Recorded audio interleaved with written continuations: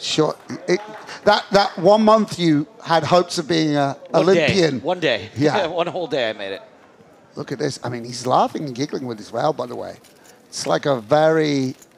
There's some bravado almost. The soul of toss. Yeah.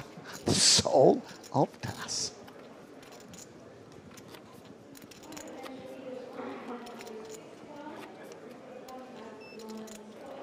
Yeah, very important. I mean, by the way, knowing your customer is also like, there are certain players where it's like 2 and done. Yeah. Never fire the third bullet without it. Shalamov here picking up the real deal. My goodness. Yeah, and anything could happen here with Soloftis.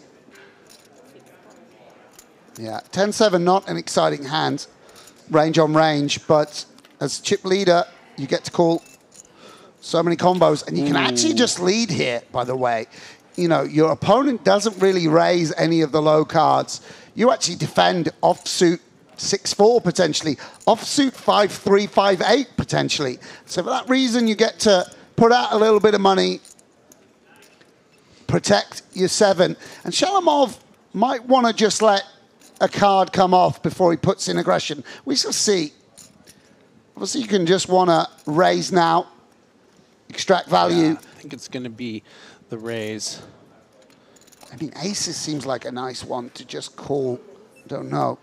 I mean, when we're up against 10-7, it's great to just raise now. And a little bit weird for Soloftis because the 7-8, 6-5s, 4-5s, all so much more comfortable facing a raise. Have we seen him back down at all from any of these situations ever, right? I mean, it was all piss and vinegar in the first level. He does not really seem to... No, I mean, as chip leader, he's going to lead maybe even range here. And Soloftis now, maybe we don't want to bluff when we have a 7.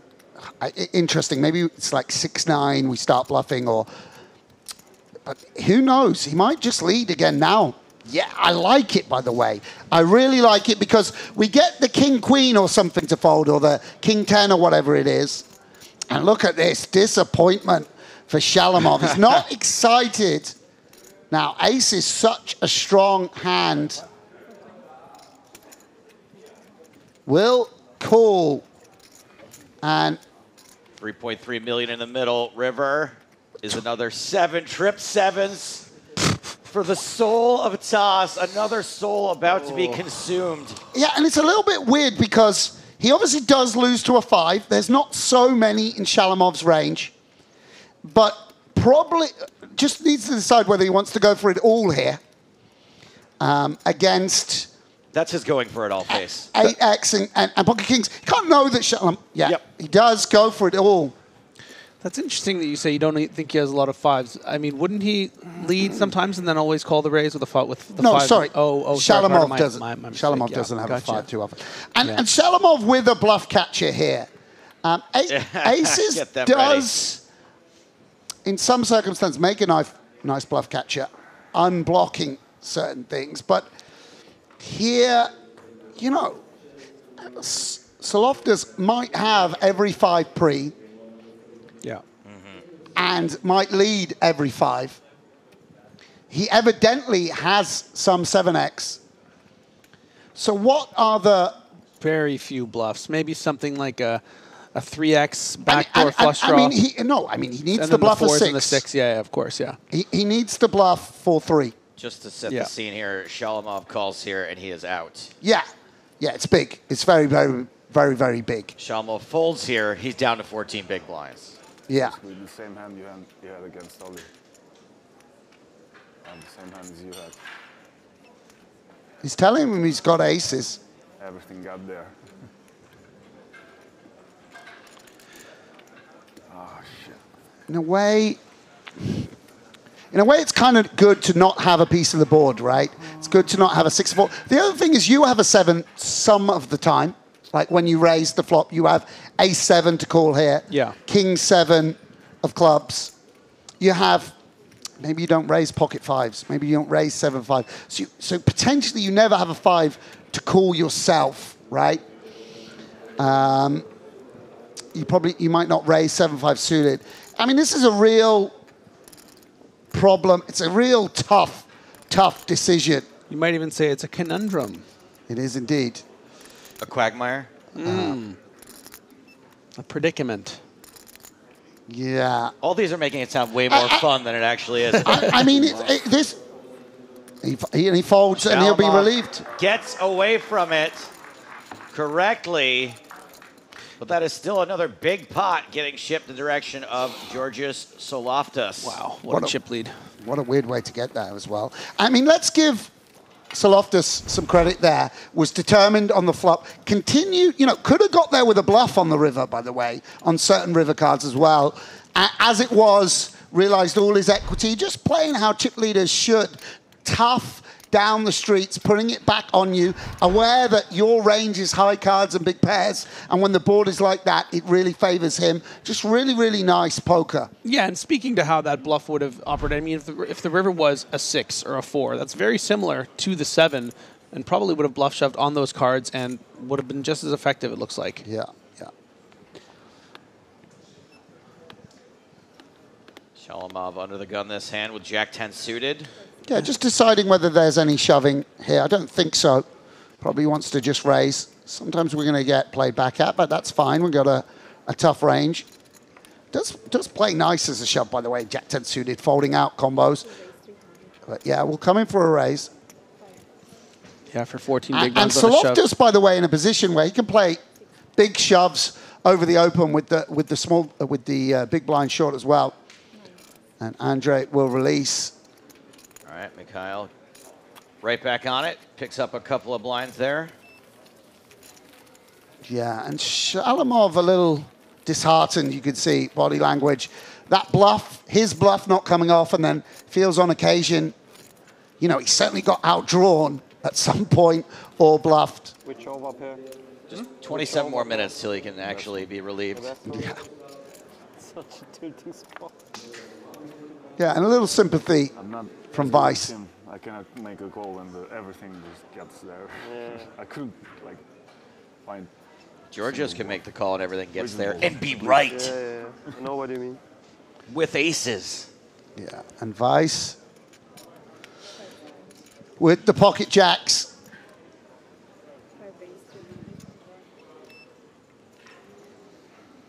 Comes in for a race. Betsky is out. Shalimov is out. You don't see those too often, do you? Raise Not and, at this level. raise and take it. Not here in the big leagues.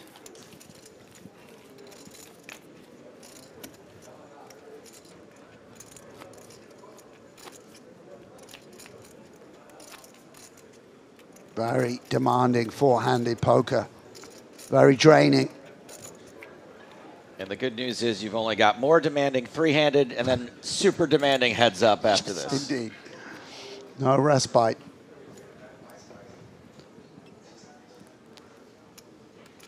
Yeah, look at this. Even going to open the 6-deuce, correctly widening his range as that chip lead grows. Chip lead grows and Shalimov ICM pressure. More. More. He's feeling it. He is feeling it.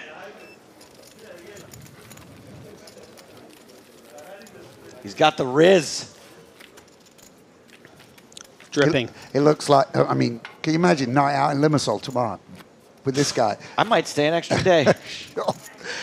Yeah, Joe, you don't get invited to the parties anymore. It's not like it's not NAPT Monaghan Sun or something where they want. Yeah, exactly. They're like, Where they needed bodies to make the no party feel one, like there are people there. no one likes it when their dad shows up to their night out. Am I too old? Is that it? Is it over for me? You're too old. And here we go. Another premium starting hand for Mikhail Shalimov. The inner psycho All is in. all inner psycho. Give me counts. What? Yeah, this is not necessary. Just housekeeping on knowing how many chips he has, I think, and maybe Yes, trying to get it his makes head a sense. little bit. Yeah, Fair yeah. enough. But also, we did call it off with 7-4 earlier, so you know, No. Yeah. just some of us were a little surprised to see that. So now we're kind of weird. Shalamov's a anagram of Mosh LA V. You got to think these through a little bit more, I think. Okay. Yeah, You before don't you- just Oh, Mosh Las Vegas. Mosh LV. Shall I move LA? Shall Yeah, you're Mosh- also playing a little fast and loose with repeating letters. And how about What? how about Vamos Sam? H.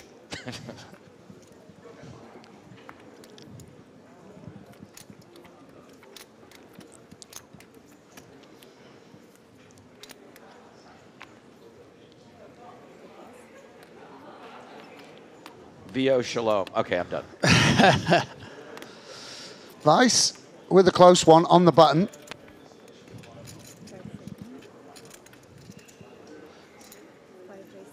Will come in with one of the worst holdings he'll open.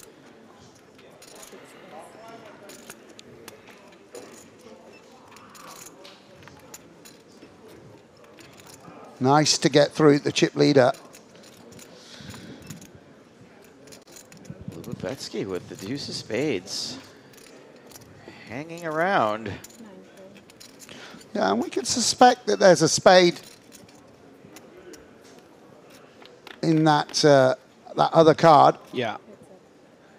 Deuces, I think, would have seen a shove for the 17 bigs, so Yeah, and not likely an ace or king of spades, or maybe not even an ace, but queen of spades Yeah, is yeah. fine, yeah. Ace deuce of spades, I think this we'd is going to shove. be shoving, yeah. As a matter of fact, earlier on the FT, Vice opened the cutoff, and six-handed, he shoved 31 big blinds with ace-3 suited from the big. Oh, sick. Yeah.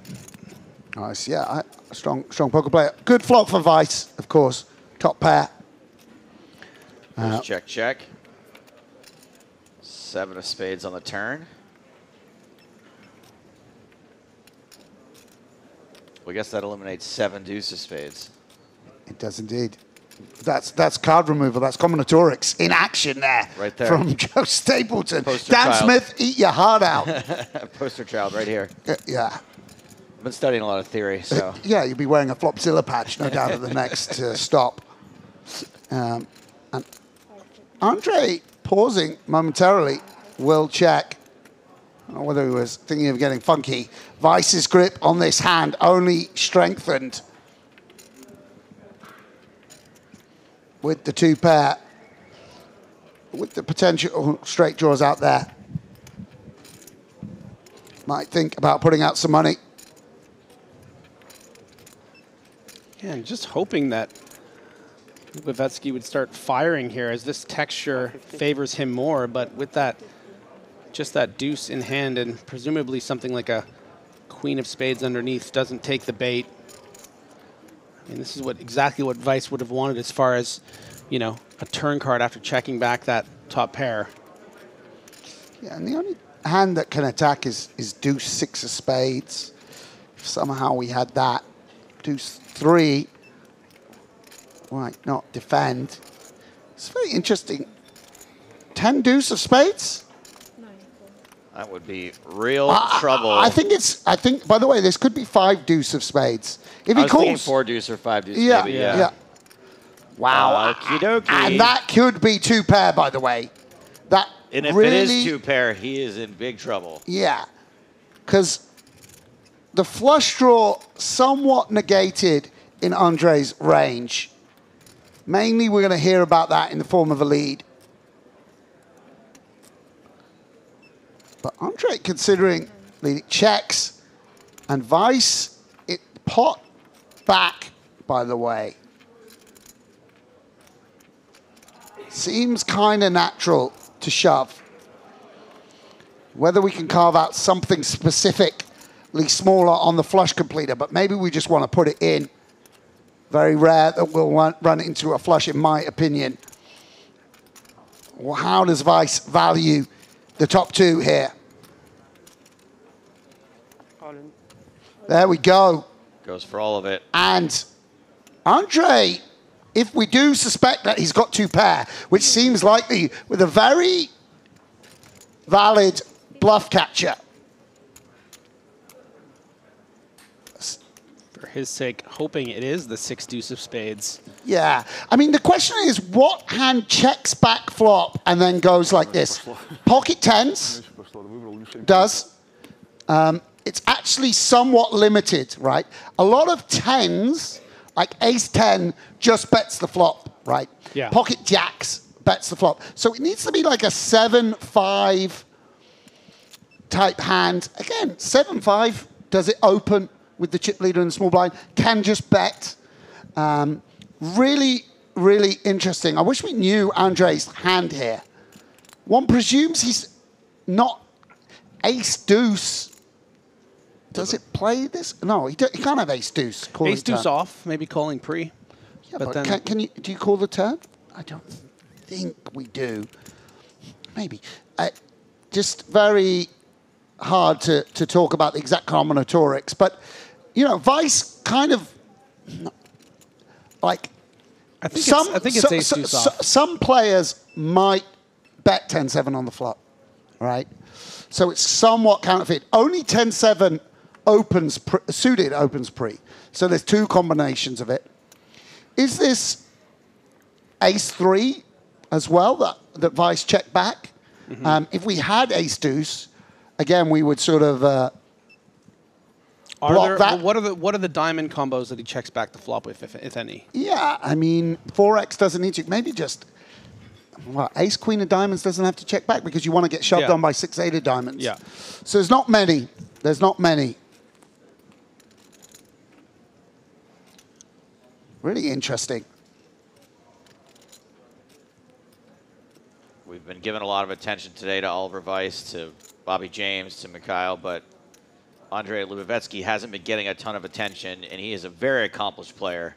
3 scoop titles, 2 World Series of Poker bracelets. Look at this. He's really in the tank, Joe. Like, just, you know, working it through. Seems like it's a very tough decision for him. Working through what he knows about Ollie. If you check back the flop with king, queen, right, do you just go bet all in here with 2 overcards on the 7 turn? Or do you try to steer it to showdown sometimes? You know, if you check back 5, 6 of hearts, do you run it and try and fold out a 7? No is the answer to that one, I'm certain. So where are the bluffs coming from? What hand raises, doesn't c-bet, and now is a bluff on this run out? I think that's the tricky thing to find. Oh, and he calls it off. Lubovetsky does call it off.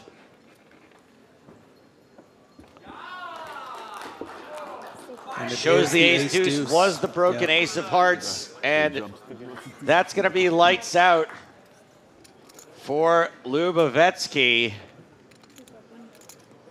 Went for the hero of hero calls with a pair of deuces.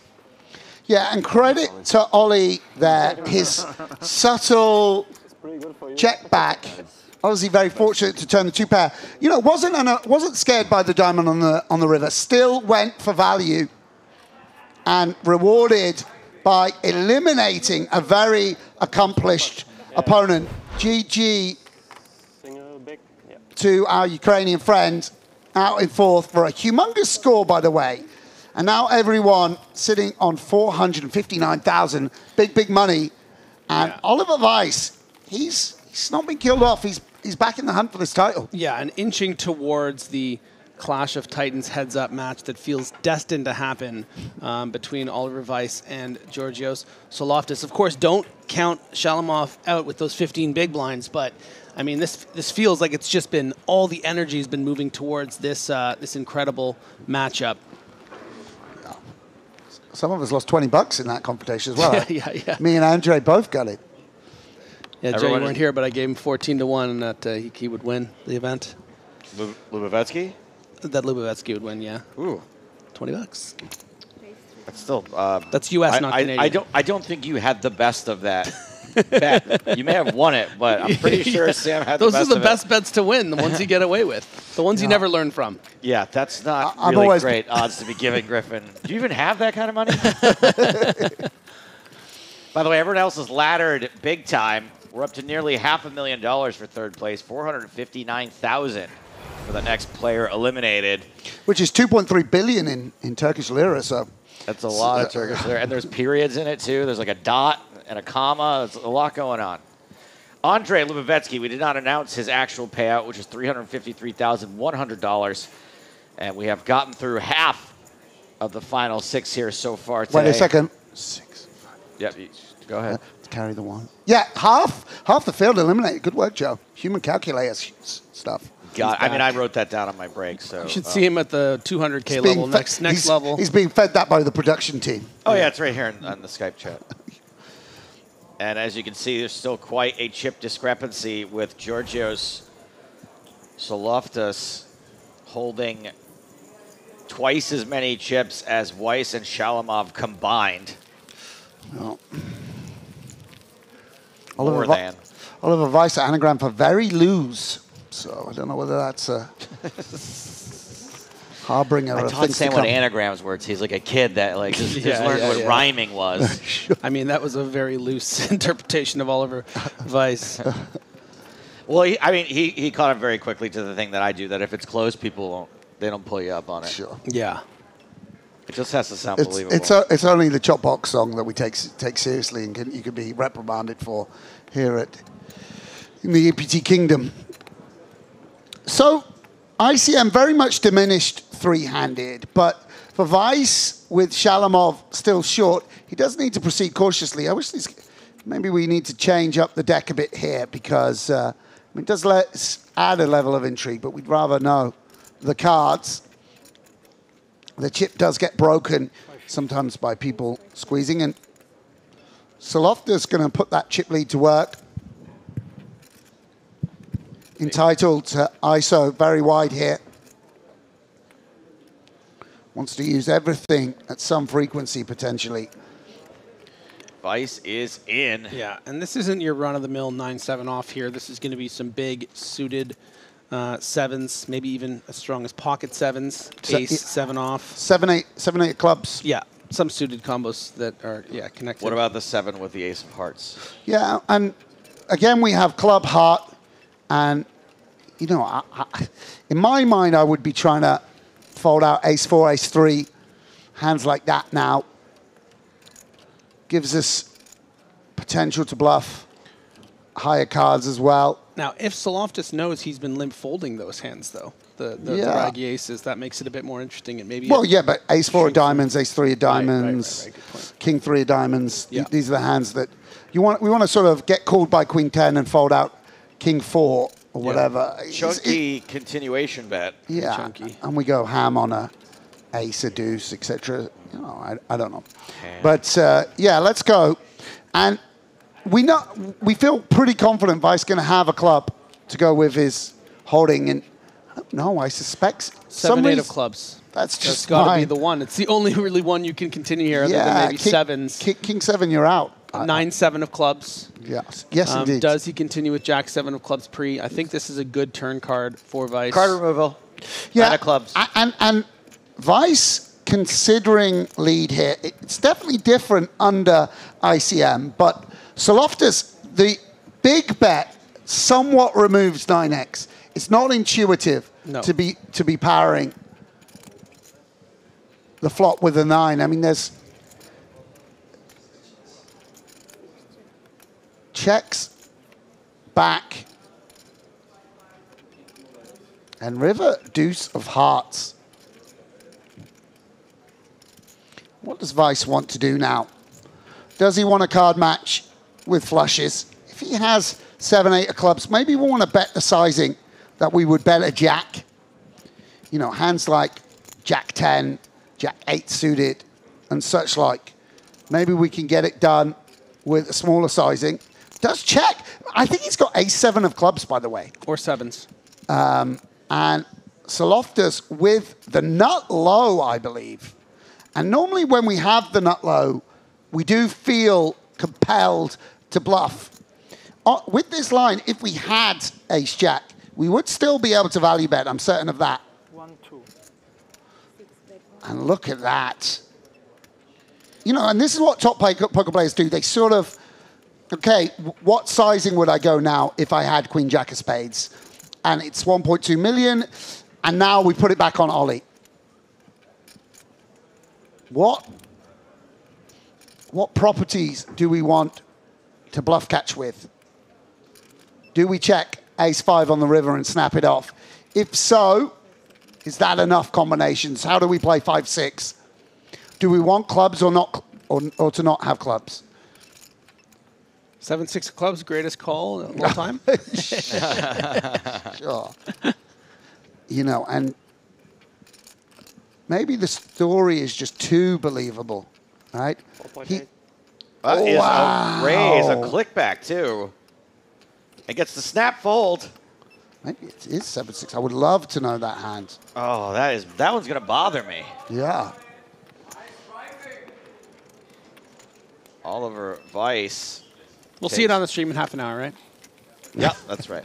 Takes a chunk out of Georgios Soloftas. It's Mikhail Shalamov, the short stack, just 15 bigs.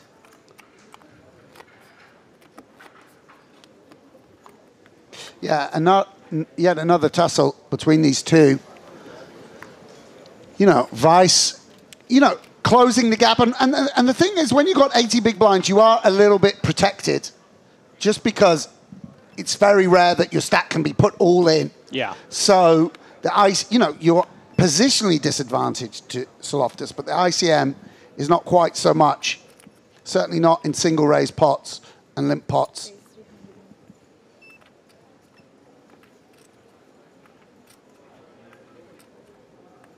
So Soloftas got to be a bit more careful with hand selection. He is being careful.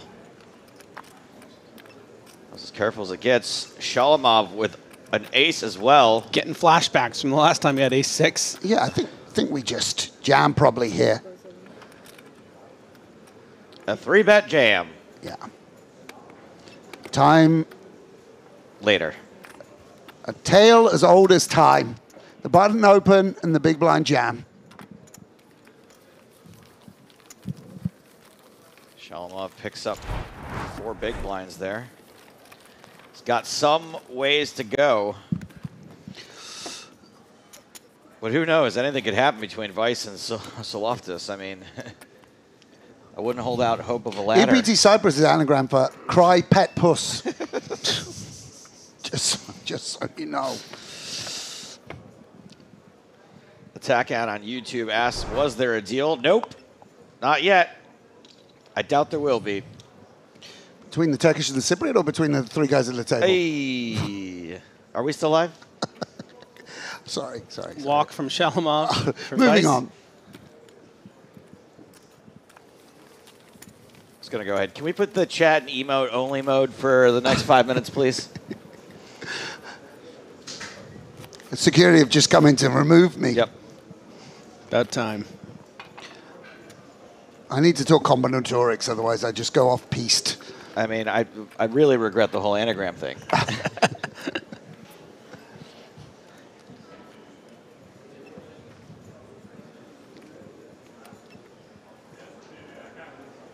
Okay, another decent hand for Mikhail. This time just coming in for a raise. Yeah, nice hand to find on the button. Yeah, and I think he's going to be, you know, given his situation in this tournament with 20 big blinds, be fine playing 4 stacks if forced here on 20 big blinds with king queen. Yeah, it definitely seems reasonable.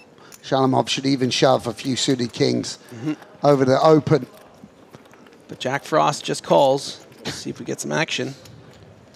King 10-8, top pair for Shalamov, bottom for Soloftas. That's nice, isn't it? The top pair with king queen, Sam. Yeah. You know, in position, Beautiful. 19 blinds, Beautiful. wet board. Just go through 3 streets. Oof. 3 streets of glory. Yeah, and not a fun 8 to have, really. No backdoors, and when the jack comes off, sometimes we're up against jack 10, ace queen. Not exciting to check call here. And somehow the board pairing doesn't hit Georgios this time. yeah, and he's considering whether he gets to ever lead here. I think when it's a range bet and we begin to open offsuit 10x, we have to tread carefully. You know, we can imagine just folding out some equity. And sometimes getting called by worse, like an ace-queen. And look at this, Shalamov thinking, when will it end? Second time he's facing a turn lead in quick succession, folded aces previously. Wow, wow, Sorry, what did I just say? That is a remarkable run out. Georgios fills up on the river. Dirty, dirty. The house is full. It's full of soul. The soul of Toss. Wow. And it's really intriguing what he does now. He knows he can be beat on occasion, but 9-7s, 9-6s, spades, and will just jam. Nice that he recognizes the strength of the 8. And Shalamov. I mean, we definitely don't want a queen here. On the other hand, it's only sort of queen jack that continues. Maybe queen 9 even folds. Queen 9 with a queen of spades might continue. So it's not really. Yeah, and let's just talk for a second of what's going through Shalamov's head. I mean, Soloftis will just have deuce 6 of spades here. Sure. Take this line, right? With the board but he's got every offsuit 10 as well. And Yes, of course. apparently a lot of offsuit 8s, Yeah. right? Yeah. So if he's capable of shoving the 10 always and the 8 on occasion. Yeah. You But know- also the straight draws. I mean, like you said, the queen that Shalamov has, that has relevance. But the 7-9 off, the 9-6 off. I mean, if you had king jack, it would be an easy fold, right? Ace king is the best one, or aces are better calls. How So does he keep finding ways to do this to people where they have to fold these monster hands? I mean, last time he had to fold aces. yeah, he's just got so much value, though. I mean, it's really hard, by the way, because right now he doesn't know whether he got bluff with the aces. To just keep folding to this guy is so tough. And you saw Andre almost break and bluff catch Ollie when it's also mental fortitude. It's you know, it's like not like you fold and I've got 30 big blinds. You fold and you're really down to a bowl, 1.9 million. You know, I mean, just I commend 12, him for thinking about it this much. I just, there are so you many. would call? Huh? I mean, I don't know if I would. Flush No, draws, I mean, yeah. like flush draws compared to offsuit ace. I mean, the guy's got 10 deuce off, 10-5 suited, something like this. I don't know. He doesn't have 10 deuce off, no. 10 deuce suited, 10-5, Right. 10-6 off, something like this.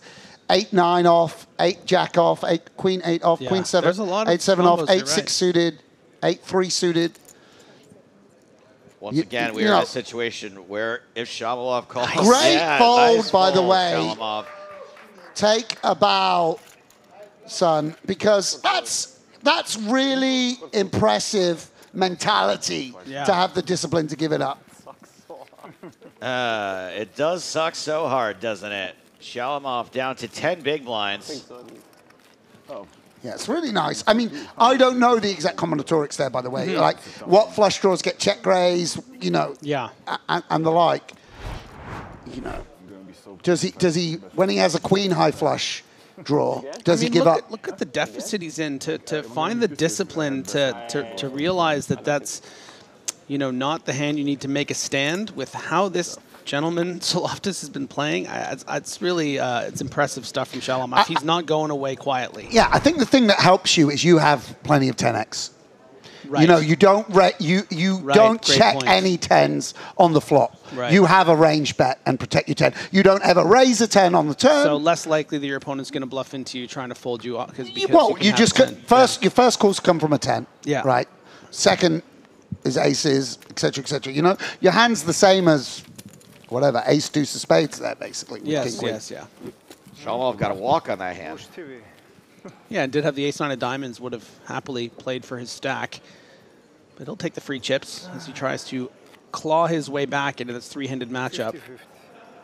1 yes, 1 no. Coin flip. Had it both times, and both times Shalamov made an excellent fold with the aces and then with the king-queen. Yeah, I mean, we've all had these days of poker. Well, not Joe, but most of us have had these days of poker where everything goes your way, right? Where, you know, you're in a position where you should be playing lots of hands, but and being aggressive, and you just have it time and time again. Let's be clear. He cracked aces with 10-7 off, and then just cracked king-queen on a king-10, king-10-8 with 10. It started in the first level with the queen-10. Yeah, against poor Anton Wig. Different timeline. He's here, three-handed, and we get to look at his beautiful face. Sure. Can the producer just pull up a picture of him? Just midstream? Can we get that slow motion again? Shalamov with a dicey second pair against Weiss's top pair at least. Yeah, and we'll bet it, hoping just to end things with the one big blind bet here and now. Yeah, I shouldn't expect a ton of kings in Weiss's range. A fair bit. I'm going to be shoving over the limp at the stack depth, so it's going to be. You can even raise here, right? Well, yeah, you can even size up the 7, I believe, as a result of the fact that the king's almost not there. But it is. Apparently it is, yeah. Must be the king deuce off and Weiss not wanting to get trapped. And that's a bad card because we can picture the 8-4s, sorry, the 8-5s, the 8-6, the gut shots, the actual straight draw getting there. Really not a nice card to see. And Weiss might line up stacks here with the king, getting value from all the traps like queens, pocket jacks, etc. I know that sounds weird to say that he's going to have hands that strong, but in the traps, those are the ones, yeah. And not a lot of bluffs I don't think Weiss is really going to have. Your 5-3 offs. Does he bet 5-4 here, or does he just take the free card? Probably not likely. So I think Shalamov, could sniff out that he's up against better here. Not so far. One card to come. What are the pure floats on this flop, do you think? That it's would be a 10. bluffs? Wow. 2 pair for Shalamov.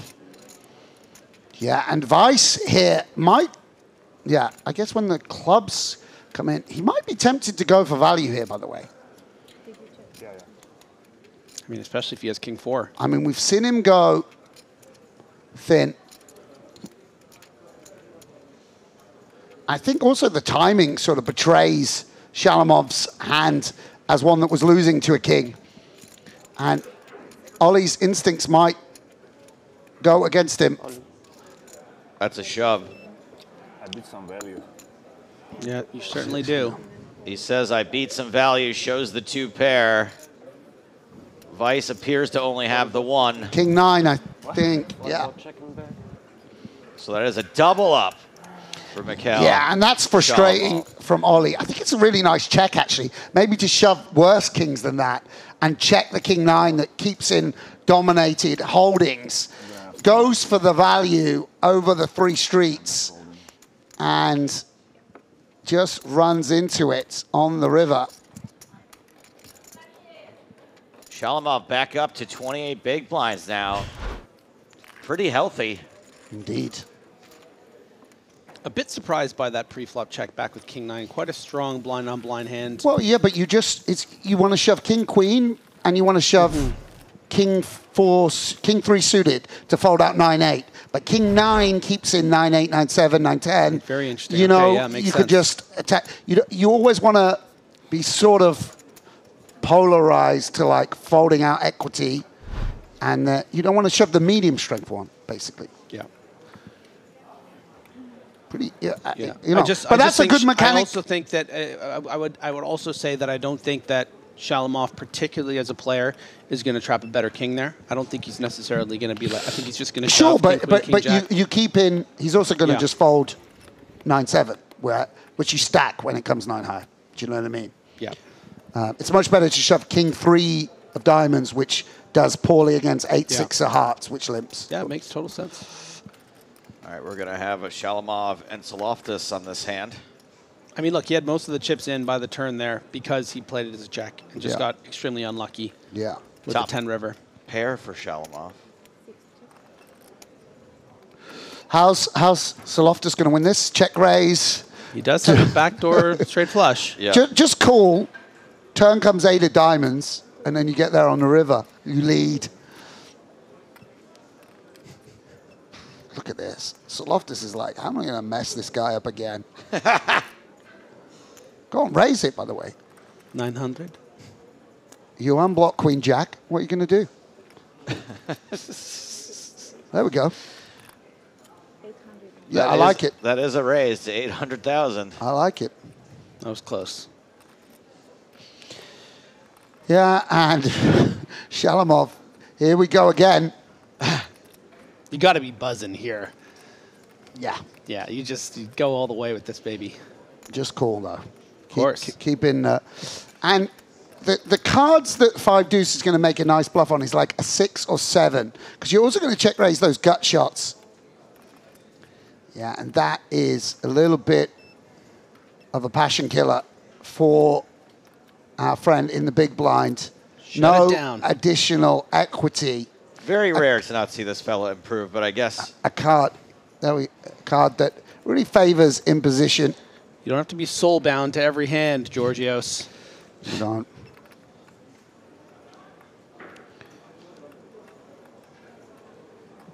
You don't want to free roll 6-7 and 7-5. If you knew you had your opponent had 5 deuce, you would certainly comfortably check back.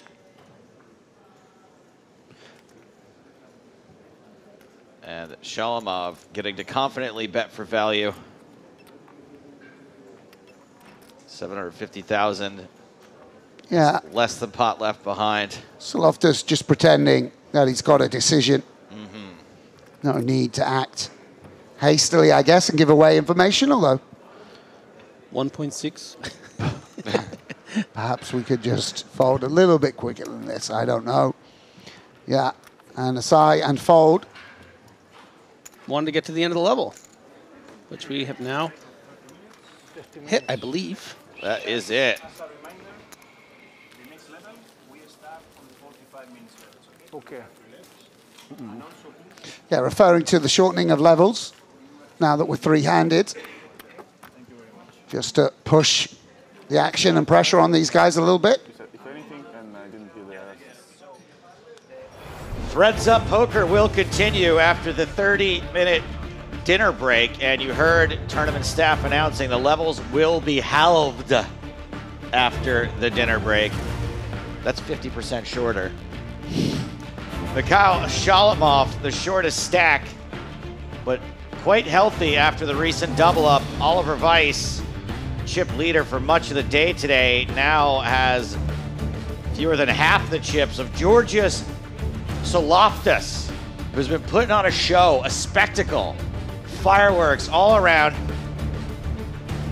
We've got this thing to play out. It's still $1 million reserved for the winner, but for now, it's a dinner break. And we're gonna talk to some Power Path winners. Some of them cashed, but they all had a great time here in Cyprus.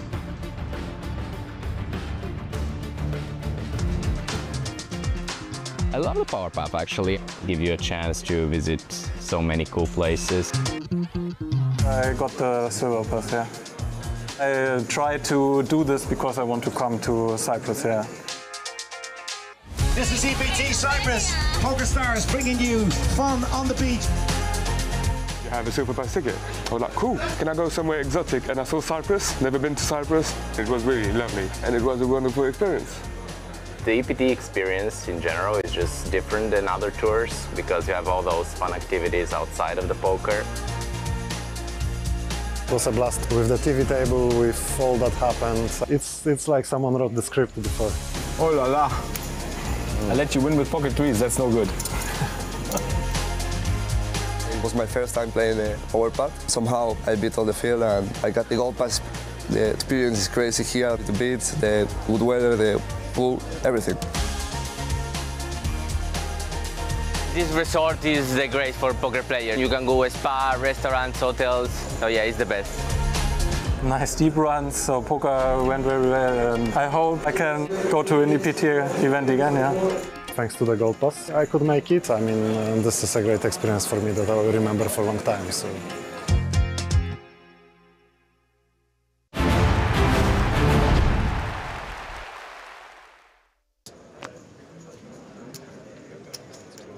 McAllister back in the action, folded to him on the button. He opens to 225,000 with Jack 8. Chip leader Mike Watson has Jack 5 in the bag.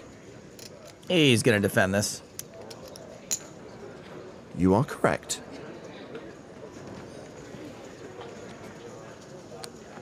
The flop gives Mike Watson top pair, 2 pair for McAllister. Some chips are very likely to go in the middle. McAllister continues for 190,000. They both have enough chips to play this hand pretty straightforward. And Mike Watson's rail's been joined by Toodles from Hook. Look it up. Mike calls. The turn card is a 7. Well, that gives Watson a straight draw to go with top pair, but he's still a 9-1 dog. He checks for a second time. Herper's gonna derp and better's gonna bet. McAllister firing again, 380,000. I think there's only one way for Mike to play this. My guess is call now. Maybe he's able to make a soul read and fold the river. Once again, he calls. The river's a 5. No way Watson folds now. That's a horrible card for him. Rivering a worse 2 pair. Yeah, that's really bad. How much value can Philip McAllister extract here? Well, there is a 4-card straight out there, but I think both these hands are too strong to not go bet call.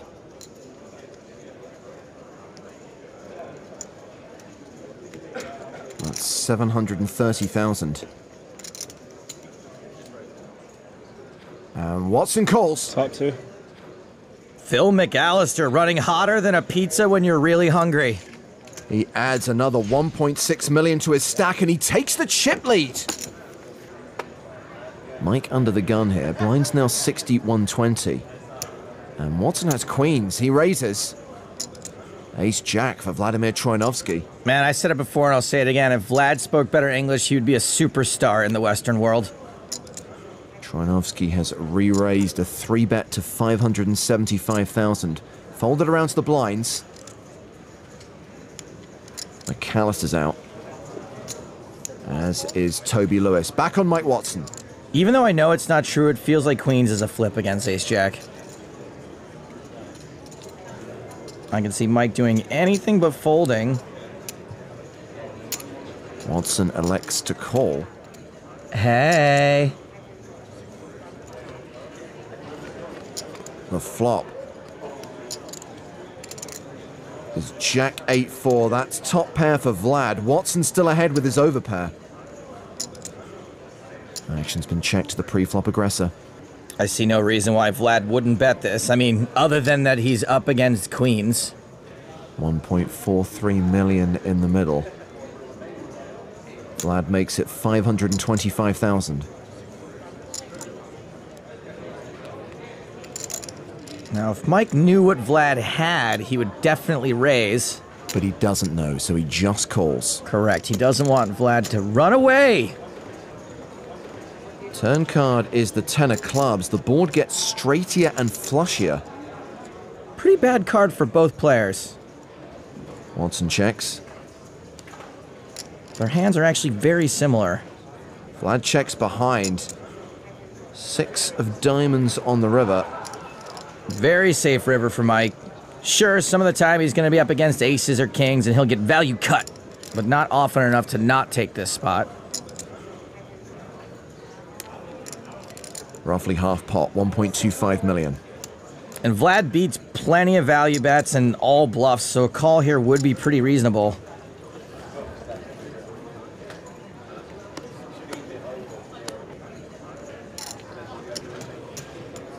Troianovsky calls.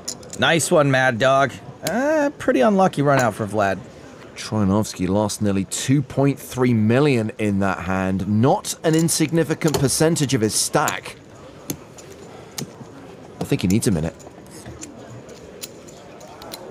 So Toby Lewis just limped in the small with 9s. Look at you, Toby Lewis, slow playing those 9s, you little devil, you. Mike Watson checks his option with 9-7 and flops top pair. This could get a little bit messy. Top pair against an overpair. That's what just happened to Vlad.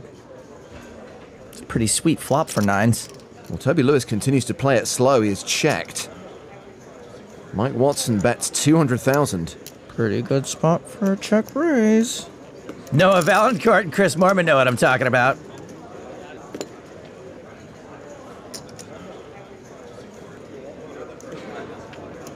There's the raise, 750,000. Fairly easy call for Mike. Toby didn't raise pre-flop, so he's generally going to be semi-bluffing here or have a bad two pair.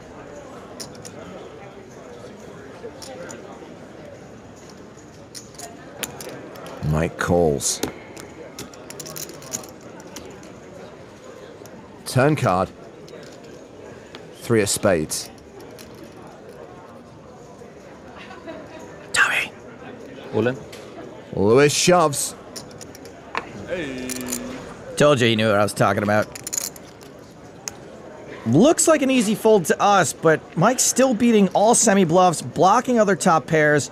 It's hard for Toby to have an overpair, and after the check raise, he's getting some pretty good pot odds. He calls. Has to be 9s even, right?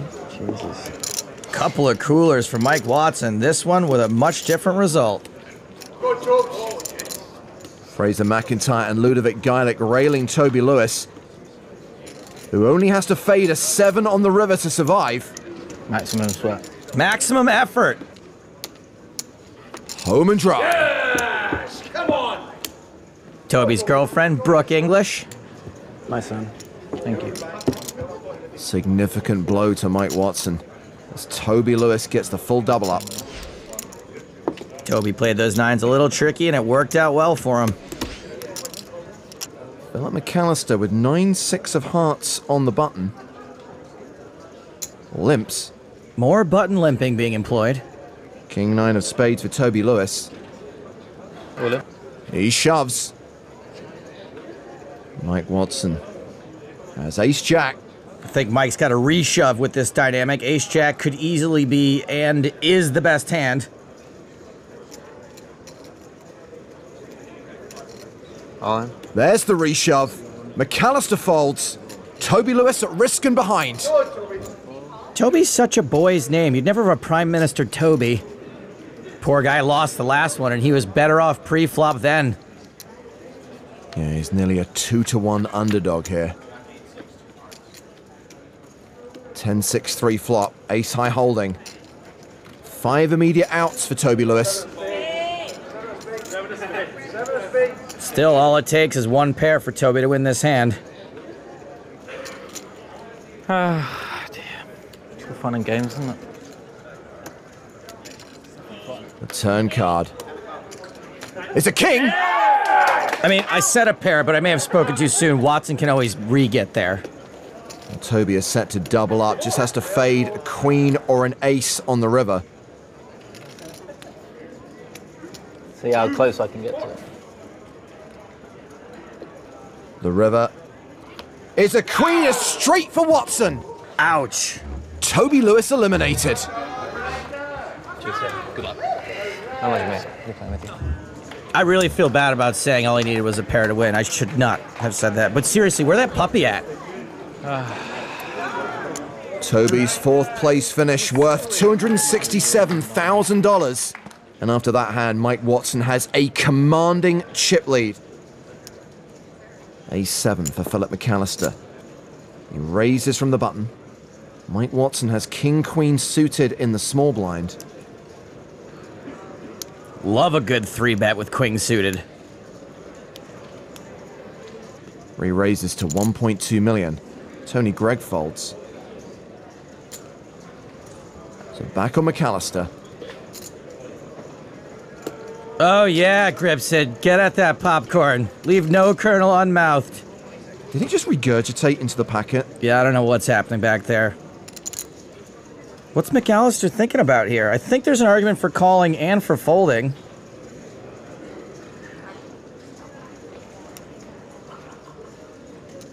And then there's also this. He's pulling back his original bet and putting out a 4-bet to just over 2 million. Mike's got a hand that's pretty impossible to fold in this situation. He is usually going to have way too much equity. It's suited, and it makes a pretty good top pair. McAllister has effectively bet the 1/3 of his stack. got 4 million behind. All in. All you can eat. And McAllister folds. So about 4-bet folding with a 30 or chips in the pot, don't do that. Mike Watson's rail getting very excited. An action on Tony Gregg on the button.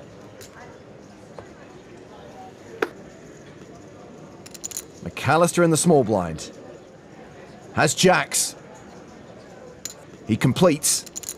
Phil McAllister, more like Trappy McTrappy. 8-7 suited for Mike Watson. Will Mike Watson fall in? All in. Yes, he will. Cool. Got him. McAllister, roughly an 80% favorite for a double up here. The good news for Mike is that 7-8 suited is a decent cracker hand. I love the way you're trying to put a positive spin on it. But they're suited. So a great spot for McAllister.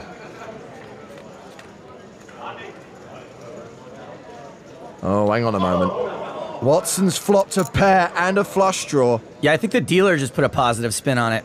He's now a slight statistical favorite.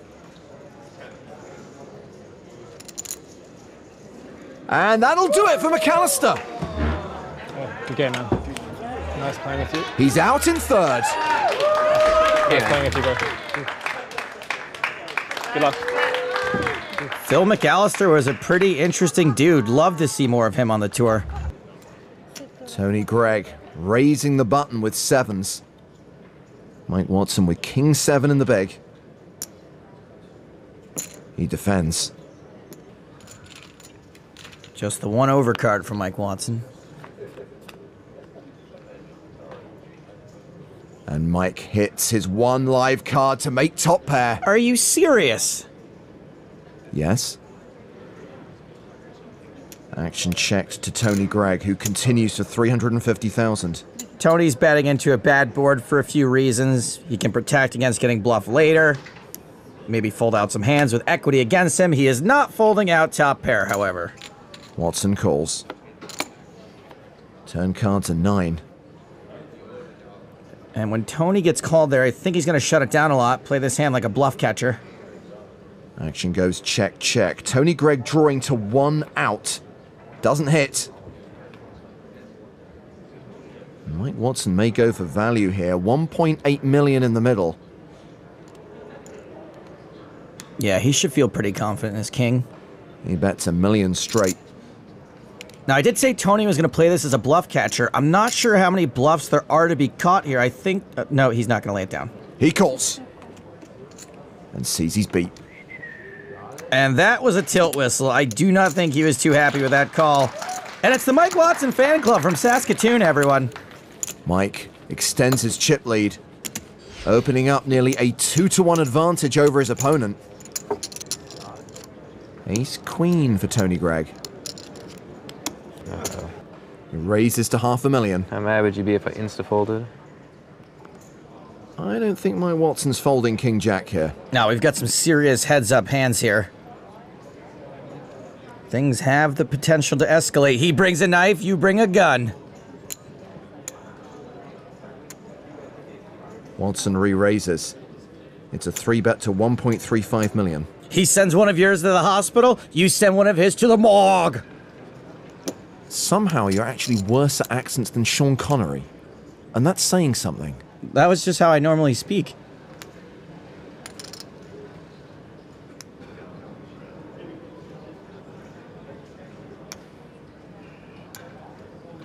Tony Gregg responds with a 4-bet to 2.875 million. Now you've got King Jack and you're faced with a 4-bet. Luckily, Mike's got the chips to just call and try to hit a pair. That's right, everyone. That's a legit play in poker. Call and try to hit a pair. It's fine. Just because it's what you would do doesn't make it wrong. Mike does call, and we have a huge pot already. There's nearly 6 million in the middle. Yum, yum. Ah, Watson outflopped Gregg. Top pair. Amazing flop for King Jack. Mike checks. This pot is huge, and Tony's overs are going to be good a lot, so he cannot give a free card. He's set to continue. 1.65 million.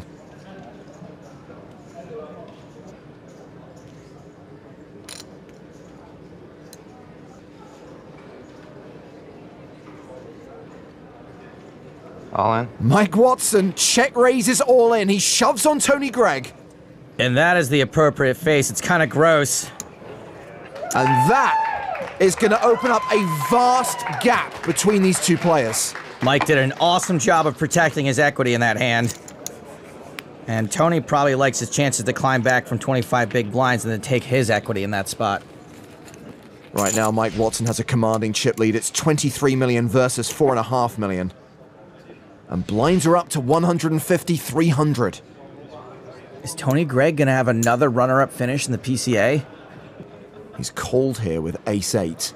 Mike Watson checks his option with 7-4 off. Well, the flop brings top pair for Gregg. Flush and straight draws for Watson. It's practically a coin flip. You would not have expected there to be a collision on the flop between these two hands, but somehow the poker gods provide. Tony Gregg bets 400,000. Seems like a pretty obvious spot for a just call.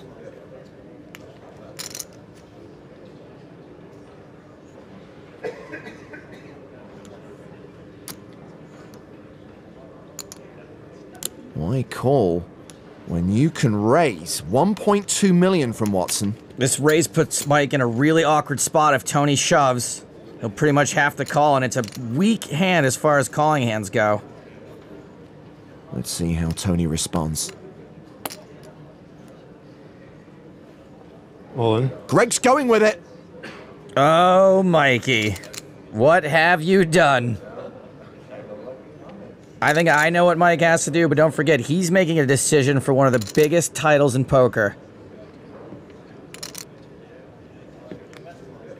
Hard for him to know that it's pretty much 50-50 here. That it would be correct for him to call. He does call! Here we go!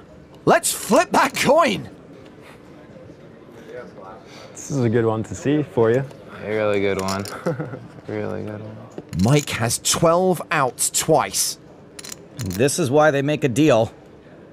I can't really picture you holding up 7-4 off for the winner's photo, you know? It's like too dirty. It's a great hand. You need a prettier hand than that. Gotta build my image.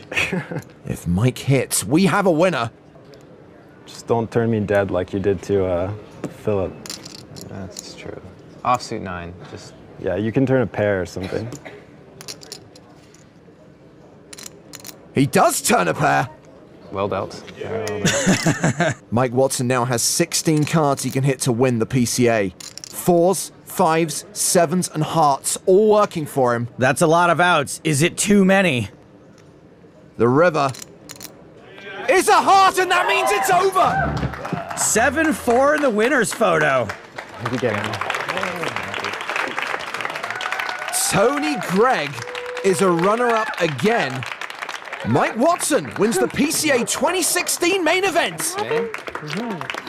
Two very deserving players made it to heads up, and this one just went Watson's way. In 2008, he won a WPT. In 2016, he takes down an EPT.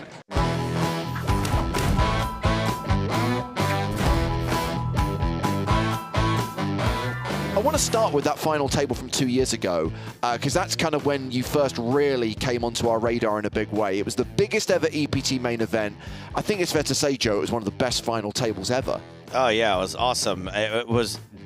The camaraderie at that table was something that I will never forget, and I think that you probably had a big part to do with that. Is that intentional, or is that just who you are?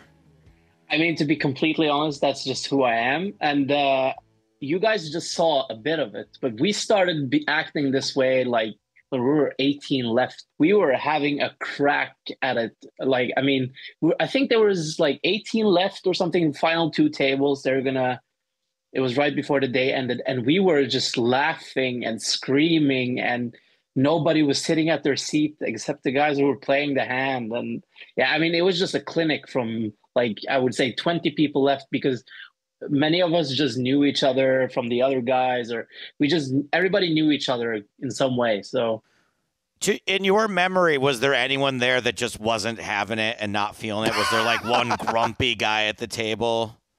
Well, I don't want to name names, but they made pasta in that country. I can tell you that much. I think you know. Yeah, well, it worked out for him, didn't it? Yeah, I mean, he got the better end, but yeah. Yeah, well, he was involved, but he was trying to take it easy. He couldn't comprehend why we were making such a joke out of this final table. I don't think anybody really could. But I remember having Norwegians screaming on the rail, like, very, like, more alcohol, let's get drunk now, come have a beer, and everybody was screaming. We had the Norwegians screaming on the rail, we had the Brazilians screaming on the rail, we had the Italians screaming on the rail. It was, again, I don't ever think we've had an audience like that before or since. Yeah, I mean, it was very unnormal, I would say. We were playing for huge money. And nobody even considered or thought about it. But me and Jaros were laughing our asses off. At like, we would say and we would laugh like 1 hour later about the same thing. And then Kowalski joined, and then Jimmy joined, and it got crazy. It was like playing a home game, but the only difference was it was like 1.7 million euros for first. Yeah. It was crazy. Yeah. I mean, for the audience, it must have been insane. I mean, it must have been insane. It looked like a comedy or something. It really was. The energy in the room that was even coming through the broadcast was unlike anything that I had felt previous to that, at least in a very long time. If there had been another table with that much energy, I had forgotten about it because it was from a previous era.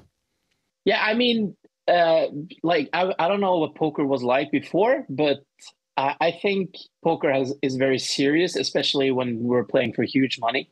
That's the normal. But for me, I mean, even at the last final table, I was just joking around. Sean Winter is the same character. I think it makes it easier for you to play as well. I don't think you get as nervous. You don't think about the money as much, and your brain can like focus on other things. And like, if you focus too much about the money, you might get nervous and playing worse. And I don't know. It just helps for me, at least. I don't know if what you're saying is true, but I want it to be true because that's how I like to be at the poker table. I want to have fun. If it's not fun, it's not really worth it for me. So I guess I want to find out from you is, did you grow up your whole life in Norway? And if so, how do you go from being a boy in Norway to being like the most lax super high roller on the circuit? I mean, yeah, I was born in Norway, but my parents are from Iran. So, but I was born here, like the only family member, like at least in the older ones. And then, yeah, I mean, I went to the military and I played football with some guy. Wow. Who was actually at the future table. I don't know if you remember, Arlen Melsom. He was at the future table. Yes, the full Melsom. This guy, yeah. I was playing at the same football team as him, and we're from a small city and an island in Norway. Wow, and so weird. This guy was at some final table of some Norwegian championship in Dublin, and I saw him in the newspaper, and I was like, oh, that's really cool. And then he actually learned me the rules and stuff. This guy he was a huge high stakes player back in the days. This guy, he was enormous. He was called Sir Win-A-Lot or something. He broke some records with the sit and goes and with Dario Minieri and those guys. So it's because of someone that you looked up to was really into poker, and they got you into poker. Yeah, so he was the best player at the football field, and I would like to say I would like second or third best, and he was just like a really nice guy, always smiling. And then it's because of him I got into poker, because I initially went to university to study economics. It's a cliche story, I know. Every poker player went to economics, blah, blah, blah. No, some of them went for business. Yeah, I mean, this is just the story that goes around. But yeah, he is actually the reason I started playing poker, yeah. I need to understand the mindset of someone when they start playing these big buy-in events. Kind of, at what point did you transition to playing the kind of high rollers and super high rollers? And psychologically, do you ever have a moment where you're kind of like, oh my God, I'm literally buying into a tournament for €100,000? Yeah, so the story is actually quite funny, I would say, because you guys remember the PCA, the last PCA. The one where you pulled, the one where you pulled $300,000 in bounties in the Bahamas. No, I pulled more, probably like 600 or something, 600. In the 10K, I had over half the bounties in play, and it was like insane. Yeah, no, I was in US playing cash games in January 2023, and then after LA, I went to Vegas. In Vegas, who do I meet? Adrian Mateos. And I wasn't even planning on going because I didn't play much tournaments. I played some, but not much. And then I got really friendly with Adrian, and he started telling me about these tournaments and yada, da, da, da, da. I mean, I don't know if he's trying fishing me in or what he was trying to do, but yeah, maybe. yeah, I felt like it was a trick. But then, yeah, he told me like, yeah, I think you would have a shot if you tried. Like, I mean, and it's way different than you think because I thought what everybody else thought. Like, it's like, so boring. Everybody's sitting there like a robot. Nobody's friendly. It's just whatever. But then he actually convinced me, and I think I played. Yeah, this was my second 25K at the Bahamas, and I got fourth or something. And Bahamas was insane for me. And then after that, I started playing 25Ks, 50Ks, and 100Ks, and I actually been enjoying it since. I think I barely even played the lower buy-ins at this point. Just going back to the super high rollers in Barcelona, how did this year compare with last year? Obviously a bigger field, therefore more prize money, but what was the dynamic like at the final table of 2023 versus this year? Well, first of all, this year it was a 3-day. Last year we ended it in a 2-day because me and Jean-Noel agreed that we would just want to finish that day. But the difference this year was it was more players, as you said, and there were way more Americans, like the top players, like Seth Davis, Nick Petrangelo, Sean Winter, you know, these guys. And Jesse Lonis. And Jesse Lonis, yeah, #1 player in the world. #1 player in the world, Jesse Lonis. No, so it was way more players, and I would say like the field this year was way tougher than the last years. It was way smaller, but nobody was there. Like there was some. It was like me, Sam Grafton, Timothy Adams, David Yan, but not many more, you know. And then this year was way tougher, and it was way longer. And yeah, I mean, it's a great tournament, but it's super competitive. It's super tough. It's super draining. Mentally, it's horrible. At times, you just want to give up. But I mean, this is what we signed up for. It's super fun as well. It's super fun, and people are very nice. I'm glad you think that. I'm glad that you have fun out there. Obviously, I brought it up in your winners interview that the amount of fun that you're seeming to have out there almost seems impossible given the stakes that you're playing for. But what I really love about it is there's something about you that the other players, they play along. They might be quiet if you weren't there, but there's something about you doing it that sort of gives them permission to loosen up a little bit. You know, I think it's like, I don't know what like the normal thing is, but I feel like if somebody is friendly to you, it's very easy to be friendly back and do the same thing, you know? But if everybody's being very serious, it's also easy to do the same as them. You know, I think, I mean, I wouldn't take credit for like getting people to loosen up. I don't know about that, but I think I just have like this aura that makes it easier for people to treat it more as a home game, I would say. Yeah. Here's the benchmark. Can you get Patrick Antonius to smile? Answer yes. Can you get Patrick Antonius to laugh? In your case, yes. Yeah, I mean, the final table at this 100K, I must be honest, I've gotten Patrick mad once. First time I played with Patrick, he actually got mad, but not at me, but like some run out. And then after that, we started talking, and me and Patrick, when we see each other at the elevator or the hallway or something, and we talk. And I've never seen him laugh as much as he does this time. And makes jokes. He shot, like he fired a shot against the Americans, which I thought was super funny. You know, I think, yeah, Patrick is a great guy. And you can just see, like, even him, he's very serious. When he opens up, even, it's hilarious. It is hilarious. Patrick is very, very funny. He just doesn't show it that often. Exactly. You know, that's so once you get to know these people, like these guys who are playing as much as I do now, you would see like 99, I would say not even 95, 99% of them are super nice.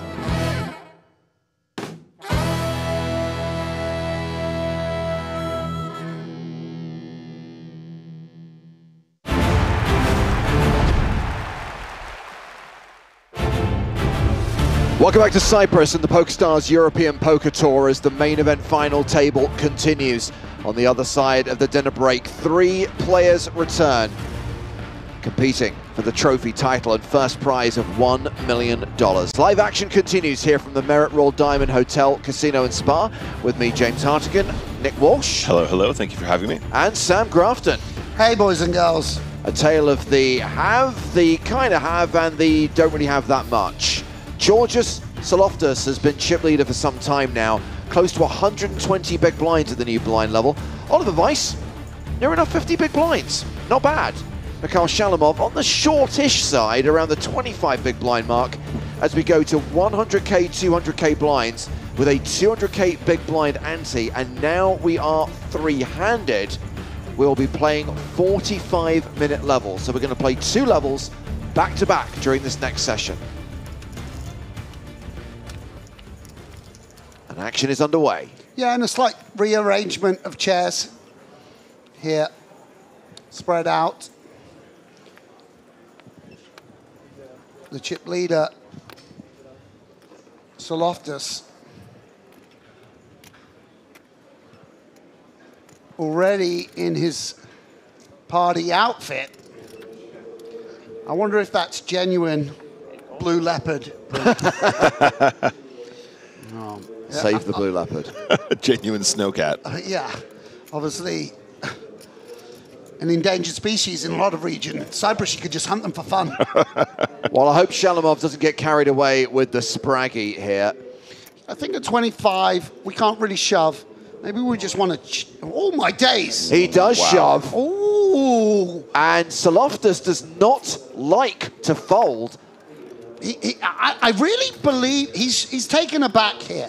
He's taken aback.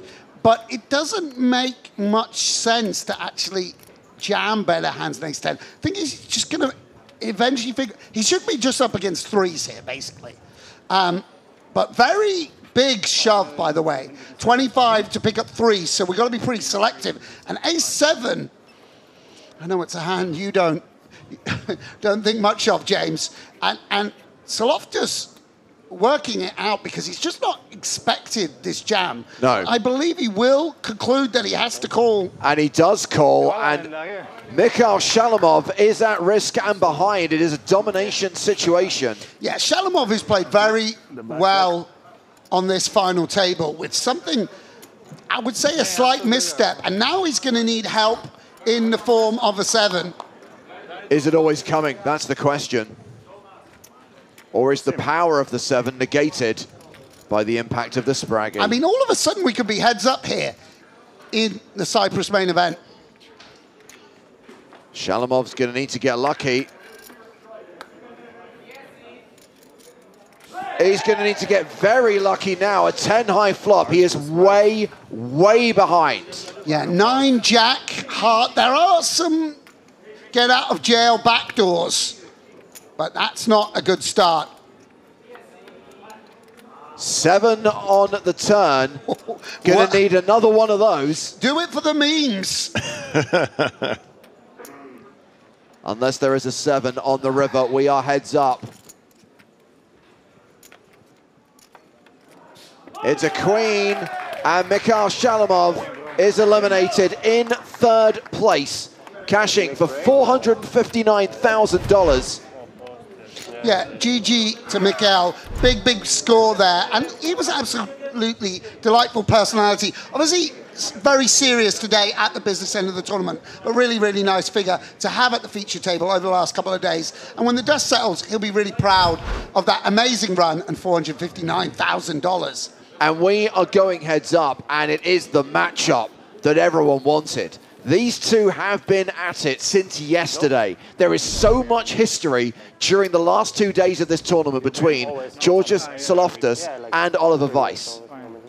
Yeah, this is very much what we've been waiting for, isn't it, Sam? These two battling, a lot of frustration early doors as well. This really feels like the matchup we've been waiting for all today. Yeah, absolutely. Two very, very talented poker players. A big grin on Georgios' face. Obviously, got a lot of support here from friends from across the border. And we'll just take a little pause while they set up for heads up. More furniture rearranging to your delight, Sam. Indeed. Georgios Saloftas playing 145 big blinds. That's around 100 bigs more than Oliver Weiss.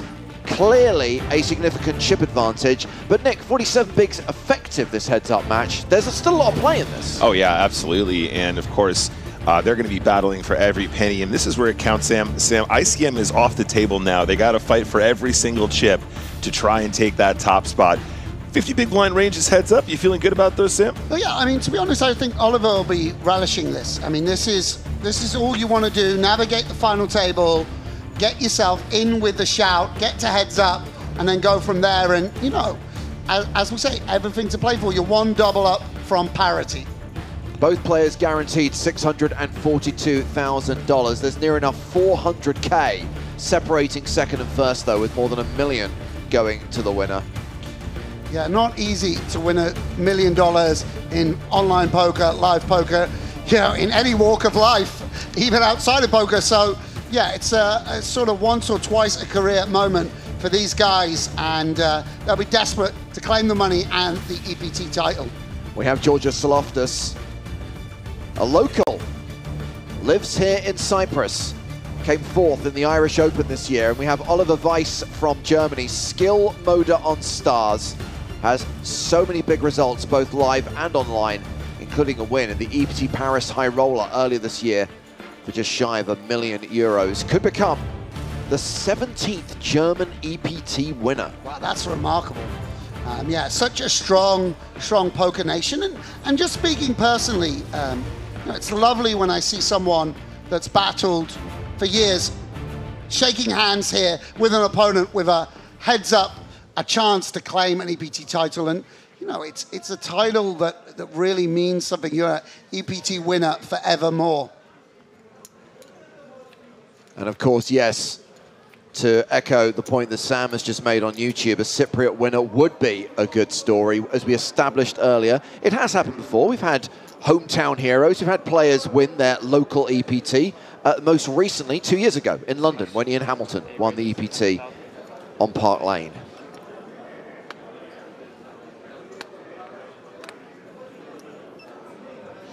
Yeah, and Weiss immediately picking up a strong holding.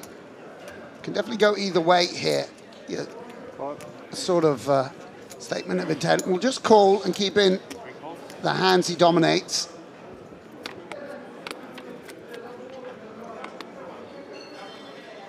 We have an ace-queen 4 flop, so it is 2 pair for Saloftas and the cut shot straight draw for Weiss. We could see action already. Yeah, it's a delightful flop for Saloftas. And Ollie might even feel like this is a board in which Loftus is going to be too aggressive. Obviously, the jack of hearts in Weiss's hands. He can have the best holding. A direct out to the nuts. Not going anywhere.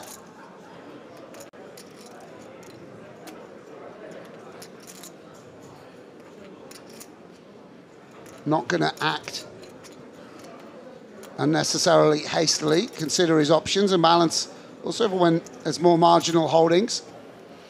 And on a brick, Saloftas going to be able to put in quite some money with this hand. Let's see what we go. And turn card, which counterfeits the queen and 4 now. Saloftas, of course, would lose to a hand like queen 8 now. Actually going to make Ollie feel a little more comfortable with his king jack also. And it's a little bit weird because if you had an ace, you'd be looking to get value from the queen X and 4X. With the queen and 4, it's a little bit of a strange situation. Yeah, if there's one thing we've seen from Solovtas so far, though, aggression is where he tends to lean. And then we can see this second barrel here is going to be put in here for 525K into a pot of 2.2 million. Yeah, pretty interesting sizing. Sort of actually betting his hand strength. I wonder if Vice can decipher it. If I were him, I wouldn't be folding. Plenty of bluffs and plenty of power to get there. Can still sometimes be the best hand, although we might imagine that the bluffs would go bigger. So 525,000 apiece, 3.25 million in the middle, going to the river, which is, drum roll please, the Jack of Spades. So Vice catches a pair, it's no good. Yeah, and now all queens chop. So Loftus will have to decide whether his queen is worth a value bet. Obviously he has queens and aces, jack, kicker. Check, check on the river, Sam, and that means the aces and queens of Solovtas is going to take it down. Okay, well now it's 30.8 million playing 7.7 million. Yeah, and Solovtas going to have to be careful with sort of balancing his sizings against a player like Olivia. It may well be that that's the correct way to play the hand, but you did feel like he sort of took a medium strength hand and put in medium amount of money. And, you know, Ollie's a sharp cards player. Yeah. He'll have sort of noted the way that hand was played. Yeah, and if he's paying attention, he might have noted a couple other spots that were similarly played actually on this FT as well. A couple spots where it really felt like you said he was sort of betting the strength of his hand. Again, not a criticism. It's working out great. It's definitely working out for him at the moment, but there you are. Jose asking on Twitch, what is the shortest heads-up EPT main event battle in history? I'm pretty sure we've had heads-up matches that lasted one hand. Yeah. Very recently, in Paris, when Barney Boatman won his EPT, that was the second hand of heads-up play. Mate, Jack making magic happen with Jack 7 or something. Oh, that was one of my favorite EPTs, watching Barney win that one. Oh, all of my favorite EPTs involve very short heads-up battles. The ones that went on for 8 hours, not so much. Oh, and trust me, I remember all of the long ones. It's also difficult to beat Iween. Bandinelli. Flexinelli in the house. Yeah, obviously because of sort of space restrictions, we don't have the fans. They're sort of sitting below the stage, but there are people railing both Ollie and Georgios.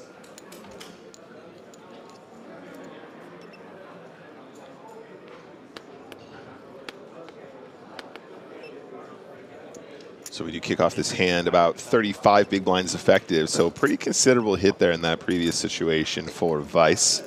Now has the Dolly Parton, 9 to 5. Although, as I say, the suited version should be the Dabney Coleman, because he wore a suit in that movie.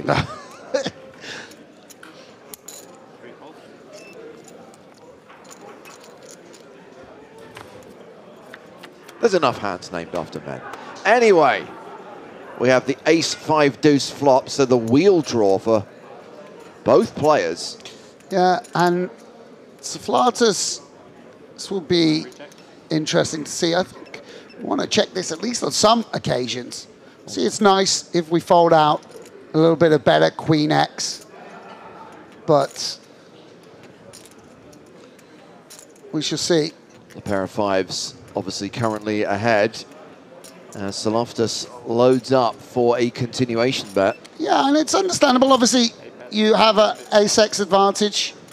And we'll bet 350K. What's the worst that can happen when you got Queen 4? Anything that folds is pretty live against you.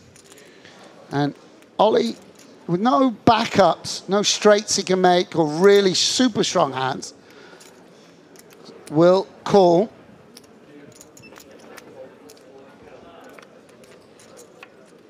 Turn card is a 4, giving Saloftus a pair to go with his straight draw. Yeah, out draws a hand like king deuce, deuce 6 or whatever it might be.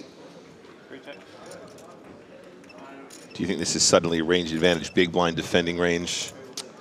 Yeah, I mean, it's not quite the same effect as when we see sort of 8-handed, right, in the big yes. blind, right? So it's ranges are just wide, full stop on both sides, right? Yeah, exactly. And Jack on the river does not change the result of this hand. yeah, and I wonder if Ollie can ever go for a value bet here. Maybe not. It's hard to tell. We'll just check. Yeah, and on check, he knows the 5 is good. He knows the 5 is very, very often good. Sometimes it's almost nice. You don't realize you've been out of position when your opponent catches a little piece. The 4, you know, really helped him steer that to showdown. Yeah. Yeah, absolutely. Sometimes you improve in a way that's not useful, you know what I mean? In that situation, I think he has a pretty clear second barrel quite often, but you hit the 4 and you're like, I don't know where I am anymore. Yeah. Yeah, it's really frustrating, but we continue now. 40 big blinds, effective. Oliver Weiss managing to pick up a few chips there. I love heads up, Sam. I'm a sucker for heads up. Yeah, it's sort of a relief once those 3 pesky little letters, ICM is out the way, and we're all the way back to day 1, just playing for chips. Is this a profitable call or is this not a profitable call? Yeah, I mean, as a spin and go player, ignoring those annoying 3 letters all of a sudden feels like release. Absolutely. Yeah, and Ollie employing Olympic strategy. I think that's the second hand in a row he's limped. We'll probably, you know, you can play a mixed strategy at this stack depth. King high flop.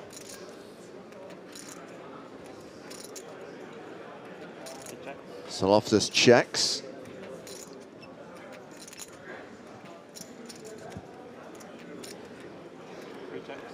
And Weiss checks behind. You know, I really don't know, but I feel like Ollie is the kind of guy who probably just occasionally plays some heads-up poker online as well. You know, he's really someone that's in the streets and not afraid to just sort of put his bankroll to work all over the place, whether it's Omaha, cash games, or whatever. It's definitely going to feel kind of confident. Really interested to see him delay with no back doors. A hand which a lot of people would auto c-bet this board. And do you think we want some delays? And gets it done on the turn instead. Yeah, there's something to be said for just the 10 high in a heads-up environment, right? In that situation, the delayed c-bet there, I think, is really interesting, Sam. Definitely. I mean, we don't fold Jack 10. Yeah. So, you know, like it's not as, you know, we do fold out 6-5. So right. It's something you have to be cognizant of. Absolutely. And the delayed c-bet will get that one done on this occasion. Not too much of an exchange there, chips-wise, though, of course. Limped pots aren't. It's attritional. It is attritional. I thought you said it's nutritional. It's nutritional. Hey, kids. You could eat this granola bar, or... Have you considered heads-up poker? PokerStars chips, nutritional information available. Look at the grin on the headshot of Saloftis. Look at that. He's loving life. Looks like... Who's the main guy in the dandy? Looks like the cowboy guy. What's his name? Come on, Hyde. Dan? Dapper Dan? Desperate Dan? Desperate Dan. Desperate Dan. I never read the dandy. I read the Eagle. Had photo stories like Doom Lord. Wow. Showing. I'm looking around the production team. They all know what we're talking about. I don't know whether anyone tuning in does. Dandy James. There's a couple of people out there who are as old as me. Don't worry. Weiss with ace deuce of spades. So 40 big blinds effective. We have seen Weiss employing some limping. I think ace deuce is one you can kind of go either way with here, but we do see a raise here for the 400K, just the min. Yeah, and Saloftis with a hand that kind of appreciates this sizing. Going to be very happy to come along.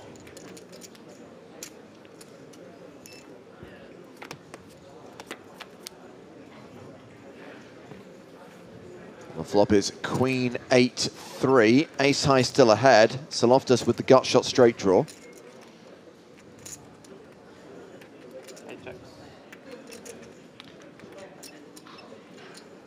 Yeah, and Ollie can go either way here.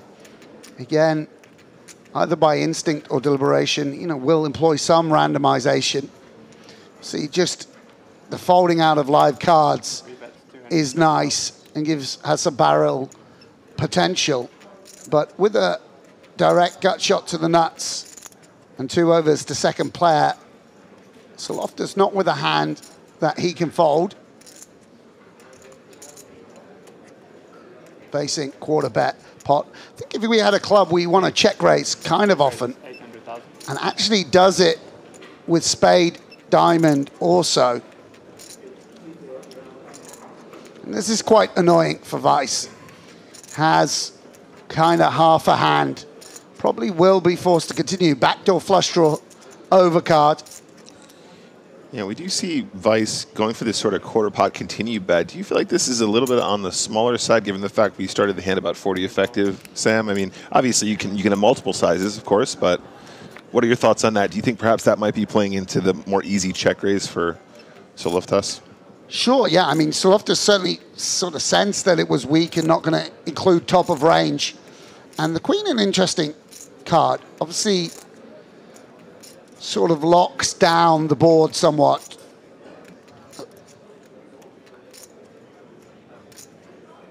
Counts the bet. Going to go again. Like it a lot. 1,300,000. And it's a little bit weird for Ollie here because ace high gets a bit stronger as all the draws brick. But on the other hand, we lost all our backdoors and an ace, you know, loses now to the boat or the queen or whatever it might be. Just depends if Saloftas is going as wide as he should do with his Queen X. Like, does he have Queen 9 and Queen 7, etc. here? And look at this, sticking around. Gonna make Saloftas fire that third bullet if he wants to get it done. Would be interesting to see on a brick. It's not a brick, it's a 10, and Saloftas now with the advantage, has a lock on it. Very weird card for Saloftas. We saw this when he backed into trip tens. Now has more than showdown, but loses, of course, still to the queen and the clubs that Ollie might have. Goes for the block. And just takes it down, Sam. Yeah. And that was costly for Oliver Vice. 26 big blinds now. We're in spin and go, heads up territory, James. A lot of people watching on the floor supporting Georgios Saloftas, who has such a strong advantage now. It's 32.85 million, playing 5.65 million. We're now roughly 25 bigs effective. Yeah, and you feel for Ollie a bit there because he made the really tough call on the turn. I mean, he basically put in money while he was ahead and then folded when he was behind. You sort of do everything right, but it doesn't feel like it. You just feel like, I lost another pot. Maybe I was drawing dead from the word go. Yeah. Yeah, I think the only thing that could have been done differently perhaps is maybe finding a raise on that river, but again, it's not even whether or not it works in this situation. Did feel like, again, we were kind of betting the confidence of his hand on that river with the block bet on that river when he hits the 10. Yeah, I guess it's sort of like maybe even something really strong like 8-jack with the jack of clubs or something like this. Yeah. I don't know. Yeah. 3 behind, I think. Well, Vice flops best here, top pair. More or less.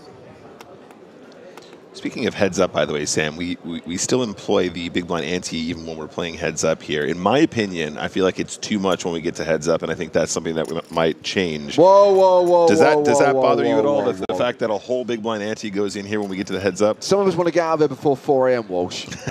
I mean, it's the same for both players. So yeah, it's equivalent for both. I just think it's like a whole extra big blind when your heads up just seems like a really inflated. Yeah, and this is where Saloftas' strategy might come undone. I think Ollie would definitely check raise a hand like Queen 10. The 8 with the spade that, you know, plays well on a lot of turns might want to just check call. We should see. As I say, I think Ollie going to have a good grasp of ranges. And 950. yeah, this is really nice, by the way, because you can get away with c-betting, sort of king high, like protection betting it when your opponent is not going to come up with the correct check raise frequency. Whereas now you're sort of at in no man's land with half a hand. You probably have to just call the check raise, to be honest, with king nine. But it's not fun, and therefore maybe you wanted to just check back, and it will release. Wow.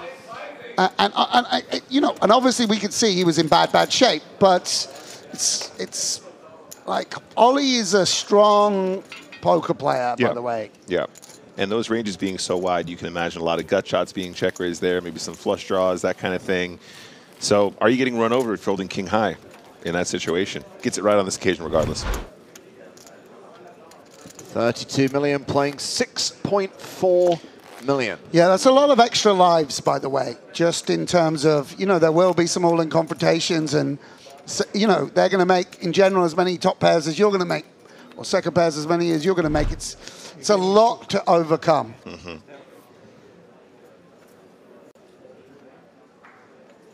You just get fold.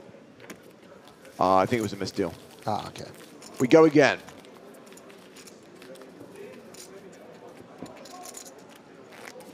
Sort of like they're playing underwater, right? Like if this was a comic and the EPT Underwater World Championships. Very blue. You may have noticed, Sam, that EPT is the main, blue is the main color of the tour. Oh, there you go. I mean, I think we should make that a reality. First tour played underwater in a submarine. It's been done. Underwater poker's been done. I remember Robert Varconi took part in it. EPT Caspian Sea. No, it was played in 2 Russian subs. The high roller was in, it was like Hunt for Red October. What was the site? It was EPT Nemo. Don't be ridiculous. No, I mean, you have to remember, back in the mid-2000s, everyone did every single stupid novelty poker game imaginable. I took part in a game which was called Poker in the Sky, where they had a poker table and they hoisted it up on a crane and played it above the Thames. But I think was it Interpoker did an underwater tournament? What, underwater in what sense? Well, they're wearing like aqua lungs. I mean, they're not like holding their breath. Okay. I was thinking more submarine territory. I don't think that's been done before.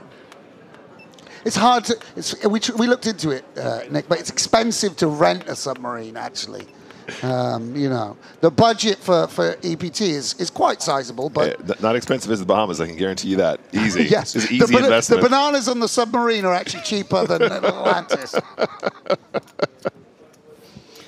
Oh dear. Although the carpet's newer. Yeah, well, it's nice of Georges to be in keeping with the theme. Here's a great idea. We need to go somewhere that has a better internet connection. I know, a submarine. Oh no, with the suggestion we can start the Mile High Rollers Club. Yeah, what if we accidentally start a nuclear war by, like, our submarine wanders off course? Oh, my God. And there's an international incident as we get into a bit of the Mediterranean that we shouldn't, you know, spark off a conflagration. Anyway. Sir, I'm picking something up on the... I think it's James Hardigan. You think I'm going on a submarine, you've got another thing coming. Vice has opened here with Jack-4. Loftus with the Spraggy, which, by the way, decided Mikhail Shalamov's fate. That hand is cursed, I'm telling you. Sure.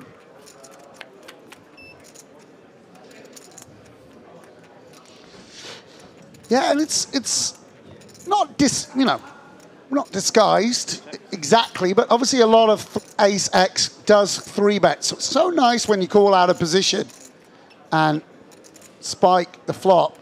And Vice with diamond, spade, and a gut shot might elect to bet just, again, what do we fold out? Folding out Jack-7 seems nice.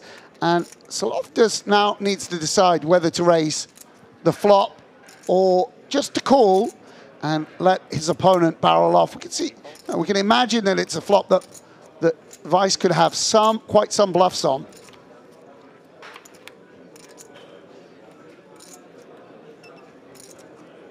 So now what for Oliver Vice?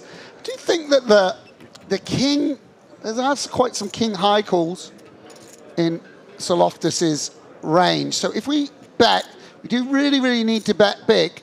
We want to match this hand with the times we have ace-jack. Do we want to just check back with the gut shot and take our equity? And bluff just a dead hand like 8-6 or 7-6, something that matches up with the ace-x. Yeah, and Fars again, sort of representing almost the hand Soloftus has. And when our opponent's putting in money for us, there's no need to raise now. And just play our hand as pure bluff catcher. Vice gonna need to get there now.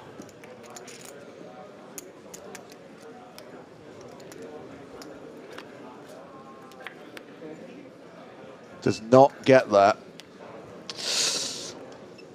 He's got 20 bigs behind. We're looking at a pot of 3.8 million. He's playing 4.15 million. Soloftus checks. Yeah, and it's a queen is a card that doesn't often improve Soloftus. A little bit of queen X of spades, potentially.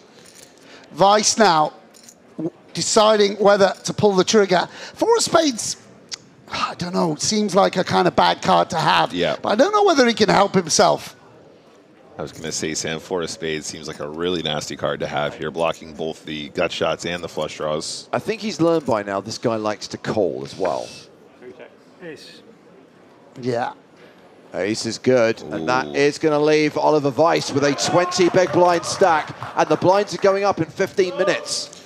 I like this line, though, Sam. I think Oliver Weiss plays a really good hand of poker there, just kind of running into it, as it were.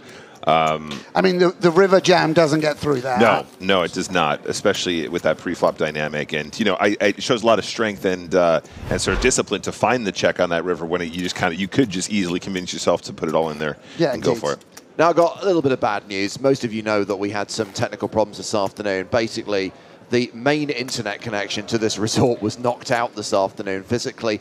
They also took out the satellite receiver. So sadly, Maria Ho unable to join us live via satellite today. Are you still doing a submarine nuclear war bit, or is this all true?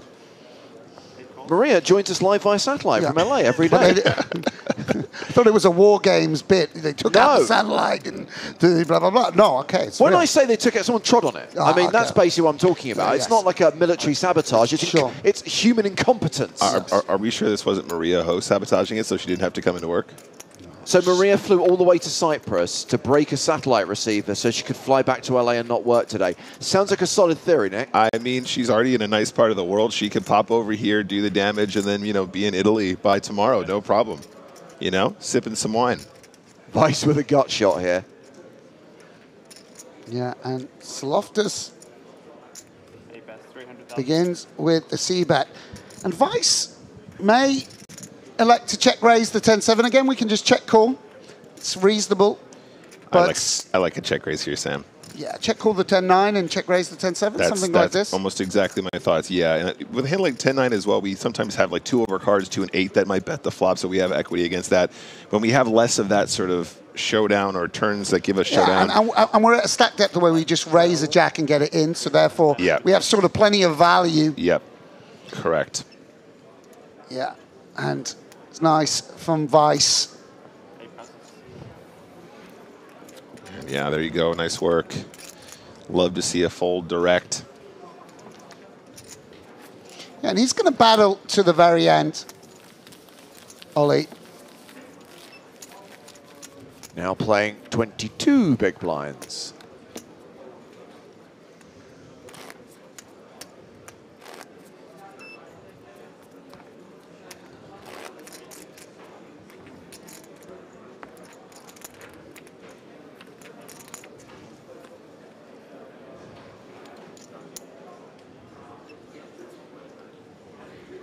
Queen 8 on the button.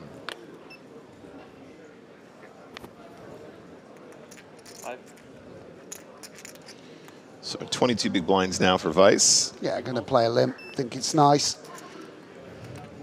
Yeah, and if you guys haven't looked into them, obviously once we start to get under 30, there's a lot more limping, right? Sam, when we're deeper, kind of can play a mixed strategy, but we tend to lean towards more opens. Wow, it's a little bit strange to raise the ace-4 would imagine it's sort of check or jam. It's just a shove, Sam. Yeah. This is pure. I mean, ace-4 suited becomes a little bit different, right? Better playability when you do call, but the not-all-in raise here opens up the door for a lot of chaos. And ace-4 is more than enough to shove at this stack depth. In fact, GTO probably shoves it near 100% at this stack depth. Yeah, and it will work out well for him in the form of the toppest of pairs. And, you know, a lot of Ollie's ace-x limp rejams. Yep. Which, by the way, is the problem of ISOing the ace-4. Yeah, exactly. Now you're up against something better. But, yeah. But it's very, very clean spot now. And Vice, with a club, you know, might feel like he's got to hang around just because, you know, sometimes there's the other end of the deck that got ISO'd. It's quite a low EV call in general. Let's see what the turn brings. Obviously, a 10 of clubs or something would be great for Ollie. Yeah. Ooh. How about the 5 of clubs? Yeah, and by the way, a lot of Ollie's limp calls are suited. Yep. It's not impossible to have a flush just because of the way ranges are constructed. Yep. At this stack depth, Sam, you're right. If you are limping a suited combo, you're calling near 100% to the non-all-in if it's correctly sized. And yeah, on this turn, this is the opportunity, really. Maybe he wants to. He's going to go for a bet. I wonder if we could check back and match with when we have a jack and do something different. I don't know. You better wise up, Ollie Vice. No, yeah, it does check back. I think that's nice. Smart. Oh, gets that. Oh, wow. Yeah. And this is the first bit of luck Ollie's had against this opponent in a while, I think. I mean, it's a big slice of luck because there's 2.8 million in the middle, and you've rivered what is essentially the nuts. Certainly will be once you get checked to. Hey, Sam. Should have just shoved the ace-4 pre-flop, buddy. Spare yourself all this. I like to take the guesswork out of it. And a hopeful block bet of less than 10%, but I don't think that will deter Oliver Vice. He's hoping just to get called by Jack 9 of diamonds for this 200K, but Ollie, we imagine, going to have other plans. And Sam, as you pointed out as well, the ISO non-all-in range here pre-flop from Solofta should be some really, really strong stuff and then a whole lot of trash that's like one random club and all that kind of stuff. So the raise is mandatory in my opinion. All in from Vice, and Soloftas has asked for a count. Yeah, and he may feel like he's, I mean, certainly he's going to feel like he's sort of induced this with his small sizing. But I think of course, a small flush is a bluff catcher, but I think any flush is better than this hand.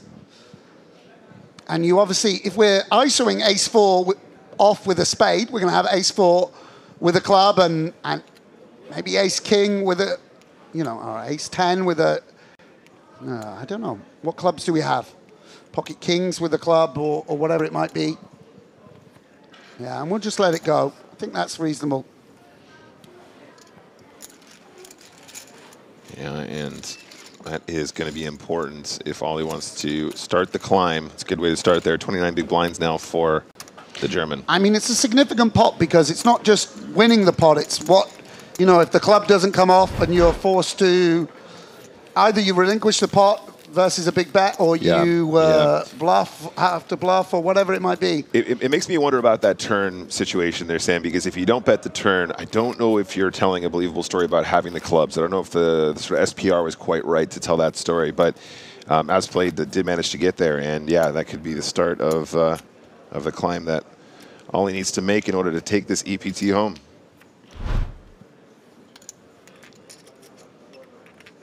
Really interesting hand, though.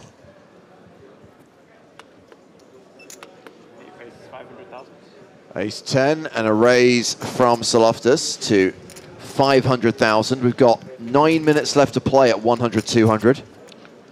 This is interesting too, Sam. There's definitely going to be a mix, but a little bit of limp, a little bit of raise from the ace-10. Sometimes this is a great hand to trap with.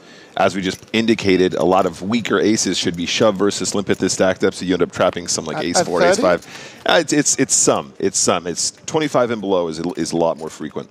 Yeah, I think it's also, is your opponent going to find the correct frequency? Yeah. Yep, absolutely. But yeah. Okay, a pair of jacks for Oliver Weiss. Top pair, very strong in this situation. Yeah, and we haven't seen Loftus check back too often, but with the ace-10, he will do. And he's going to feel pretty good about it on the deuce pairing. As a sort of whole host of straight draws going to be in Ollie's range. But on check, see it's jacks and twos with a 9 as well. Ollie going to feel very comfortable betting top pair for value. The deuce X gets bet pretty often as well from Loftus, so it's sort of negated. Loftus going to have a lot of some 9X and a lot of ace high from which he can extract value, and he goes for overbet as a result. Sort of a condensed range, if we imagine sort of medium strength, 9X and ace high, versus a polar range, which will consist of some straight draws, flush draws, and then this top pair. Also some deuce X, of course, that Ollie might have.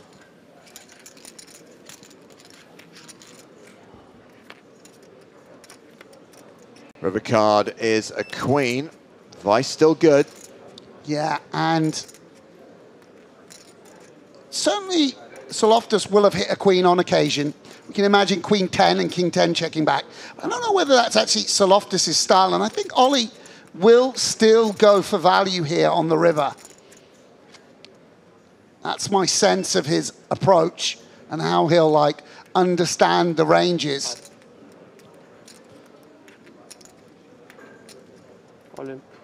Wow, that's how much? Wow. Oh yeah, I guess it's pot. It's just pot. He's just lined up a shove, and feels like his opponent won't have checked back enough king queen or whatever. I mean, if he does, he just says, so be it. I think it really feels like Loftus has a 9. Yeah, and I mean, I guess if Weiss wants to bluff with Miss Diamonds or something like that, this is how they got to do it. Yeah, and Loftus does actually interfere with 10-8 and king 10, but I think now that queen 10, king 10, 10-8 all get there, I mean, Loftus doesn't have any diamond in hand, if he feels that's where the bluffs are coming from. And Ollie obviously never bluffs with an ace. Loftus considering a hero call here, by the way.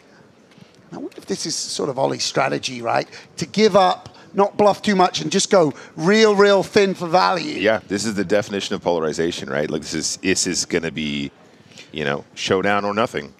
Yeah. He's actually got, I mean, I wonder if Loftus is also wondering, can he even shove a jack on this queen river, right? Exactly, which I... Oh, he calls! Wow. He calls! Makes the ace high Big hero call! And doubles up Oliver Weiss. Finally, something going Weiss's way. And there you go, Sam. Look, that razor-thin value shove actually does get it paid. I say thin in the sense that so few people find that value shove. Did you hear the rub down there? What did he say? Nice call. No, he said, let's go. Oh, let's go, sorry. Yeah. No, but I was going to say Ollie's a pretty chill guy, and that's him pumped up, by the way. Yeah. Just saying to the boys, let's go. Like, I'm in this now. That's what he's been looking for. Like, a chance to make a thin, big value bet and really close the distance. Also, there's a lot, the deeper the stacks, the more skill there is, and Ollie will feel, rightly or wrongly, that perhaps there's a small skill advantage here, heads up. He's played a lot of cards, and this is anyone's trophy still. Of course, Loftus going to be the favorite with that 2-1 chip advantage, but Ollie right back in the hunt. Yeah, a 2-1 advantage for Georgia still, but 62 bigs effective we're now playing. And I think he also wants to sort of test Loftus' temperament here. This is the first setback that the Greek has had in a while, and he's got to take it on the chin, recompose himself, and realize, yeah, I'm still favorite to win this.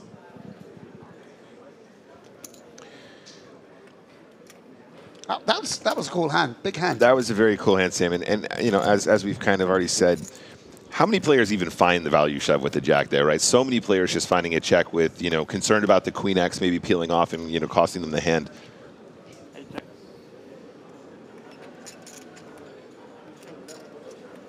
Yeah, or try and change the sizing. Yeah. And do, okay, I'll go for 10% now, I'll block or whatever. Yeah. So interesting and really a lot of finesse, you know, and I think that's what gets him paid. Yeah, and you feel in a way, sorry, you know, Saloftis could, and by the way, Ollie will have bluffs, win the title, calling down with just ace high, ace 10 a la Steve O'Dwyer, you know, Yeah. It would have been really cool. Yeah, definitely some glory equity there as well, playing into it. Flush draw now for Saloftis. Yeah, and it's got some backup to go with it in the form of that gut shot. He raises 1,200,000.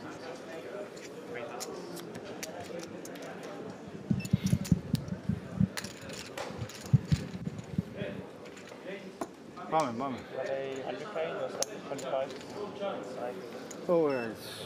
Yeah, and I mean, I wouldn't say there's, you know, we don't want to project onto these guys. You know, they could be having a cup of, you know, Turkish tea on the breaks and chit-chatting. Obviously, there's players where you see me staring down someone, could be my best friend, but it seems like there's tension. But it does feel like maybe there's a smidge of beef between these two. I think they would, you know, I don't think it's just my imagination. No. I think they would really enjoy holding over their opponent and getting it done. You know, they've been very adversarial since you know, for the last 48 hours. And Yeah, and the frustration has been visible, and I like that it's come down to this. This really feels like the matchup that they've been fighting for and that we've been waiting for. Although I would highlight, it was Anton Wick who described Saloftis as the blackjack player.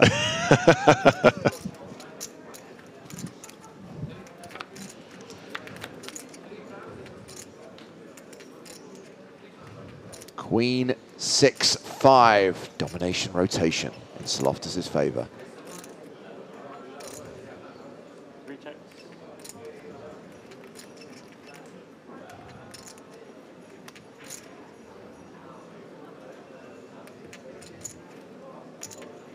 That's 300,000.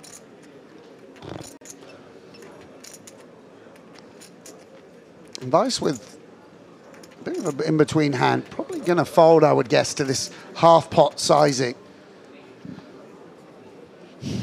You can back into a straight. You do have two overcards to second pair. Two ways you can make a straight, in fact, but the sizing and no club going to force him out.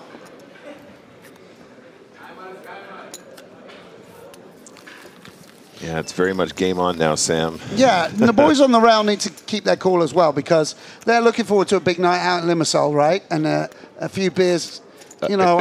You mean private helicopter straight to Ayanapa? Well, yeah, or whatever it might be. But this is going to take a while now, you know, for a victor to emerge. And, you know, let's not... I've been a victim of this before. I remember playing in Brazil with a 7-1 chip lead and 20 people on the rail ready to go out. And then 5 hours later, losing the heads-up match. And you can't get ahead of yourself. Yeah, no, you don't want to overhype your guy, right? This is work time. Get the work done, take the trophy, and then we can do whatever you want afterwards. Vice raising with ace-king to 450,000. And the Saloftis has got his favourite hand. Blackjack guy. Always double on 11. You have to. It's in the rules. Sure. He's so money. Calls the raise. We go to the flop. 10 deuce deuce. Yeah, and could potentially just play ace-king as sort of value hand on the flop. Will get called by king highs. And, you know, heads up, you don't benefit from keeping ace-x in quite as much because it just doesn't exist in the range to the same degree.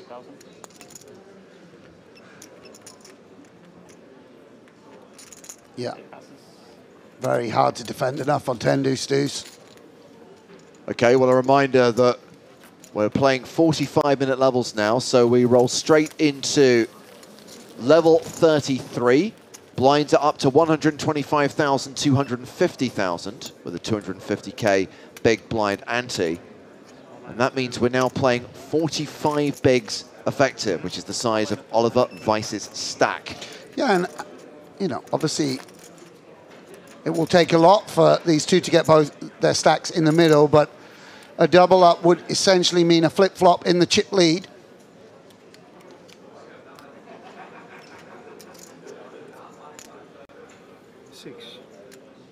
And Saloftis with the ace-10, hand that's got him in trouble a couple of times.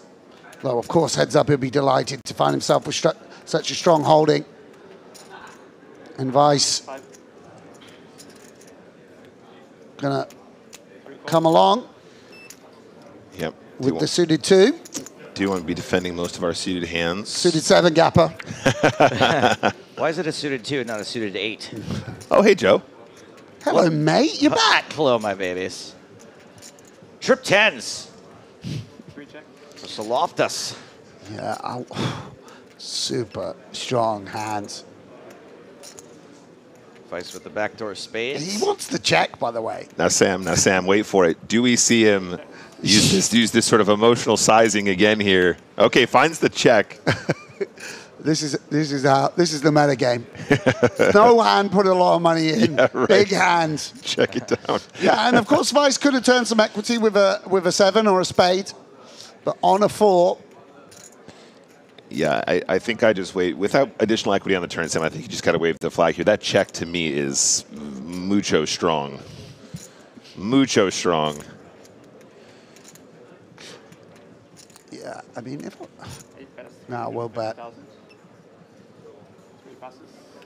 Easy fold. Ollie not gonna bite. Ollie doubled up, by the way, Joe, just a few hands ago. So that's why the stacks are not quite as disparate as they were before. As we go to the bird's eye view. A couple of tournaments still happening right now. Jan Kite at the final table of the Hyper. Love that guy. Big Jan Kite fan. He said he's really excited because he gets to play the same way he played in Prague. Joe, it's pronounced Jan Kite. Okay. No, we got a thing like he won't tell me how to pronounce his name properly. Oh, I and see. he just keeps trolling me about it. So he doesn't actually care? No, he doesn't at all. Okay, good. Yeah, just a couple of tournaments left. As things wind down here at EPT Cyprus.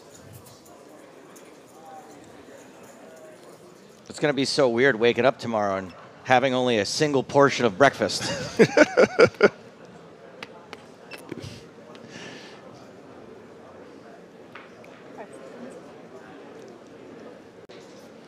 Ollie just going to relinquish.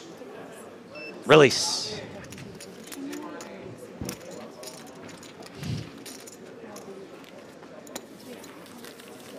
You been to Greece, Joe? I've never been to Greece. I guess with traveling so much for work, being the international man of mystery that you are, it's hard to just take a holiday to Europe. Yeah, I haven't. If you were going to take a pure holiday, would you go to Prague? That's where you'd go. I don't think so. No, not at this point. I wouldn't be like my 13th time in Prague. There's other places to see. Yeah. Monte Carlo, not going to. I love a good Monte Carlo on my own dime. It's one of my favorite things is paying for my own trip to Monte Carlo. Absolutely. There's just something about the Monegasque culture that you can't get anywhere else. You know the best thing about Monte Carlo is you're not that far from Cannes. And when you're in Cannes, you're not that far from San Remo. Ooh, all right.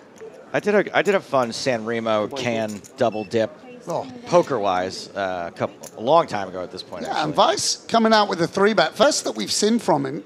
Interesting hand to pick, just using the blocker, but will fold out his opponent.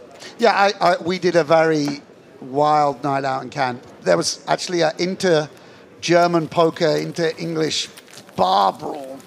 And then I ended up at Phil Helmuth's winner's party. Dude, this is so crazy because I had a crazy night out in Cannes. It's the only time I have ever been slapped in public. So there was a bit of an altercation that Brackets night. in public, yeah. I'm really sorry about that, by the way, Joe. Tiger got out of the cage, buddy. It was a woman. Oh. And I ended up crashing in Daniel's Negreanu's room. And my family from France came to pick me up the next day. And the whole rest of the trip, they thought I was gay with Daniel. Oh wow, that rumor wasn't true. I thought that was just that was just a period, you know, in your life. The more I tried to explain it, the more they were like, it's okay. It's very tolerant of them. Vice limping in on the button. 7-6, queen 4 for Saloftis. We'll check. Yeah, and then we got a cab, very hungover cab to San Remo, and the rest was history. 9-6-4, so bottom pair, middle pair. Yeah, and Vice can go either way here. It's nice to have the backup of the straight draw and hearts. It's almost better to bet this 6 than, say, Jack 6, which is just stronger in terms of actual kicker. Just the playability, ability to make a nut hand is important. And Saloftis will flick it in.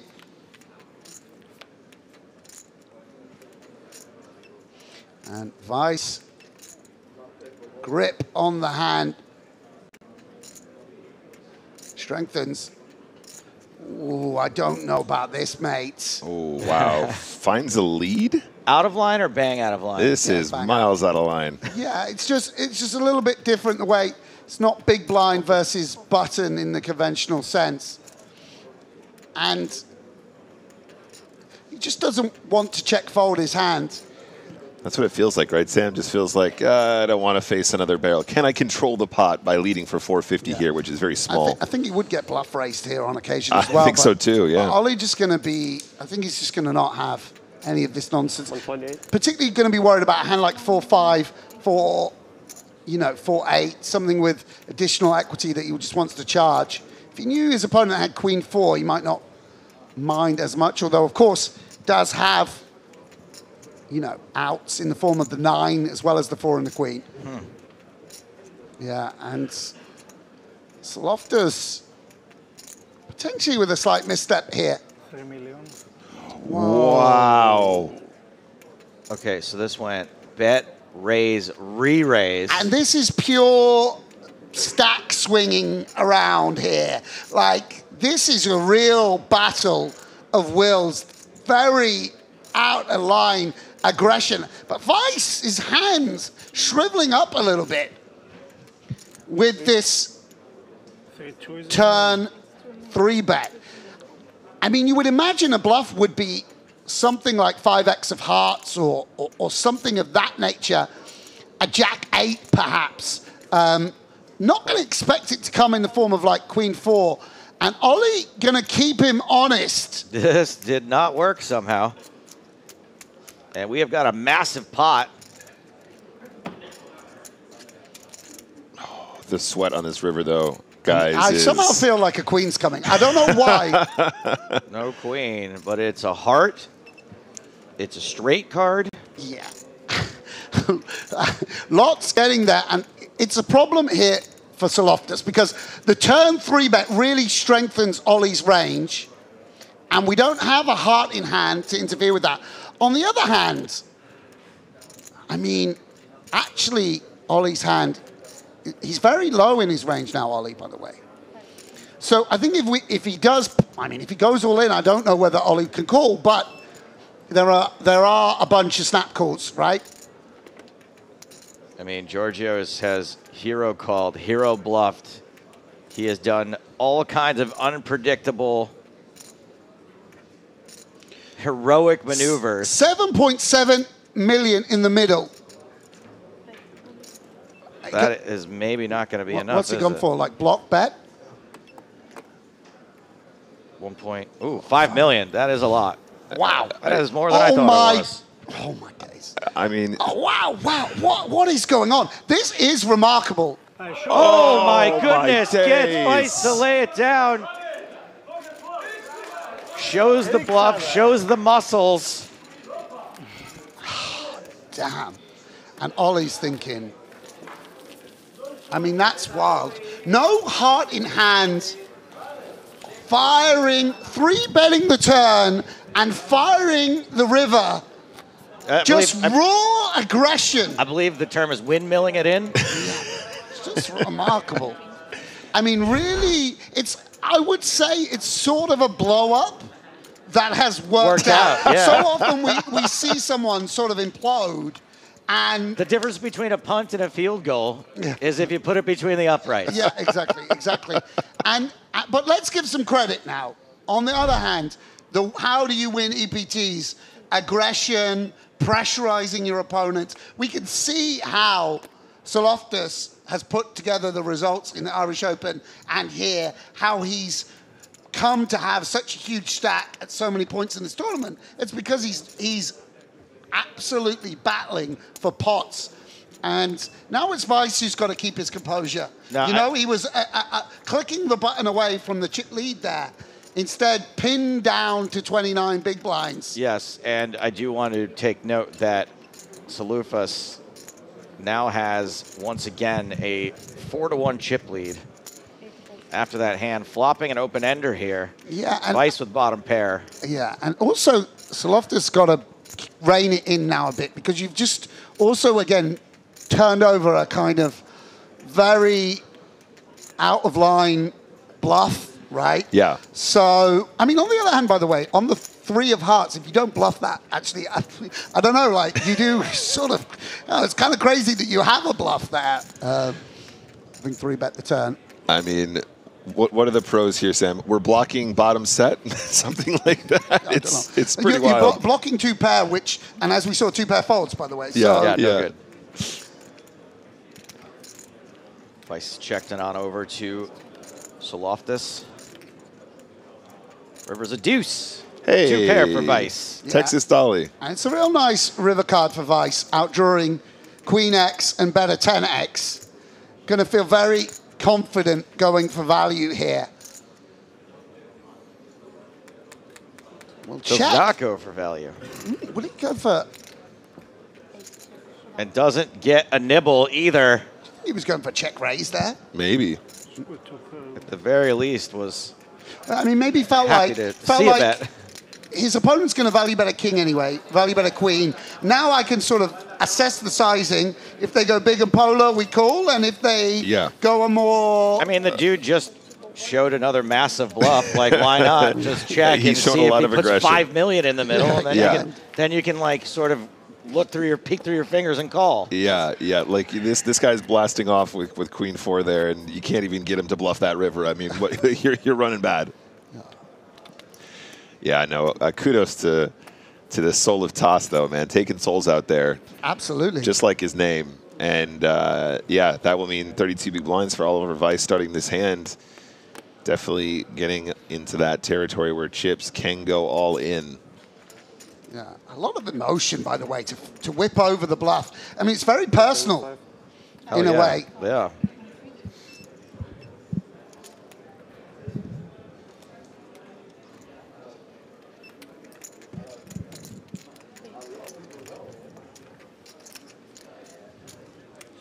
Okay. So, raising a call, Joe. Thank you very much. Soul of Toss with the ace high to start things off. Ace high after the flop. Wheel draw, diamond, backdoor. Yes, you got it, Joe. I mean, it's a pretty strong ace high with the interaction. And Weiss, with nothing going on, might elect to bet, at least at some frequency. We sort of want to bet always a little bit polar in position, even on flop. Hands which, if we get check raised, we don't mind dumping. And we'll go for a big sizing. And Soloftus out of position can go either way. I think call is kind of nice. We're going to get pressurized a lot on an ace. We can always continue on a diamond. We don't fold out better when we check raise. We do hit a 6 of hearts on the turn. Yeah, and that's an amazing card for 10-7, by the way. That's actually a double gutter. It's like next to making a pair, and you know, in some circumstances, in a weird way, it's almost better than hitting a pair, right? Yeah. Yeah, and he's going for this lead strategy again, which I think is a misunderstanding of the way that ranges actually work. Heads up, the low card isn't really, you have king 3 off and king 4 off, whereas in other situations you have more 5, 6, 4, 5, etc. And Ollie might just raise here on the turn. I mean, the problem is if we get jammed on, but he's not going anywhere. It almost feels like it's like a full ring application being applied to a heads up ranges. And by the way, there's now 5 million in the pot, and no one has a pair.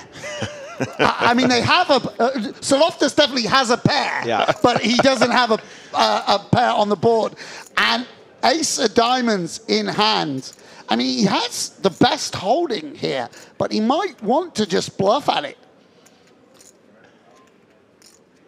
I mean, he should. Well, I don't know what he should or shouldn't do. And he's checked. And will Ollie that look take a stab at it now?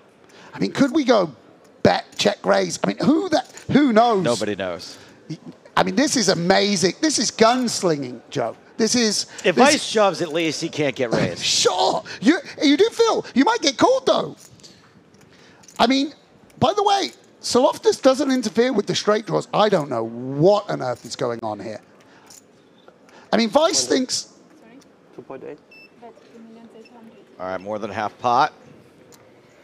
Yeah. Wow. Yeah, I think this is great stuff. I mean, Soloftus doesn't immediately release, by the way.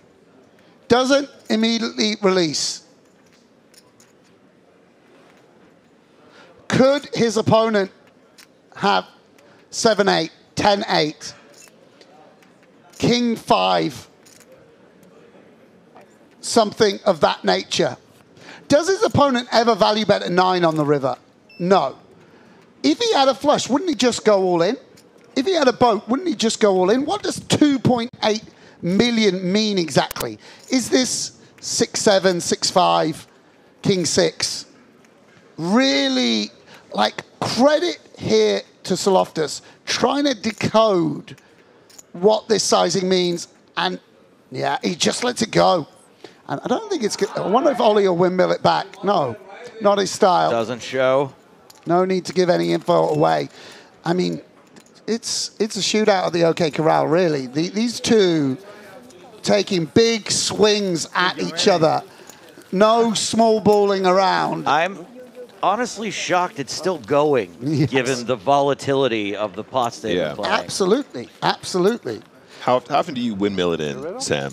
No, I do. I've windmilled in my time. But I mean, that was no pair on no pair, by the way. Yeah. I mean, what would happen with a legit cooler? You just go take out a loan for more chips. Sure. Throw your car keys in the middle. Yeah, that's funny. 6. Peter on YouTube says, this is such an interesting heads-up match. Absolutely. We're very lucky to have Nick and Sam here, too, to break it down. Thanks, guys. Yeah, of course. You think I'd be talking about range construction if Sam wasn't in here? And Call. yeah, no limping either from Soloftus. He's just, I think, raised almost every button. Also bloats the pot somewhat. Vice and Soul of Toss both flopping a pair. Middle and bottom again. So does Soloftus hit the 5 on the turn or the river? Ha! One for the good guys. Wow. Good guy being me. Yeah, and Ollie gonna like the queen kicker here. You know, gonna feel like he's up against some ace-7s, ace-6s, and such like. Maybe even some queen jacks. How do you not lead this turn with queen 8, Sam? It just feels... And he checked again. It's really nice. No, he's going to bet, right? Yeah, no, that's what I'm saying. I imagine that you feel like you need to lead here now. Yeah. Yeah, especially as Ollie's sort of identified that he wants to go thin for value. He's going to think that Soloftus is going to have like an 8-3, 8-4 here. We need to see a raise on the turn here, Phil, from the Jack-5, right? It's so well disguised. No, because I mean Ollie's going to have pure bluffs, right? Well, no, I mean, but King he's going to have equity with the hearts and the straights, right? We can punish that. I don't know. Maybe. River's a 7. Yeah, and bad card for Ollie. Just confuses things. You don't want to sort of bet an 8 and be repping a 6. Maybe we need to check now. I think he's going to try and carve out some value. with a 10% block or something like that. That's what he's considering. This feels like a good spot for a block, Sam, because you can imagine, you know, ace X combos, feeling confident calling this river for a small size. Does check. And Saloftas now deciding whether to go for value with the fives. Is this slight overbet territory now, Sam, since our hand is so well disguised? I don't think he'll go for that with the 4-card straight. I just don't imagine that he's putting in quite that much money. Yeah, we'll go very close to pot. 3 into 3.65 million. So I guess we really don't want a queen. I guess the bluff is queen jack, queen 10. Something of that nature. We don't have a heart, which is nice. And Ollie, a bit unsure. Okay, what checks back? You know, it sounds like a riddle, a Sphinx's riddle. What checks back but bluffs the river now? And I don't think there's too many, just because I think you can just, I think Saloftas would just c-bet queen jack. Queen, yeah, I mean. I don't know, Sam. I feel like you just call here a lot, and it's so painful to run into the 5 here. I mean, also, do they even not bet ace, king 10 of hearts, or like king 3 of hearts? Seems like it's Saloftas's. He's not afraid of getting in with a king high flush on this flop. Yeah, nice fold, Ollie. Good fold. I mean, Very I've easy seen the to call there. sevens really helped him there, by the way. Yes, Joe. I've seen so many great folds, so many great calls. I mean, this is like... It's a real ding-dong battle. I mean, these guys, they want it. They really want it. And such technical prowess. As I say, Oliver Weiss, I've been playing poker with him for 14 years, by the way.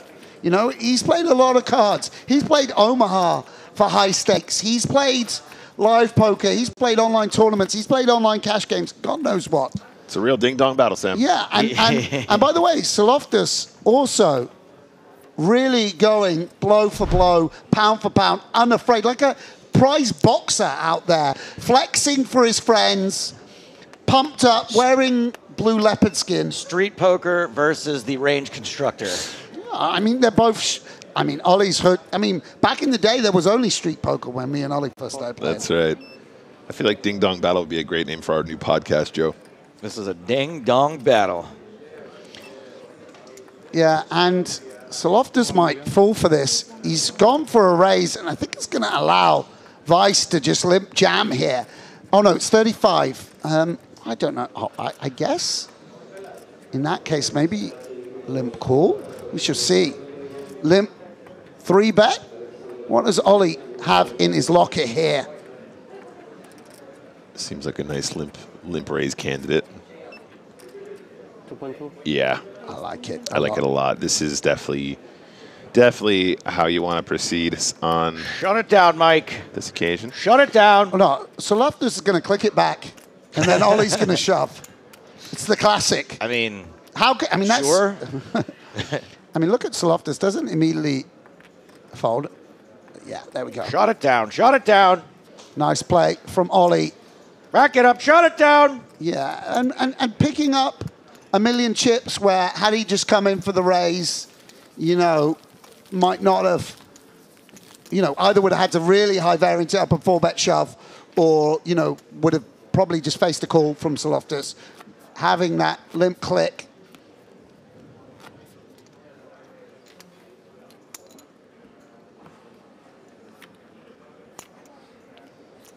It's very entertaining poker. And I think this is why we were sort of, you know, obviously we're pretty neutral, but, you know, we all kind of felt like this might be a nice heads up battle to televise. The two differing styles just mix so well together. Personalities as well. Yeah, sort of for sure. A showman, posturing, pouting, enjoying throwing over bluffs, and someone who's just quiet and controlled and sliding them into the muck. But nonetheless, you can feel the determination.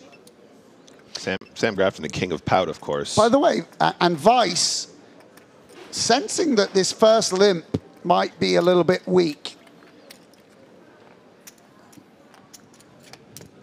The first limp's always weak. Old poker tell. King, King 8, both players hitting their 8. Yeah, a little bit strange, actually, with both players. Now we get to see who the real best poker player is. Sure. Vice, which is an anagram for wise. That's Joe, right, so that's true. It's like a very wise 475. ISO. Yeah, and Loftus not jumping for joy, but certainly above, way above average flop for 8-5 off. Could we get the just a call? Could we get the 2-3 run out where the 6 plays? That would be sexy. Wait a minute. So Loftus is an anagram of foul stats. Oh, that's actually pretty amazing. Story checks out. Yeah, and Ollie gonna know there's a lot of overcards. Not a lot of overcards, but some 9-10s, Jack-10s, Jack-9s that he needs to protect against. Gonna feel confident betting this 8 on the turn for protection. How about lots of fat outs? Oh, and he doesn't actually. It's kind of interesting to me.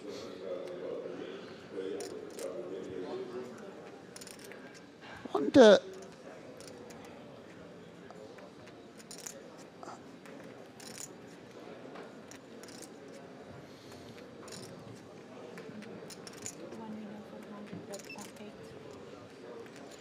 Yeah, and Loftus targeting a call from the ace-high portion of Ollie's range. We can imagine 7s and 6s as well. Can we imagine an 8? And what will Ollie do now? Does he want to? And honestly, I really feel like each hand he's sort of making an assessment of Loftus' sizing as well. Will call. You're actually doing double the work when you throw the 1 chip in. 2 motions. You're not saving any time. Ace on the river. Yeah, and I tell you what, Loftus not going to be happy to see that card. It really does look like Ollie's got an ace. I wonder if Vice actually even puts out a little small lead on this river. I don't know. Such an unusual spot. No one could, very hard to be well versed in every node of heads up. Both players have an 8. Both players have a full house. This hand ends in a chop. And you know what they say? Everyone loves a chop pot. We're wearing them down. We're wearing them down. That was eventually. actually much better, Sam. That's because I didn't really, I just mouthed along. I mimed. It's weird because he wasn't there in the beginning. That was my Marcel Marceau. And then like 1 word into it, he was like, you know what? I do want to be a part of this. And then he joined in. I'm a late bloomer. I'm a late, you know, I like hang around on the periphery of a party, see whether it gets good, and then launch in. So when I worked on Mad TV, we used to do a lot of recurring characters, many of which I thought were pretty annoying and not all that funny and not really my type of humor. And I remember asking the head writer one time, like, why do we do some of these like awful recurring characters where they just say their 3 catchphrases and then end of sketch? And he's like, that's what people tune in for. They want to hear the 3 catchphrases. They don't care that it's dumb. And that's what everyone loves to chop pot is. Are you calling Sam an annoying character? No. No, all of us. I'm joking. People want to hear it, even though it's dumb. Pocket queens for Vice. 575. I like these 2 recurring characters. Yeah. I do. And this is the money spot for Vice. What? And Loftus with a hand that you would 3-bet at some stack depths, but here, heads up, just wants to call. I like this from Loftus. He's certainly interested in this pot. Very strong holding heads up. And queens immediately outflopped. Wow. It's hard to combat the chat pros who are saying how hot Loftus is running. There is no arguing it. Yeah. And Ollie gonna start betting for value against 10x. And I wonder if Soloftus check raises here. I think if we had King 9 of diamonds, we definitely would. We know we can be up against other King X, but perhaps this one we want to call. Dude didn't go all in with queens. My God, so bad. Oh, he did, by the way. Thank you, Puff King. And this is where the gunslinging style of the Cypriot is going to pay dividends. And Vice in a bit of a pickle because the real downside of betting queens is you really interfere with Queen 9, which is going to be a very natural check raise. Maybe even Queen Jack. I think that would probably check call. It's this one, and now it's Soloftus. Man, he can't even value out the 10s anymore. Yeah, now it's Soloftus's turn to be a little concerned. 10x will check sometimes, but it's quite a natural check back for Ollie. He's not going to have all of them, but certainly will bet some of them. What does Vice want to do? Maybe we just check back here. We're either way ahead or way behind. Jack 9, when we have the two queens drawing very dead. Wow. And yet another Barry Greenstein. yeah, and Ollie going to get off the hook here because... One overcard we could deal with, but two? Yeah, no. Ace Queen, Ace Jack, Ace 3, Ace 4 with backdoors, etc., etc. Very hard. The 9 doesn't play against King 7 or 6 either here now. And Ollie will get the bad news. Could have been much worse. Hang in there, champ. You got to feel for Ollie, man. He's been doing so well considering a lot of these situations he's found himself in. Sure. I mean, in a way, though, he got unlucky and then got quite lucky with the run out, right? Yeah. Like a 9 turn or something, and we go off for a 50% more of our stack. So still better than 3-1. Georgios has Ollie.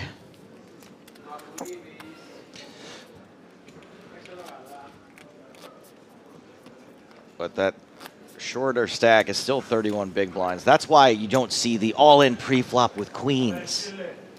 Yeah. Puff jerk. Sorry, that was uncalled for. 600. Stop calling our customers a jerk, please, Joe Stapleton. We don't know they're a customer. That's true. If they're not, send me your VIP status, and we'll sure. we'll maybe walk it back. King Queen suited for Soloftus. Yeah, beautiful hand to have heads up.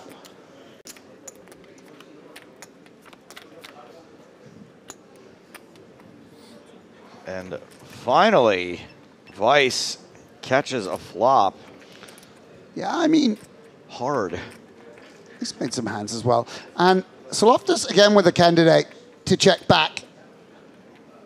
But can't resist. Really interesting, his approach. Of course, it's nice to win it here and now. Can even get called by worse. And Vice with the 3 straight 3 flush. Probably a 10 that we don't want to check raise.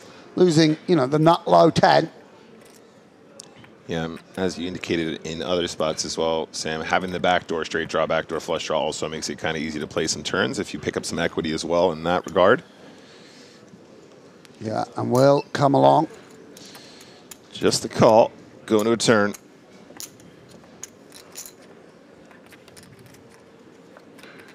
That turns the ace of hearts, so 2 hearts on board now, and another straight card for Vice. Yeah.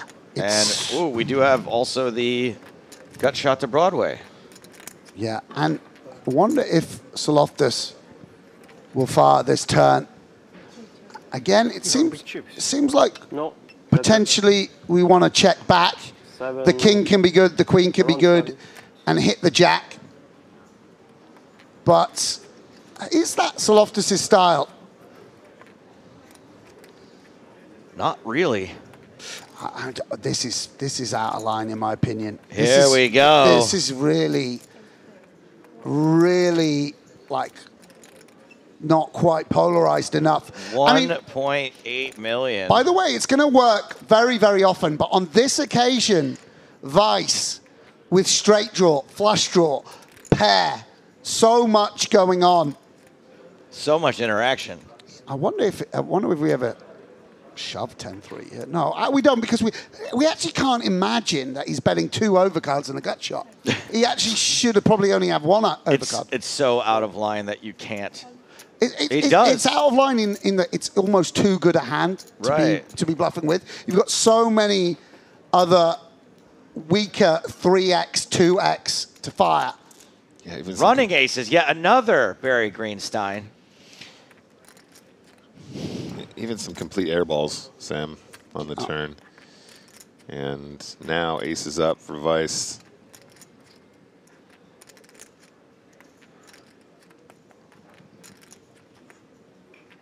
Yeah, it's quite a natural check here for Vice. And it feels weird to bluff King-Queen, especially as King-Queen doesn't interfere with any ace-X. Yeah, and for that reason, he won't. And that's a big old pot. Big old pot for Vice. Changing direction. Does not appear to be very soothed by winning that pot. He's a character who, you don't always, it's not always a reflection of your personality, your outward appearance at the table. Of course. But he feels like he's sort of on the edge, sort of, there's something bubbling in him. He looks ready. He looks like he's might go off and play like Omaha flips on the break, just wanting like give me some more action, let me have some more cards. And it may be total projection on my part. I think I'm like sort of just putting myself in his shoes and how I would be feeling in that moment. Maybe he's not. Yeah, as I say. Bubbling under over there, but it seems like he is.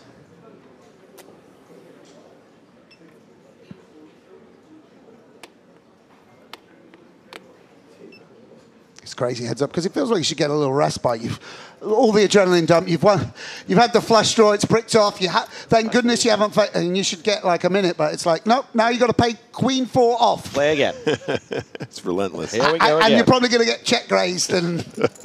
Yeah, it's gonna be wacky on every street. Yeah, here we go. Yeah, a little surprised at the raise here with Queen 4 off. Seems like a hand we want to limp pretty often, and Solofta's gonna come after it.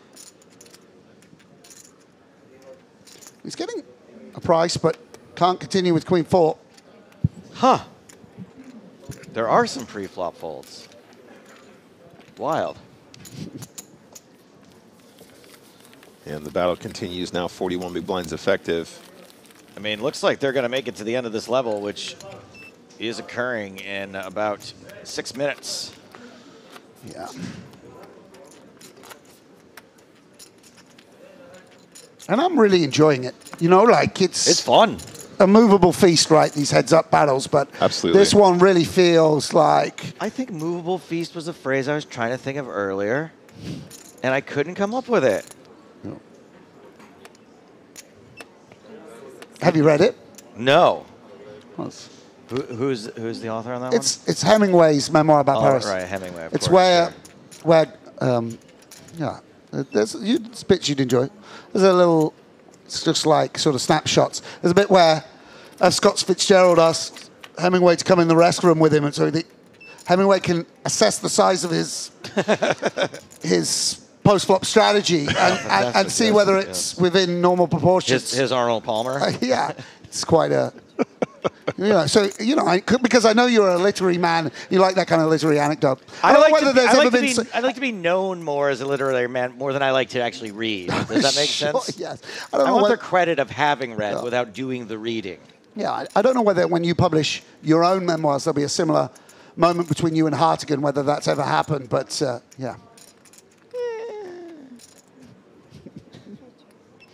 And nothing against nothing here. In position. Hasn't stopped them from putting millions in the middle. Sure. And Solofta's going for the delay.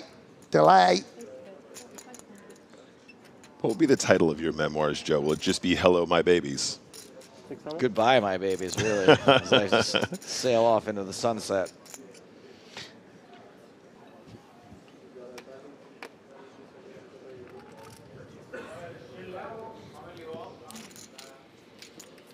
Have you read any Hemingway? Not to put you on blast on there. I know you're literally. I've definitely read something in school, but I don't remember what it was specifically. What's his? Didn't Hemingway write? Sorry, guys. I brought you over onto my turf here. Yeah, no, I'm not super well read. Didn't he write Huckleberry Finn? No, that's Mark Twain. Oh, there you go. Never mind. Mark Twain's a fun read. Hemingway is not always that fun. Old Man in the Sea. I was For whom the bell tolls. I was confused. Those two. I think I've only read his short stories. Did he hunt? Yes. I think I read some of his hunting stuff. Yeah, of course. A lot of.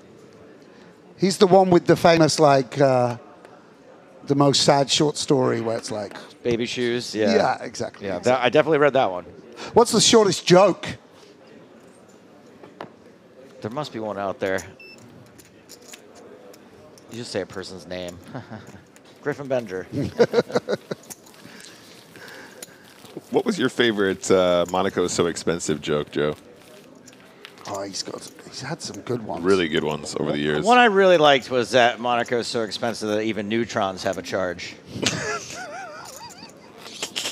No, that's almost like Woody Allen, by the way. That's almost like I looked into the soul of the boy next to me style. That's very... That is such a good one. Jeez. And then there's one really wacky one I wrote, which is that somebody asked me if I wanted to see their private jet, and they showed me Joe Namath in a cage. That's more American-centric, though. That So doesn't land as often. You did one about a baseball diamond being a real diamond or something as well. The neighborhood watch is a Rolex. That's some of your best work, Joe. I love that. I love those ones.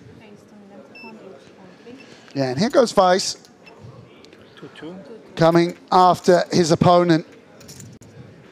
And they're beginning to, having battled so hard post-flop, beginning to trade. Whoa. Here we go, see? Wow. I mean, this is quite...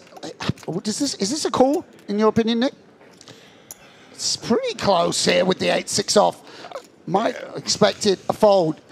Dominated by the bluffs, as we see. And King 9.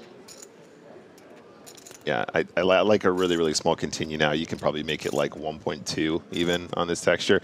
8-6 seems a little out of line for me in terms of three-bet defense. For a man of my taste. Because, again, and by the way, Weiss, concerned by Soloftis's call, will just check it over. And it's actually going to give Soloftis a chance to take it away from him. And club turn.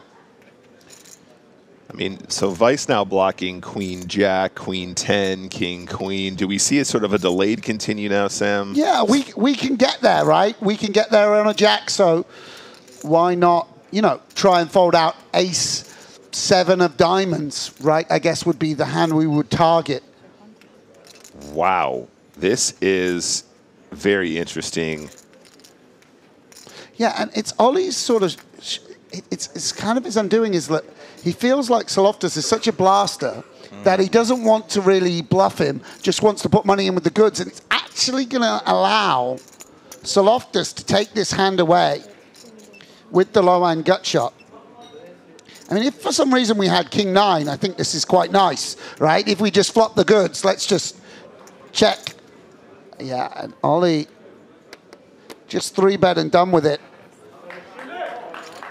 And Soloftis gets away with another one. To be honest, it is a board that hits the peeling range. The Queen Jacks, the Jack 10s, the Jack 9s, the 9-8s, King 7 suited. He can't really imagine that he's calling.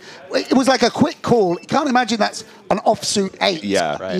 Yeah. Right. Sure. That unusual style. We blocks, I think with any pocket pair as well, they consider a shove. Yeah, right. Or maybe even do shove. So those that we're normally targeting, let's fold out 7s, right? Yeah, right. So I don't know. I mean, another time we could have said great play from Ollie. So I do understand. I mean, the 6, you're blocking 6, 7, 6, 5. Yeah. I'm just. It's just when you can see the two hands, it seems so easy to bet. Yeah, I mean, even if he's got like a suited ace in position, the kind of size we want to use there probably gets called as well, doesn't it? You know, if you're in position in Soloftus's position there. Yeah. So yeah, interesting spot though, and I default to Vice's wisdom. He's gone for it again, by the way, attacking the limp with the offsuit ace. Don't know. Again, playability is a bit of a problem out of position, elevating with the ace-3, especially with someone that's going to defend correctly. And we're just playing a bigger pot with the same two hands out of position. And when we get out-flopped, we just don't have the visibility down the streets to get the good value bets in. And here we go. Bottom pair versus second pair. We've seen this over and over again during this heads-up match.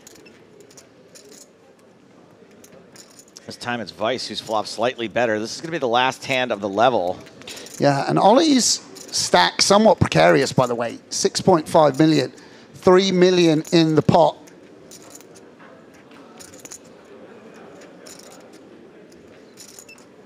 Backdoor potential here as well. He's considering just...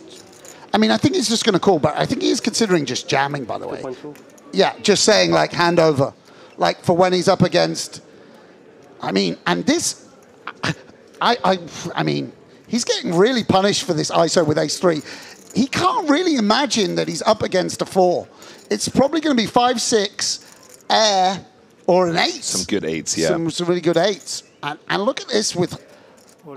Oh, my goodness. Oh, my days. Soloftus jams. And a call. Vice makes the call. Got him where he wanted him in a strange situation. Wow. Wow. There is history here, Sam. There is history here, mate. Look at this. Like, Ollie's like, yeah. He's like, yeah, of course I'm calling. Yeah. Like a second pair. Yeah, look at this. A little, almost. Vice I mean, by the way, is at risk here. If we get a wheel or an ace or a 3 or whatever, we have a champion, by the way, Joe Stapleton. Yeah, absolutely. So 21% of the time, we have a Greek Cypriot champion here in Northern Cyprus, and that would be remarkable. On the other hand, it could be a big double up going into the break. 20 minutes to reflect on a new, improved, shiny stack. Big moment here. Vice has been waiting hours to catch him. 8 on the turn. Doesn't really change anything, although wheel draw evaporates. Vice just has to fade the river, has to fade aces and trays. River card, double up Vice. And that is the smallest gap we've seen between these two in quite some time. Vice now on 60 big blinds, 92 for Georgios. Yeah, and it's a big moment going right into the break here. Not fun to be on the wrong end of things there. And could have been over. Been so in control of this final table, Soloftus. Soul of toss. And it's just such a lesson. You have to be so controlled with your c-betting, so controlled with the ranges pre-flop to not unnecessarily bloat the pot with hands you don't want to. And you know, of course, it could well have worked out, but supremely punished. And credit to Ollie for just getting in the money there. Yeah, no, exactly. Sam, I was going to say, like, just to have the awareness to find that call is just showing that he's really starting to go with the flow of this heads-up match. Oliver Weiss with a major comeback on the last hand of that level, doubling up, trapping his opponent with second from the bottom pair. Up to 50 big blinds now.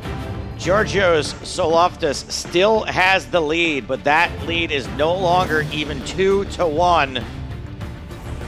Still the matter of giving away $642,300 to the runner-up and $1,030,000 to the winner. We're taking a break here in Cyprus. More from this heads-up battle when we return. Back after this.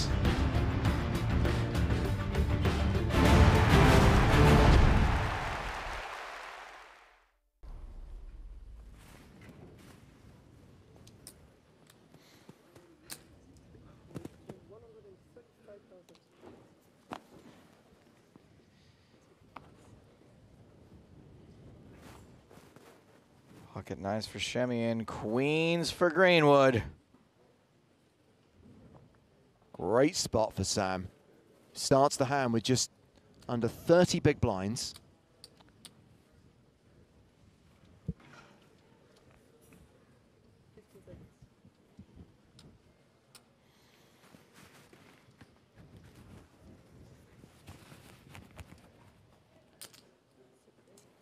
And there is the re-raise from Greenwood. The 3-bet to 415,000. Action back on Shemian.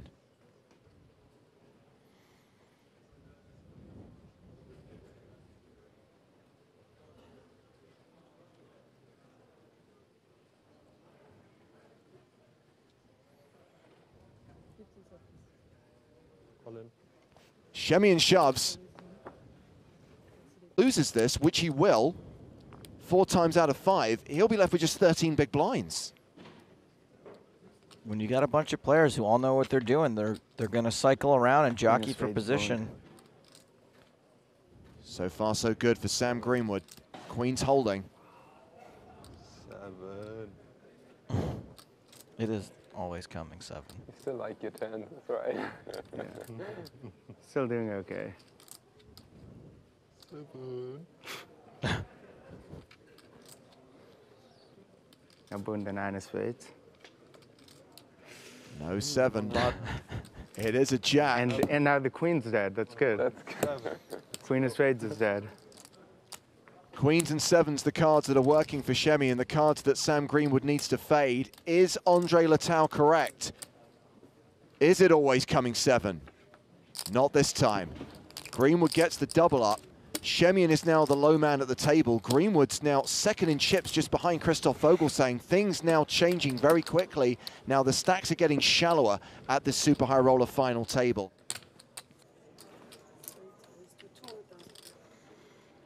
Greenwood with 10s here, raises to 200,000, round to Shemian in the big blind, who has 7-6 of spades.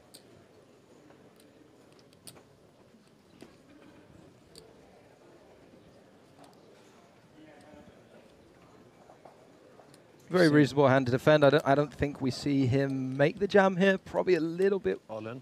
Excuse me. There we go. Just wait 3 more seconds next time. And he's going to get called really quickly and be in a lot of trouble with the 6-7 suited. Wow. Shemian gets it in with 2 undercards to Greenwood's pair. Domination Nation. And Shemian's going to need a lot of help. And this is one of those spots where, to an audience, it may feel, you know, he's all in with 6-7 suited. But, of course, his objective is to get folds, and he's going to get a lot of folds. We've just spoken about how Christoph Vogelsang is going to open wide from the button. I'm sure Sam Greenwood is as well. So this, a lot of the time, is just going to get the fold it needs. But, sadly, when you run into it, you're in pretty bad shape. It's going to get the fold a lot. It's going to be live a lot. Neither thing is true in this case. Exactly, yeah. 18%, not terrible. Much less now. Looking good, down to 4%, and a very strong chance that we lose Ola Shemian in 4th place. Remember, this is his 4th cash in the 100k super high roller here in Monte Carlo. 3 in the money finishes in a row. He won this event in 2016. He came 5th last year, and he is eliminated in 4th place this year, cashing for 513,000 euros. He got caught red-handed on the bathroom floor. Swaggy. This year, it wasn't him. We're down to 3 players, and the stacks are relatively even. 44 bigs for Greenwood, 36 for Vogelsang, Ali Reza Fatehi with 31 bigs. So Sam Greenwood has become chip leader by virtue of that coup against Shemian.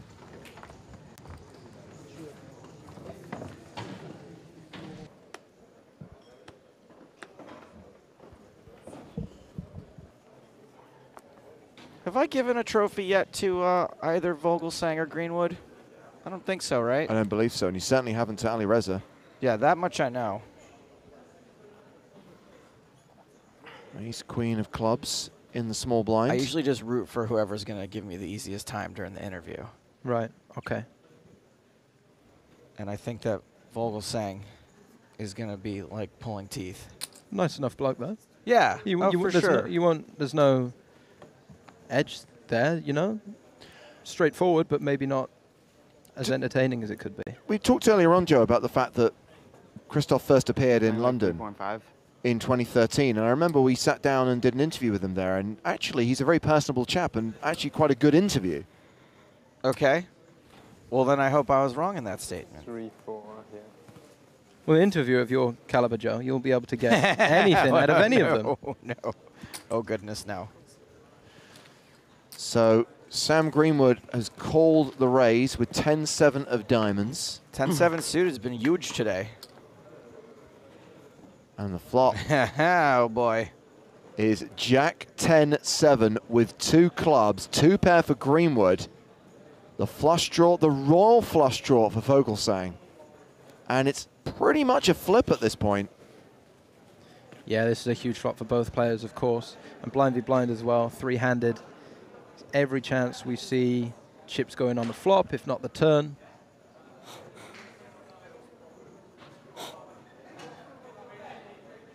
This might even be a spot where Vogelsang wants to go for a check raise all in. Obviously, it's really hard to make mistakes or do anything wrong with ace queen of clubs here because you just have so many outs. You have so much equity. Here we go. Buckle up, buckaroos. And Greenwood's hand is one which is really strong right now, 2 pair in a blind v blind situation, but it's also very vulnerable. Correct. So many bad turns. So I'd be surprised if we see him flat. I think his best option is going to be to raise, and Vogelsang with so much equity is just going to put it in and we'll run it out. There's the raise from Greenwood. It makes it 700,000 total.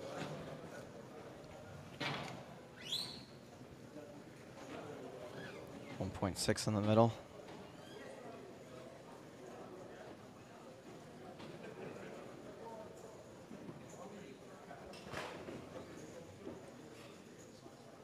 And the good news for Vogelsang is he's still deep enough that Greenwood can be raise folding here sometimes. So he might make a raise fold with something like 7-8 that blocks some of the more nutted hands, blocks some two-pair combinations. Or it's just being aggressive with like a queen-9, right? Because he has all the chips. We just spoke about Vogelsang not wanting to get overly involved. He does decide just to call with the ace-queen of clubs. Well, this pot, 2.1 million. Vogelsang with 2.4 million behind. 5 of hearts does not help him. Is there something to... I'm reluctant to just call there because I feel like if a club hits, then it kills my action. Well, a club, sometimes, obviously, your opponent's going to bluff that card as well. I think the more of a consideration should be turns like this one where your equity is diminished so much and you're out of position. And Greenwood is incentivized to be aggressive because Vogelsang doesn't want to bust before Ali Reza, right? So it could be a spot where you actually end up folding too much of your share of the pot. Obviously, the easiest play is just to ship it all in on the flop. It's never going to be bad. You have heaps of outs against pretty much anything. But this might be a consideration from Vogelsang where he doesn't want to bust before Ali Reza does, and with all due respect, probably fancies himself to have an edge over that player. So like 3 million. Put it in what is kind of a coin flippy spot. So Sam's decided to overbet the pot, putting Vogelsang all in. Yeah. And now he really can't call because he's got a brick turn. He's not getting a decent price to draw to his hand. Unless, of course, he thinks he's ever good with ace-high. Unless he thinks Sam Greenwood enough of the time... What percentage of the time does ace-high have to be ahead here? A fair amount, Joe. A fair amount. Okay. But like it depends. You have to expect him to be bluffing hands like queen-9 or like king-queen and getting really aggressive with those a lot of the time for you to want to call off. Which he's probably not doing that often. No. Not often enough, obviously, hence the fold. So Greenwood now playing 56 big blinds. Ali Reza Fatehi 32 bigs. Vogelsang now the low man at the table. The shortest of the 3 remaining stacks with 24 big blinds. As we play on here in the 100k Super High Roller at EPT Monte Carlo.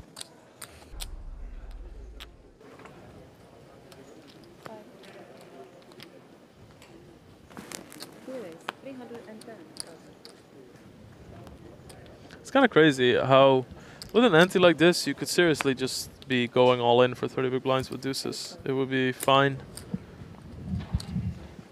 Be a huge win just to take the 2.5 big blinds. Oh! Heyo. A set of deuces for Vogelsang. Greenwood has paired his 5, second pair on board.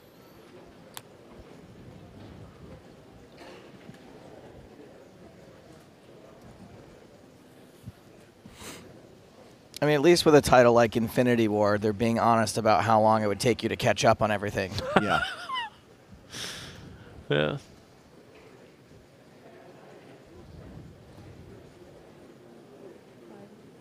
Great opportunity for Vogelsang here. Goes for value, 325k into 740k. Pretty big bets. I like it. Whereas Kaiser says, dilly ding, dilly dong.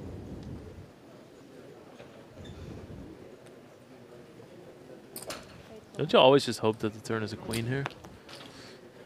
Yeah, sure. Oh, that's an action killer in this situation. Normally wouldn't be, but...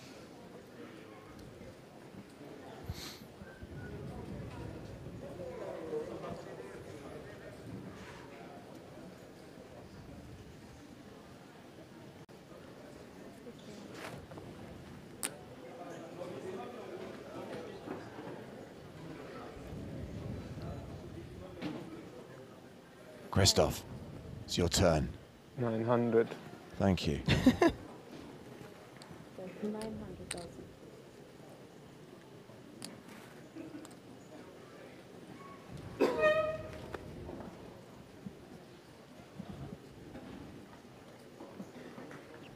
I mean, the ace is a scare card, but you're going to have to, you know, assume that all the hands that you beat with queen 5 will be trying to steal the pot when the ace hits. So this is not an easy fold by any means.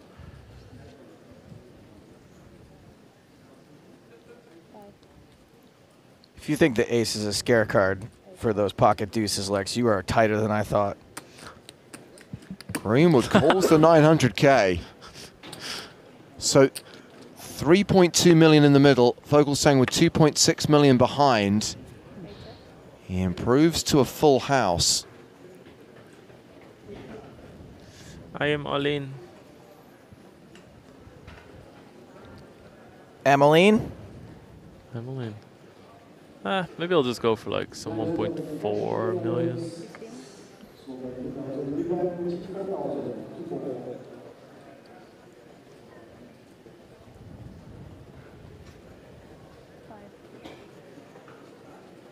All in.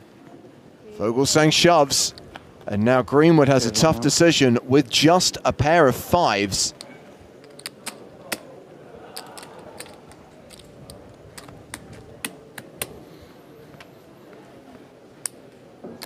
Emmeline. Man, the ace pairing is really tough for Greenwood here. On the other hand, you think, oh, what is this guy bluffing? But, you know, there's 6-4, 7-9, all that sort of stuff.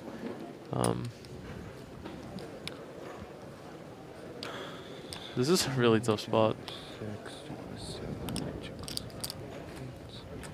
I hear him say a lot of 7x.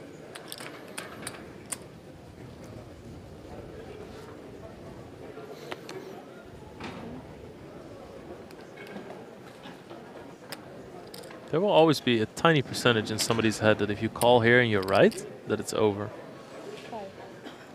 I call. He calls! Wow.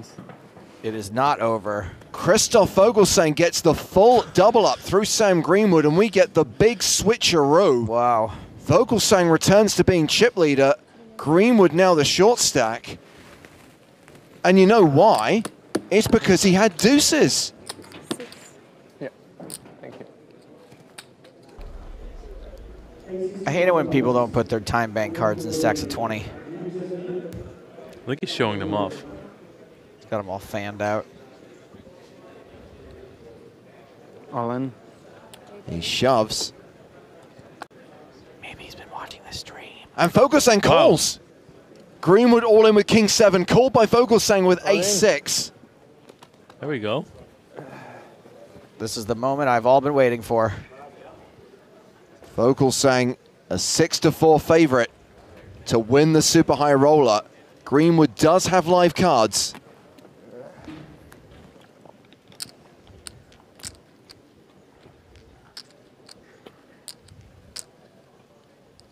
Greenwood will need to hit to survive. Vogelsang just needs ace high to hold. The flop is Jack 10-3. Ace high is holding. Greenwood has 6 outs, looking for a king or a 7.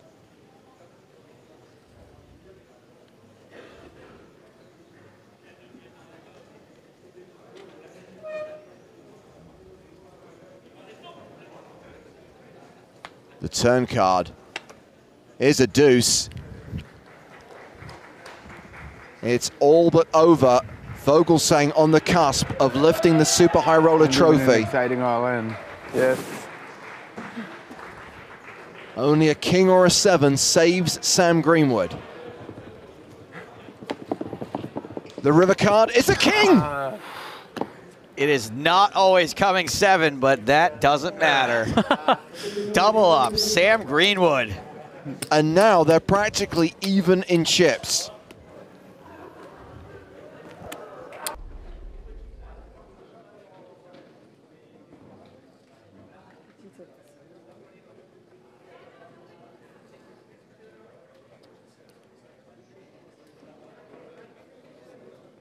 All in. There we go. Oh. Oh. Oh, jeez. Wow. What aces? It looked like he was expecting the fold, like he was just going to have to fold whatever it was. And then he's like, just kidding. Oh, my heart just jumped. So Sam Greenwood set for a big double up here. I would like to see that again. His look of surprise as he almost mucks aces.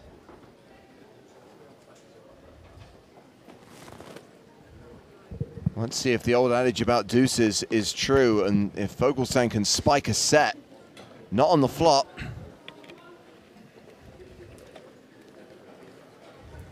Two outs for Christoph. He will not be eliminated in this hand, but he will be left with 15 bigs should aces hold.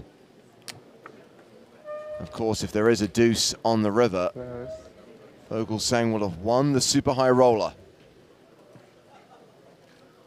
2 cards, Sam Greenwood has to fade. The river is a jack, aces hold. Greenwood back in command. 42 bigs for Sam, 15 bigs for Christoph. I mean, this is the biggest lead he's had heads up, right? If at all. I think so.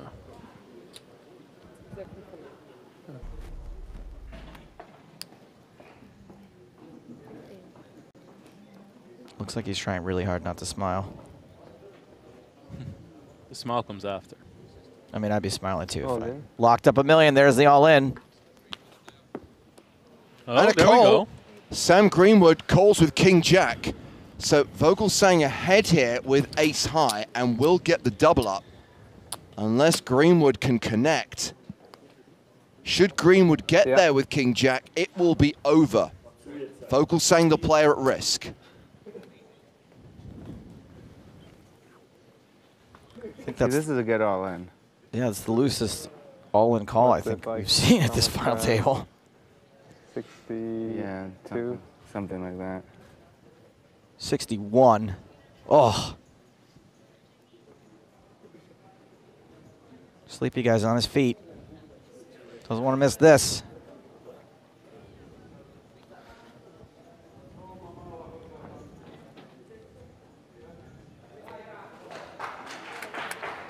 The flop is jack high. Sam Greenwood takes the lead in this race and now has the advantage and is the favorite to win the 100K Super High Roller here in Monte Carlo. Vogelsang needs an ace.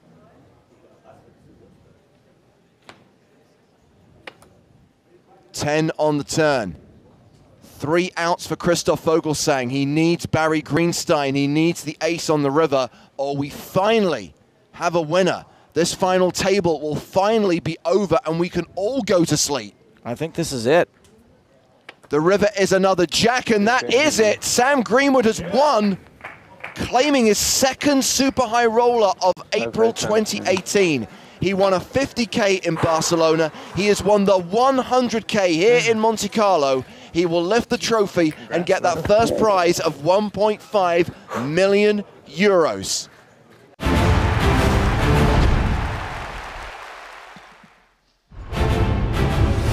Welcome back to the PokerStars European Poker Tour in 2024. We are in Cyprus, where we are heads up in the main event. It is Georgios Saloftis from Cyprus playing 74 big blinds versus Oliver Weiss from Germany playing 51 big blinds. He got that double up just before the break.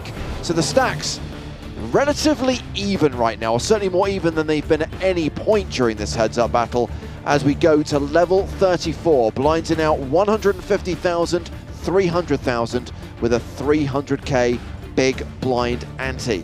And of course they are playing for a difference of nearly 400,000 US dollars in prize money. They're guaranteed 642k. Job's a good one. But the winner will get more than $1 million, and of course they will become an EPT champion. I'm James Hartigan, alongside me, Griff Graff. That is Griffin Benja. Deathmatch in Cyprus. And Sam Grafton. Hey boys and girls. Sam, I know you have been pretty excited, pretty enthusiastic about what you've seen so far in this heads-up battle. Yeah, absolutely. I mean, the greatest thing about poker for me is when you see not just technical skill, which both these guys obviously have, but something that sort of transcends the strategic, purely like technical element of the game. Something a bit more like heart, bravado, flair, and these guys are really slugging it out. It's like a sort of boxing match. Got these two going blow for blow, and you know, might be more blows incoming as we see a hand-over-hand situation developing. Well, it's top pair versus bottom pair. Unraised pre, Weiss checks the flop, and Saloftis bets 300,000 with a pair of threes. Yeah, and it's so tempting to protect all your 3x and 2x. You know, it's so nice to fold out overcards, but you come a little bit undone.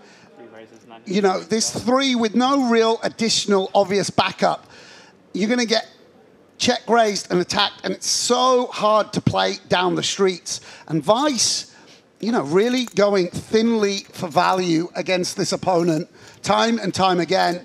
And Saloftis, I thought, might just sort of recalibrate on the break and maybe make some strategic adjustments.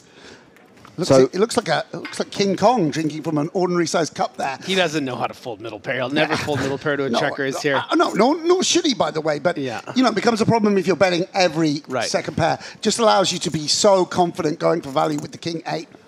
So he's called the raise of 950,000. We've gone to the turn, and having check raise flop, one would expect Weiss to barrel now.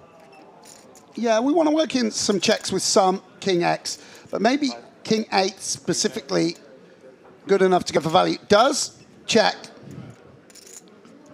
You know, because also another downside with 6-3 is we can imagine some of the bluffs going to be 6-4, 6-5, out of position.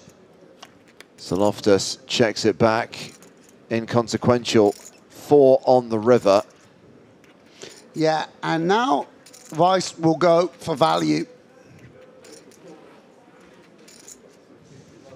What sizing does he want to go for?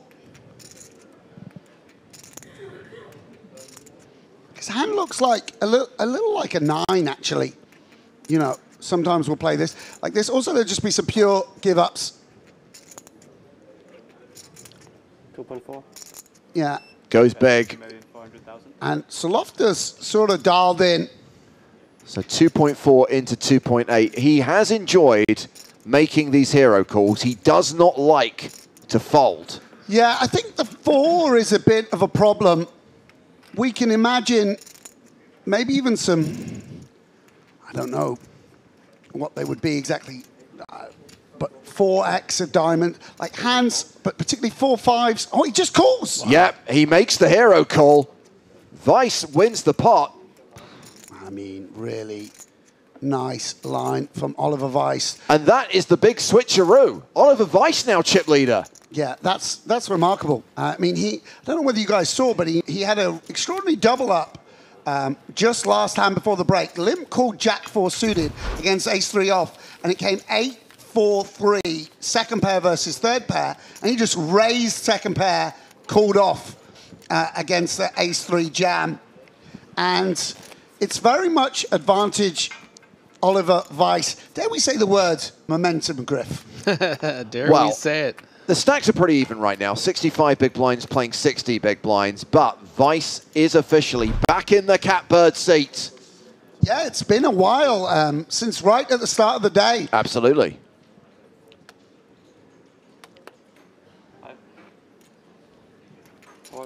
You know, and Georgios will be aware that the chip leaders changed. And, you know, again, it's just important to not let it sort of psychologically affect you. You're still basically going to win this half the time.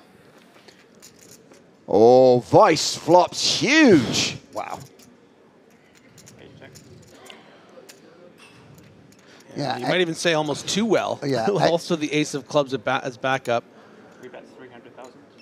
300,000. Saloftis with nothing and folds. Yeah, I'm sure coming in to this level here, Saloftis knew that this was going to be, I mean, it's a dogfight. Yeah, it's a dogfight, but now it's a real drag knuckle affair. Yeah, and Ollie sort of playing like this, like just going, like putting in money with value, like not holding back, going thin for value time and time again, and maybe sort of dampening his bluffing frequency. And, you know, Saloftis got to sort of catch hold of that and counter it by maybe bluff catching a little less liberally than is his inclination. Queen Jack for Saloftis. Raises to 700,000. Queen 5 for Oliver Weiss. Yeah, he's elected to 3-bet some hands like this, actually. On this occasion. And actually the effective stack sort of as deep as it's been as we've leveled off the stacks. 10, 9, 6. The open-ended straight draw for Saloftis, who still has the best hand with Queen Jack high. Yeah, and I think there's some upside, actually. I don't think he'll check this, by the way. But I think there is actually some upside to checking it. Just because we keep in Queen X, we dominate, and we let, you know, someone make a straight with a 2-pair with a king, or a straight with a 7 when we make the uber nuts. All sorts of good things that can happen, but it's just too much of a hand, and it's also okay to bet.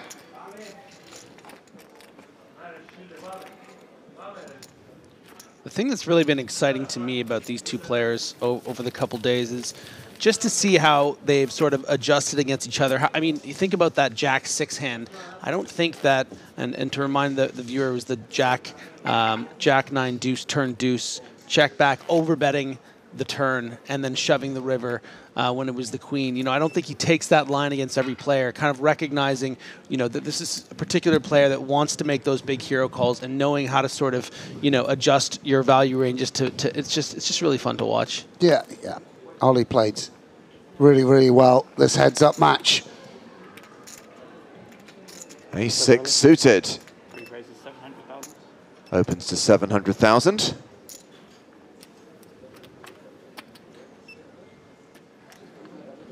Five-4 for Saloftis. He defends.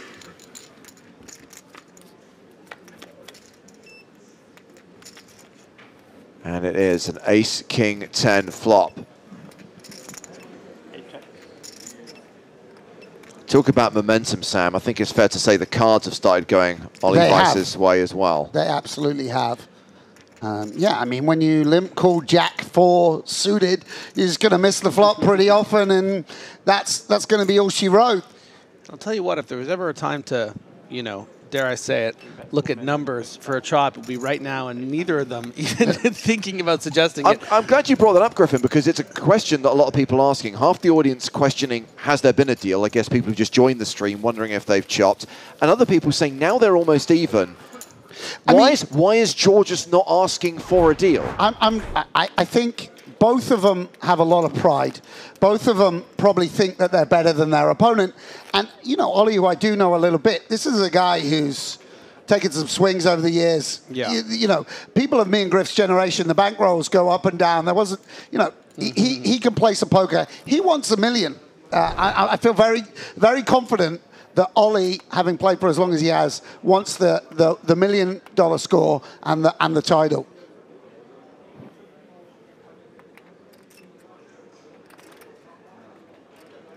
Yeah, I can say if I was in George's position and I was playing online right now, I'd have the deal button ticked, hoping that my opponent also ticked it. Yeah. You remember when the moderators used to come, Griff, when we used to do it back in the day? Yeah. Someone from Star Support used to appear. Hello, guys. If it was a big tournament, Lee Jones, big horse himself, would descend on the table. Wow. Yeah, it was like the little paperclip in the early Microsoft Word pop-up. How can I help you? Yeah, and maybe it's just a non-starter because, you know, maybe Soloftis wouldn't want to give anything up and Vice would want more. And when it comes to, you know, tournament success, Vice obviously a bit more experience than Soloftis. Soloftis needs $1 million to cover the party that they're going to have in Limassol. You know, when half of it's going to go on the nightclub tab, you know. Leopard skin shirts for everyone.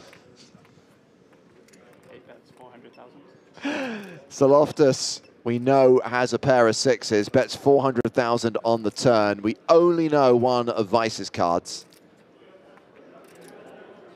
Yeah, and the question just is there a heart to go alongside it? Is there a jack to go alongside it? And will call. And Soloftis with no kicker to go with a 6. Not really going to be too sure where he is. Is it 4-5 of hearts even for Ollie? And we would imagine with a 6, we just want to show down. We'll get the info now. Looks like Soloftis has the best hand here. Same hand? No, 5-4 versus 6-4. Pair of 5s versus a pair of 6s. Yeah, a little bit of value chiseled out there. So he gives a smile to his rail. And look at the stack, Sam. It is evens, Stevens. Oh, wow. Steve O'Dwyer and Stephen Chidwick.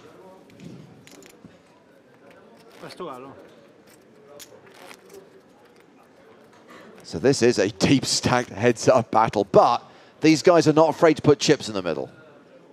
It's not like it's going call, check, check, check, check, check, check.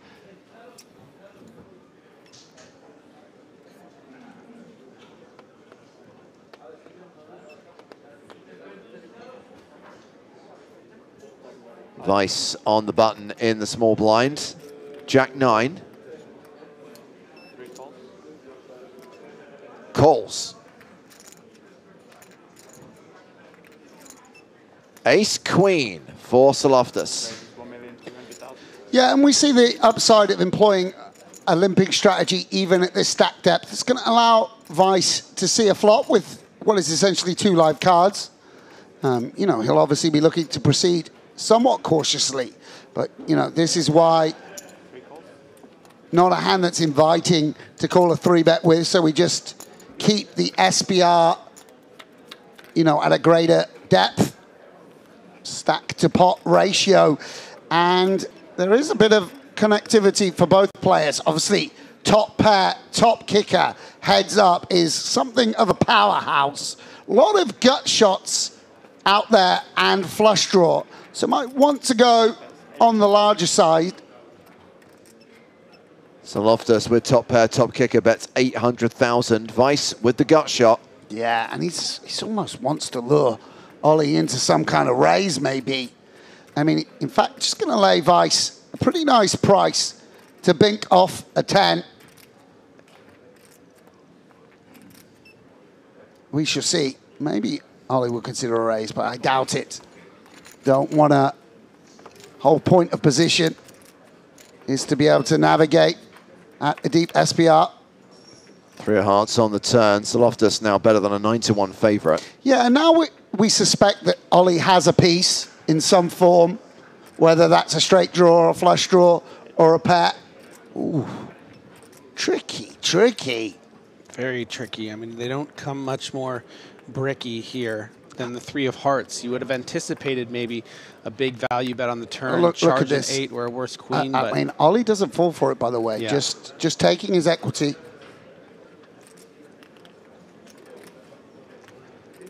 And now, what does Loftus want to do on this river card? It's pretty annoying because it's actually kind of a good card for his range. So it's a little bit harder to get hero called.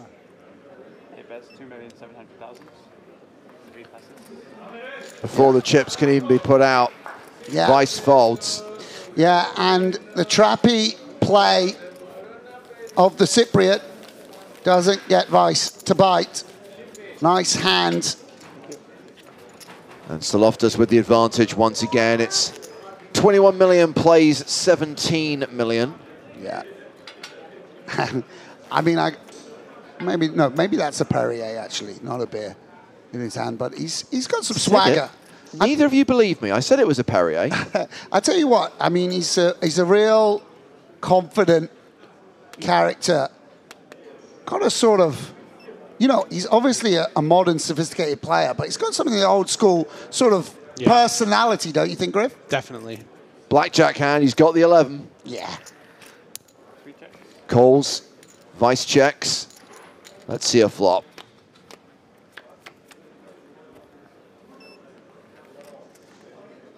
Ten, 6, ace. So the pair of sixes for Vice.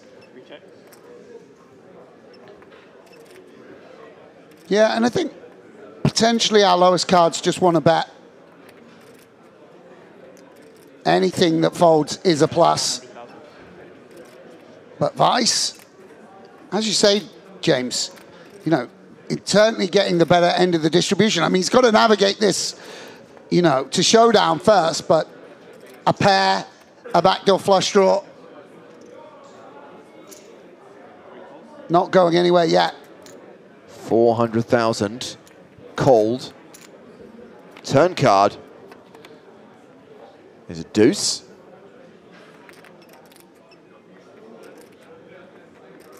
Now what for Loftus? Just made me think, Griffin, it's so annoying when you double on an 11 and get a deuce. Yeah, and, maybe we just want to, no, checks back. I think it's quite nice, by the way, from Loftus. That's what I'm talking about, a sort of counter adjustment, not to be blasting off every hand. Vice, no need to be bluffing with the 6, particularly with queen kicker. Occasionally we just show down and win against 6-5. But now Loftus very low in his range. Gonna have bet 3-5, 4-5, and the like on occasion on the turn. 1-1. And will go big. As if he's rivered 2-pair, made a flush. I mean, perhaps even a hand like Queen 10 can just go this sizing in the bet check bet line. What does Vice make of it? Question is, if he folds here, does Loftus show the 7-4? Yeah, I don't know whether it's as big a pot. I mean, oh wait, what a call, by the way. Single chip call. Heroes with a pair of 6s and wins the pot. Very nice call from Oliver Vice. Very, very nice. Sort of feels he would value bet a 10 himself. Value bet ace. Not too many bluffs with a queen. Would have probably barreled spades on the turn. Sure. I mean, it's just nice poker. I mean... Help me out here, Griffin. Do the sound effect. It's even Stevens. Boing, boing.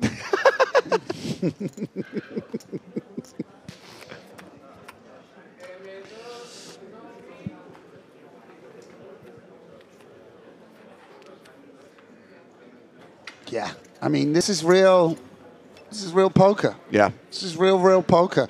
You don't get an EPT title easily these days. You've got to fight for this title. Each and every stop, we see so many high-level poker players, in the latter stages. It's really remarkable. things that we would have only seen from superstars back in the day. You know, not to say these two guys aren't superstars in a way, but it's just impressive to see. Like, I really like the way Saloftis played it. He's just got, you know, cooled down. You know? Yeah. Well, there is a 9 on the flop, so this is advantage Saloftis. Yeah, and Vice, nice to have club at diamond, but maybe too much hand to bet. Oh, it does go for it. Just going to generate a lot of folds with these two cards. Yeah, really sticking with the limping strategy at the 60 big blind depth. You know, sometimes a hand like as strong as ace-8 heads up, you'd think sometimes would come in for a raise. Oh, a pair of 8s now for Vice. Yeah, and it's nice for him. We've outdrawn the 7x portion of our opponent's range. So, no necessity to bet. Of course, it would be nice to sort of bet and check back the river, but not. I think a sophisticated player like Vice won't lean into that strategy. Will keep his betting bets a little bit. Hold on a second. 6, 7, 8, 9. Nope, no straight. More clearly for value and bluffs. You know, keep your strategy a bit more polar, and rightly so. Wow, and Saloftis reaching for chips with a bet of near pot with the 10 and 5 both making straights. This is wild. This is a value bet, right? Yes, this is a value bet. And so he said, okay, you're going to look me up light. I'm going to go light for value. And this is just making the pots bigger and bigger. What would be incredible is if Vice finds a fold here. Having made the call with the 6 on the previous hand, if he can get away from a worse pair. No, he does hero again. It's good, yeah.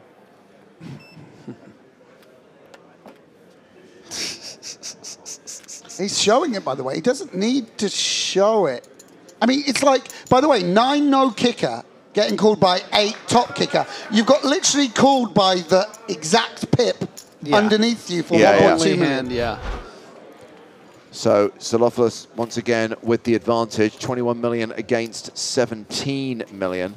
Yeah, and Ollie now going to have to put that in the computer and be like, all right, now he's going thin for value as well as going maybe leaning into bluffs too much. So what does that do to my strategy? I mean, we're really seeing a great heads-up match here. Yeah, a lot of computing going on. And great counter strategy from Saloftis. Maybe I'm being results-oriented. Obviously, lucky to find him with a hand worse he could call, but he also noting this is Ollie's perception of me. So, all right, you know, put that in your pipe. As we come to the end of EPT Cyprus, I mean, obviously there's no guarantee this heads-up battle is going to be done anytime soon, but it will finish tonight. Winnie, claps in the chat, please, for the excellent tournament staff on the EPT, all the dealers, especially those who have been working at the feature table all week, listening to the music that I've selected for them. Today's dealer has been listening continuously for the better part of 10 hours now to Dogman Star by Suede. This guy now knows all the lyrics to introducing the band. Yeah, and Saloftis, as has been his want, betting the second pair. Nice to have the heart for backup.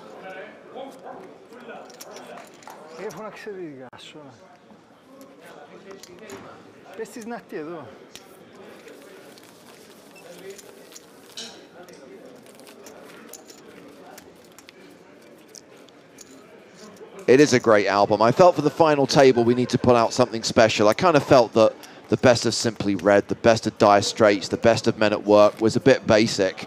30th anniversary of Suede's second album, the last time Brett Anderson and Bernard Butler worked together. Of course.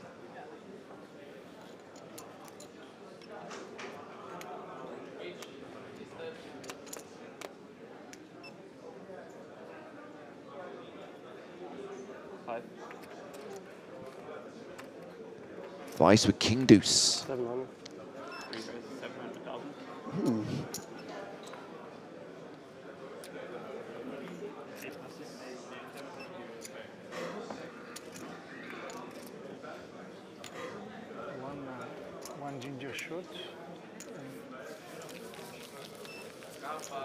Now we see the Cypriot rail. Yeah, I think it's fair to say most of the people sat down there watching this final table are supporting Georgios Saloftis. There's a little German crew contingent in the background. I think that's they're Leonard lurking at the back. Mao. Yeah. And Pafjan.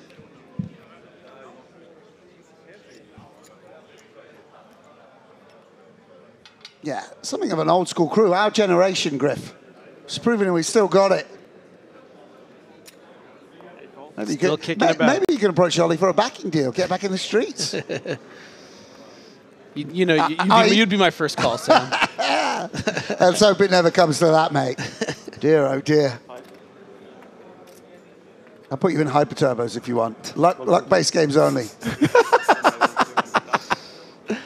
Yeah, and Vice going for the ISO with the A6 suited. I think Georgios' limping strategy been quite honest up to now. He's not really been able to work in a sort of stronger hand. He's just limped the least good hands. And Ollie going to be aware of that perhaps. It's hard to be really, really well studied in heads-up poker, particularly, tournament poker, which comes with the ante, and so very hard to be balanced. Vice with Queen 3. Yeah, and I guess now he's over 50 bigs. He's playing pure raises, almost pure raises. And Saloftis, I think some players would call here, but I think he's just going to 3-bet. He's happy to play big boy poker and navigate a 4-bet or whatever might come his way. And I think that's probably the right approach. Yeah, and I'm curious if it's a hand selection thing. I mean, we have obviously been seeing mostly limps from Oliver Vice, but the King Deuce, the Queen 3, maybe taking these single blocker, not great playability. Just play them as raises. I think maybe because they can't limp call.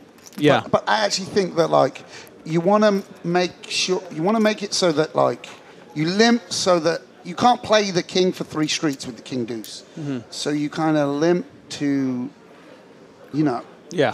keep the SPR small, and then raise when you got King Jack so that you call a King 8 and you play for it all or whatever. I don't know. That's how I picture it. Also, sometimes people just play, under 50 big blinds I'm going to play limps, and over 50 big blinds I'm going to play pure raise. That's right. I mean, I don't think that's exactly GTO, but it's a kind of nice heuristic also. Mm-hmm. We'll see. I'm not, as I say, very hard to be well studied enough at heads-up poker. Got a Jack 6 flop, Queen high, still the best hand. Yeah, nothing on nothing.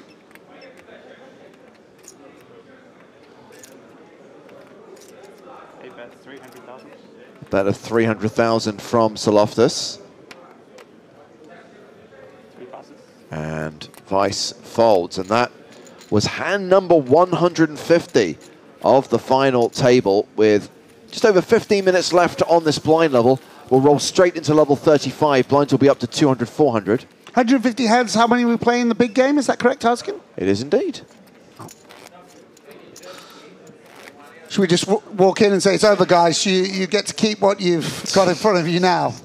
So basically, because you got the biggest stack, Georgios, you're declared champion. Yes, indeed. I mean, maybe Ollie will offer $70,000 for the trophy. Maybe. A la Mikolai. Oh. A la Super High Roller champion. Honestly hope we never see that ever again. By the way, just won another tournament, Mikolai. Won a 10K hyper out there. So he's got the triplet to take home to his 3rd child. And Saloftis with the 3s will come along hoping to make a triplet himself. Make a triplet. I like that. No 3 on the flop. No 8 or 7 either, and only the 1 heart. I guess backdoor straight and flush possibilities. Yeah. Backdoor street flash, potentially. Indeed. Wow, I can get a bit prematurely excited. We shall see. Certainly it's a nice hand to bet because we can actually imagine sort of folding out a queen 7 or a jack 8, something of that ilk. And I think Saloftis will probably call. Not only do we have the best hand a decent amount, but hitting a 3 is very powerful, very disguised. Hope that we just check and show down occasionally against king highs. Queen of spades on the turn. Yeah, and I wonder if Vice goes for it again. Definitely going to be some queen 10s, queen 9s in out of position check calls. But having 2 overs to the 6, like this is the worst hand that can outdraw a 6, if you get my meaning. Maybe 5-4 we take into delay, and this we fart. Yeah, and I think it's more than the queen 10s and queen 9s. As far as the queen combinations, you know, all the suited queens are also going to be flatting pre. Yeah. Calling on the flop with the backdoor flush draws especially. And Saloftis considering going for some value against king highs. Yeah. No, I don't think we can do it with two 3s, can we? Does check. And Vice, will he, I mean, we're sort of in the nut low region of our range now. I mean, 5-3 or 2, yeah. And he's just deciding that he's not going to bluff Saloftis. And he's got to, again, you've got to be careful. As much as I praise both of these guys for adjusting, readjusting, you've got to be careful you don't just give up bluffing people. Do you know what I mean? Like, say, I'm going to have no bluffs and all thin value against this guy. Like, if you go too extreme, you can get countered pretty quick. I think he's going to call there with the 3s, though. And that's the problem is, you know, I think... But yeah, so you got a barrel turn. I mean, you can't just... Yeah, so what if he calls you? That'll encourage him to call in the future, right? Yeah. You know, it's like if you know you're playing rock, paper, scissors, and I know you throw 20% too much rock, I don't just throw paper 8 times in a row. Yeah. Because you can just... You'll clock on after 4, and you'll readjust and stop throwing rock and get me. You know what I mean? That's why I've been losing to you in rock, paper, scissors.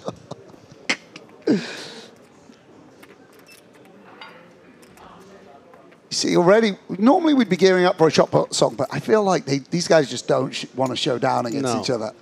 Like, they need, like, king 8-7, turn ace to just be like, well, okay, we'll get this down. Look at this. Ooh.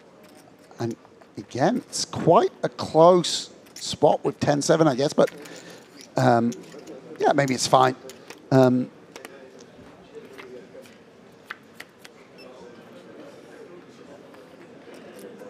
5-4 deuce with 2 hearts. Yeah, and Ollie gonna potentially bet because he just wants to realize the equity of seeing a 6 turn, seeing a club turn. Oh, he doesn't. He doesn't. And Saloftis with the 10 of hearts and the backdoor straight himself.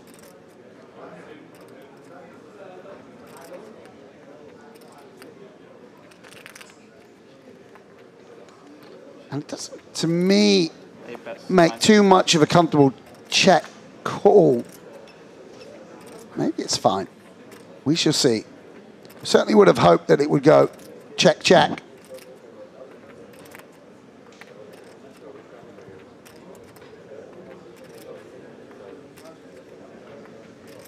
Wonder if we have a check raise. 3.1. 2.9. Oh, close. Very nice. Very nice. It's almost sort of a judo move. Using, you know, someone else's, like, they throw a punch and you use their momentum and weight against them. Do you know what he did there? Stick it in his eye. That's what he did. Yeah.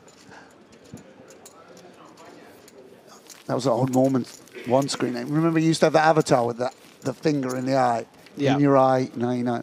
I'm old, please fold. Yeah. But really nice from Ollie. You see, again, I'm just thinking, all right, let's just bet out, blah, blah, blah. Might have got floated by the 10-7 with the 10 of hearts. Ollie going another way, mixing up his play, sort of using his opponent's propensity to c-bet too much, stab too much against him, and forcing him off the same holding. Can't speak highly enough. I mean, I knew Ollie was a good card player before this final, but, even he's really shown what he's got.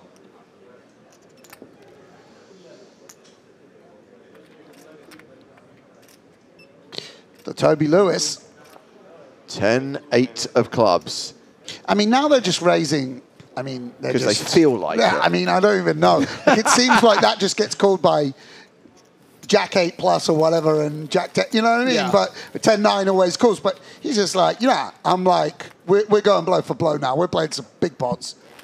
It's exciting poker to see. Theory is there, but it's heart, it's determination, it's aggression. Really great to see Soloftus's style, aggressive style. I bet you he's fun in a cash game, Soloftus, if he ever plays.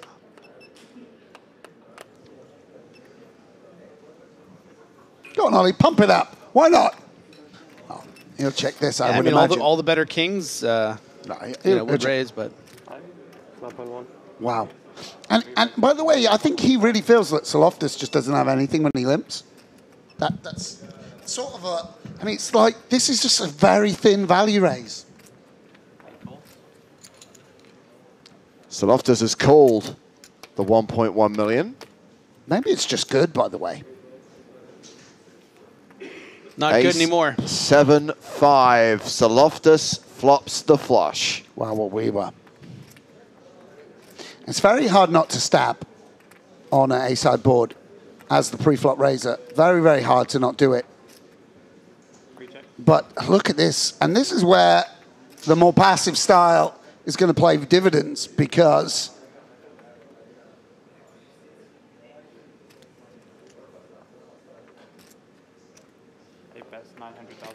he's aware, Ollie, as well, that a lot of the limp call is going to come from suited hands. Wow. And Soloftus is like, God damn. Where's the rest of the pot? Yeah, like A-side board, and I don't even get a C-bet. And this is where, like, controlling your frequency, so hard to not stab, by the way. It's just, it's built into us, because so many of the low-stakes games that you learn your craft at, C-betting every flop, every time is so profitable that actually, as you get to the higher stakes, it's kind of hard to sort of backtrack from that sort of baseline strategy and work in checks, check raises, check folds, and really nice play from Ollie.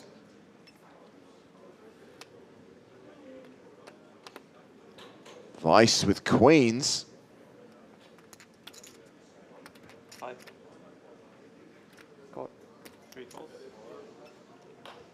And here's the trap. At 49 pigs, under 50, like you said. But Soloftus decides to check his option. He had a feeling in his waters. And he has missed this flop. King 8 deuce. Yeah, and Vice got caught out like this before with queens on a king high board.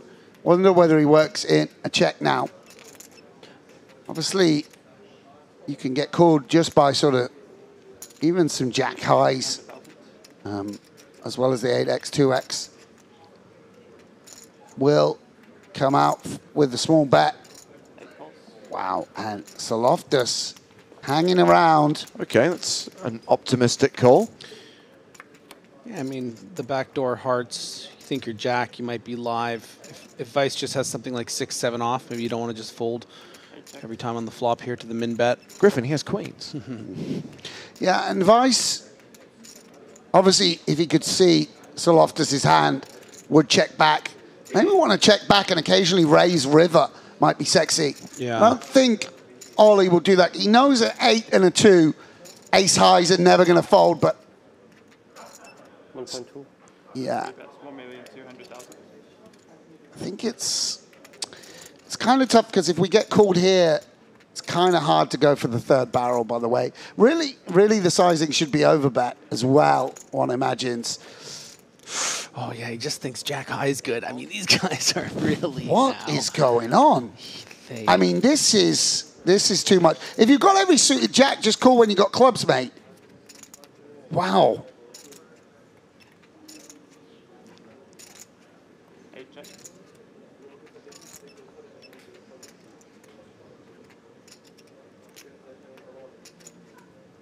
And this is the run out for Vice if you think your opponent has an 8 or a deuce, which is really what you should imagine at this stage.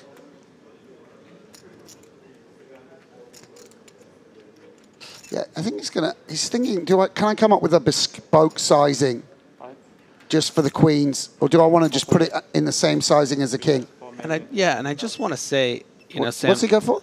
Overbet, 4.8. Yeah. One of the things you said on the turn was that, maybe we check there because we can't really go for 3, but the way that this heads-up match has been going, the way the dynamic between these two players have gone, this does kind of become a street hand, right? Wow. And look at this. He's considering calling, by the way, with Jack 3 high. No, it doesn't do it. And I mean, a 3 is just not a good card to have, by the way. No kidding. In very few circumstances, we could come up with a technical term for it, but just 3 is not a good card. Yeah, I love it. I love it. Breaking things down into simple words that everyone can understand, Sam. 21 million plays 17 million. Saloftas with the slight advantage right now. It's approximately 70 big blinds playing 55 big blinds. With 4 minutes on the clock, then the blinds go up.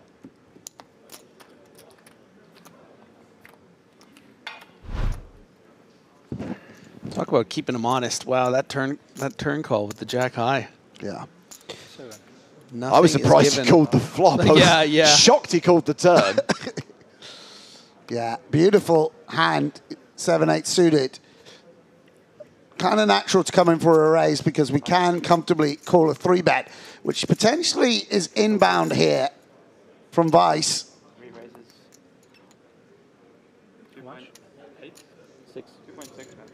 Yeah, 700,000 the raise from Saloftas, 2.6 million the re-raise from Vice. Oh, yeah.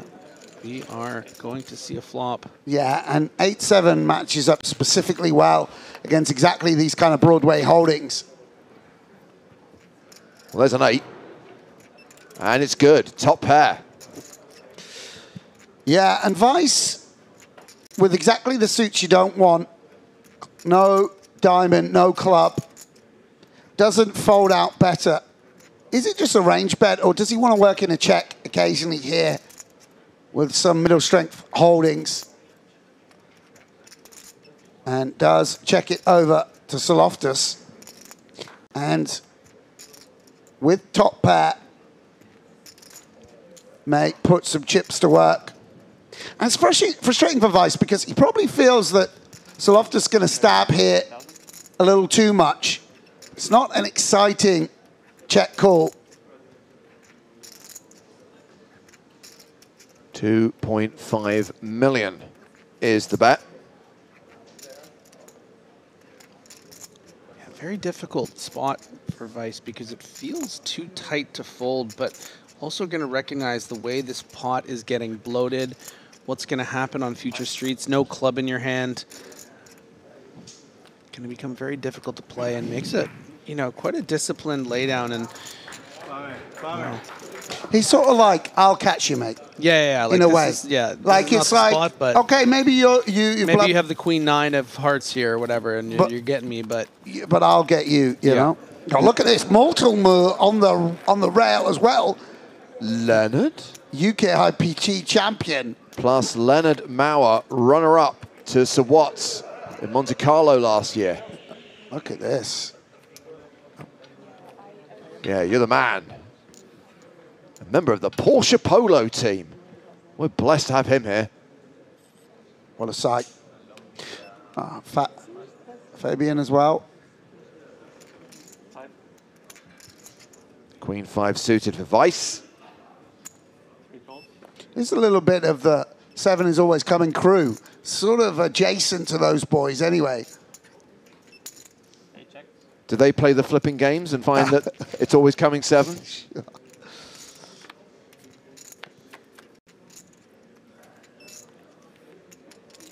Jack, Jack 8. Just the 1 diamond. Yeah, and I think it's an okay bet. Just because we block check raises a little bit. We'll check back. Makes sense, I guess. 6 on the turn. So that's the gut shot for Saloftis with his favourite hand. Yeah, and I mean, I think if we have a heart here, it makes sense to bet. He's just going to go for it anyway, by the way. And also, this everything pumps up the aggressive dynamic, because if every time you check back, your opponent's going to stab, you have to sort of bluff first with some hands that you would like to check back to realize equity, and it's just non-stop, really. Yeah. Okay. The meta's always shifting. It's amazing. And Saloftis has increased his advantage over Weiss. It's 24.5 million playing 13.9 million, and we are now moving into level 35. Blinds are up this hand, 200,000, 400,000, with a 400k big blind ante. So the stacks get shallower. We are now playing 33 bigs effective. James, don't rush them. I know we like to make them go a little faster sometimes, but we can let them play a little. They get 45 minutes to play heads up per level. That's more than enough. And Weiss now suddenly just playing 33 big blinds. Ace-9 off is actually going to be good enough to play for stacks. So after the limp from Saloftis is going to raise 3.5x and just get it through. Does indeed. At this point, I'm going to put Joe Stapleton in charge of proceedings. He'll keep you in line, Benja.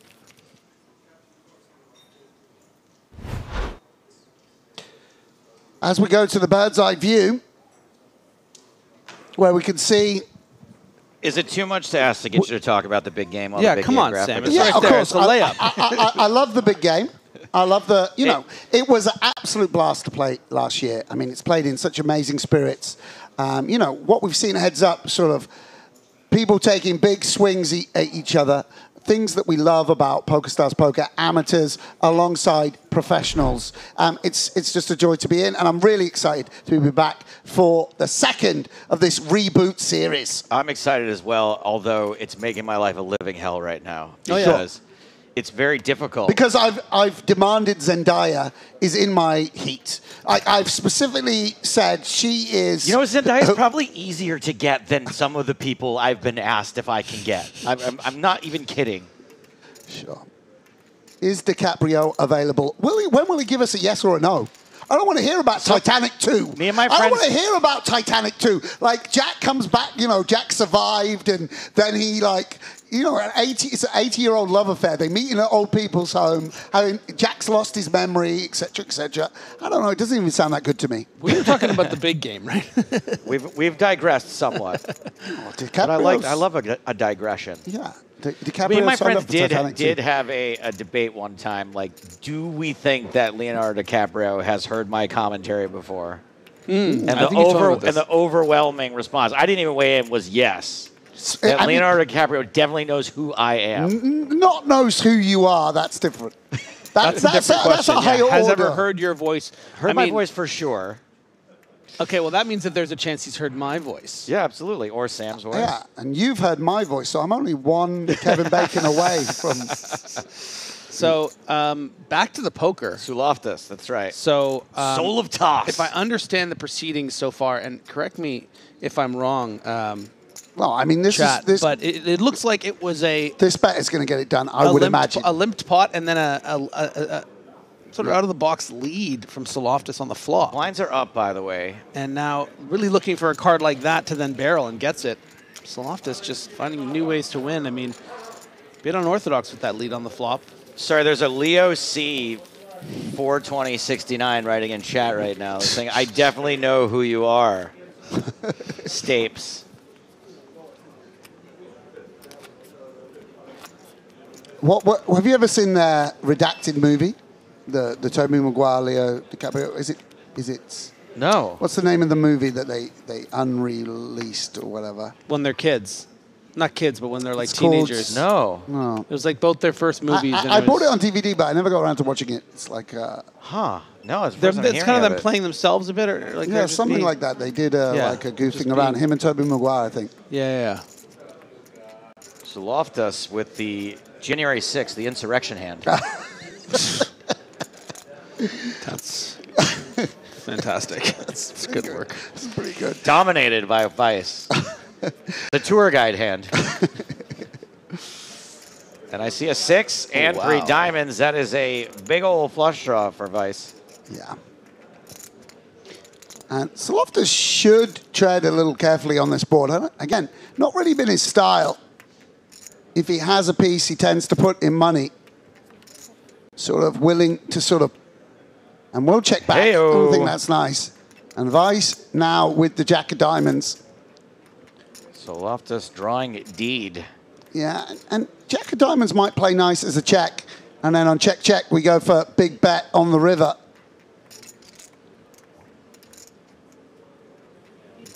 Check, check. And that's going to be the green light for Ollie Vice, I believe. Once we get all the way to the river, this hand becomes worth pot. Over under 2 million? I think he'll just go over bet. That's what I would do. I mean, just if you're only betting a flush plus. Over under 2.5, Joe? Under. Let's just go pot, I think. It's nice to use that as a sort of anchoring point so we don't tip off the strength of our hand. Yeah, it goes big, big, big. Look at this. This is really nice. Over. Yeah, so, you know, if we had king 6, let's say, I think that's nice. You know, sort of completely unblocking bluffs. When you, oh, he just calls, by the way, just very quickly and. Pair of 6 is no good. Wow, that's quite a payoff there. And he was right to size at 2.8. I mean, he got paid pretty quick. Sure. I mean, Ollie, these guys, no quarter something or given? How's this phrase? I mean, nothing is, yeah. After I do 8 hours Nothing commentary, is given, everything I is... start to lose my ability to speak. Everything so is it's a bit of a earned, problem everything has for to be that. taken from the other. It's just an absolute bloodbath. I love there's 3 different conversations happening here between the 3 of us. It's rare though because Griffin's normally on his phone. So, so normally it's just you and me, Joe. Wow. There's new reviews of there's leaks of Last of Us Season 2 that Griffin has to check out right now. Wait, did you send those to me? Sure. Oh dear. And what's even the chip stacks? I mean, the good nice thing is they're going after each other, really inflicting wounds. But it goes one does it to one of them, and then the other goes the other. So it keeps it sort of nice and even, Steven. Keeps it going forever and ever and ever. I mean, I'm really enjoying this. Thank God we have a little extra analysis in the booth here because Griffin will be talking to me about this stuff, and I'd be like, oh. So I'm glad you have each other. Yes, we do. And look at this. I mean, they're really, again, unafraid. I think this hand is quite natural check, by the way. But actually, he's ISOing against the hand 1 pip lower.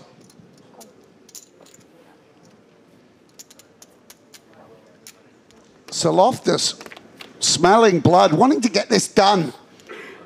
Oh my gosh, action flop. Yeah. What a sick game. What a sick game. Up and down draw. They have an instant classic here in this heads-up match, honestly. Yeah, and so Loftus, by the way, should recognize that this is going to hit his opponent's range pretty hard.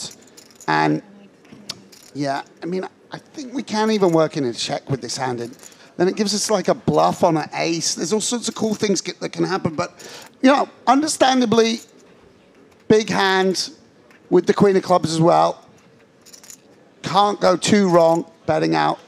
But Vice not going anywhere. just yet. 2 million called, 8 million in the middle. Deuce on the turn. Brick City. And I think if we do bet flop, maybe we do want to power through again on the turn and occasionally bluff clubs. Or maybe always bluff clubs. It's not going to make a nice triple barrel. We shall see. Look at this. He's lining up ammo, by the way. 5 million, I believe. 10 chips would be 5 million. Wow. 500K a pop. And this really does pressurize the Queen 9 now. It's not a comfortable call.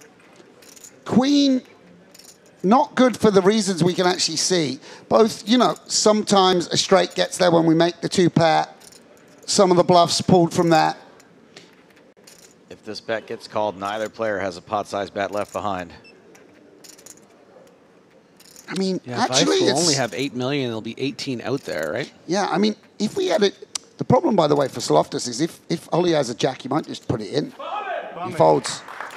Folds. Ollie folds the best of it. And another significant pot shipped back to Giorgio's, who now regains a 2-1 chip lead. I mean, by the way, it's really hard to play against guys like this that have the pedal to the metal every hand, putting you to the test, putting out huge bets. And are making hands often enough that you can't just... yeah, or not even making... He didn't make a hand, but he's just got equity, and he's just going to, like... But I'm just saying the times it's gone to showdown, he has had hands. Sure. I mean, also, you can't necessarily predict that King 10, Queen 10, King 10 are going to be isolated. So you do sort of worry it's just ace, jack, kings, or whatever it might be.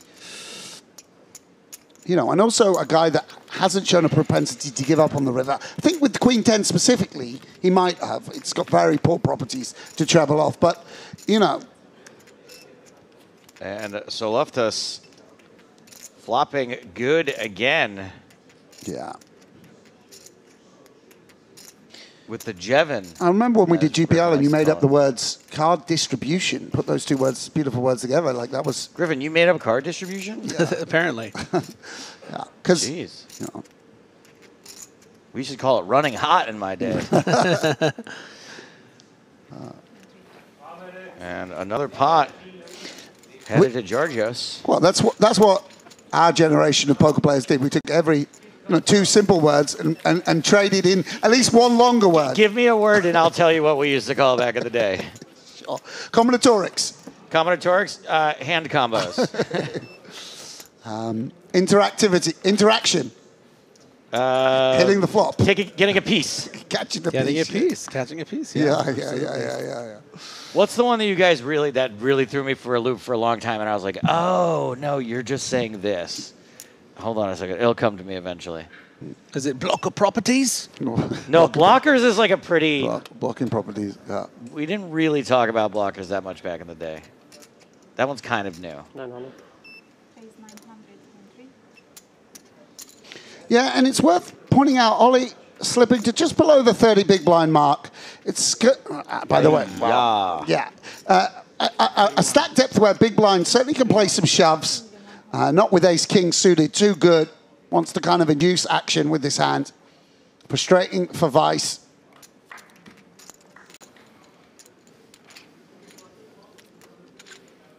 There's a bit of... Again, I'm just too into the narrative. I mean, I like to imagine these two really hate each other. They probably don't. As I say, they're probably going to give each other a big hug and go out in Limassol tonight.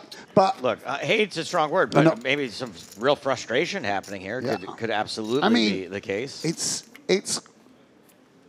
It does, heads up, just does feel different. I mean, it's literally your take. It is personal. Yeah, a little bit. It's been like that with these two for the last 2 days. I mean, windmilling huge bluffs to take chip leads with 15 left. I mean, it does feel personal. And, speaking from experience, when you're going through a poker tournament, you're getting, very deep and you pull, are you thinking of any tournament in particular, Griff? No, but you pull motivation for, exactly. You do pull motivation in different ways, and sometimes it's about saying in your head, like, screw this guy. Like, let's go. Like, let's check his privilege, whatever. I'm all right. Look, I'm okay. I'm okay. My life's going to be fine. I'm happy. And by the way, Saflatus, for one of the first times, turned down the opportunity to c-bet with the Queen 7, sort of just kind of giving up a little bit, or at least delaying the bluff. And Vice, with the King kicker, going to bet.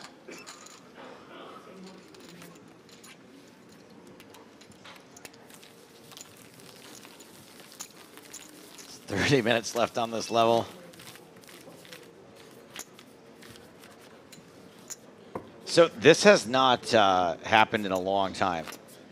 At this hour of the day. Now, it's not super late here. It's 10:30 at night. We're on a 30-minute delay, but every other tournament is completed. Wow. The only thing going on in the room right now is the main event. That's amazing, yeah. And It used to be very sometimes, common back in the day. When it's right? at 5 a.m., yes, but not at 10:30 at night. Yeah, wow. Vice first to act, 7-5. Calls. Yeah, he would love to pick up a hand. And Saloftis. Leave him alone, Georgios. It's a double down hand. This is the blackjack player. Don't forget. And look at the unbalanced sizing, too. Just 5x into his 30 big blinds. Yeah. I mean, there are some, you can play two sizings. Double down. Yeah, but... there might be something to this. That might be the next evolution of like the poker theory. Is like 2 cards that add up to 11. Maybe there's something to that. Yeah. Just think about it.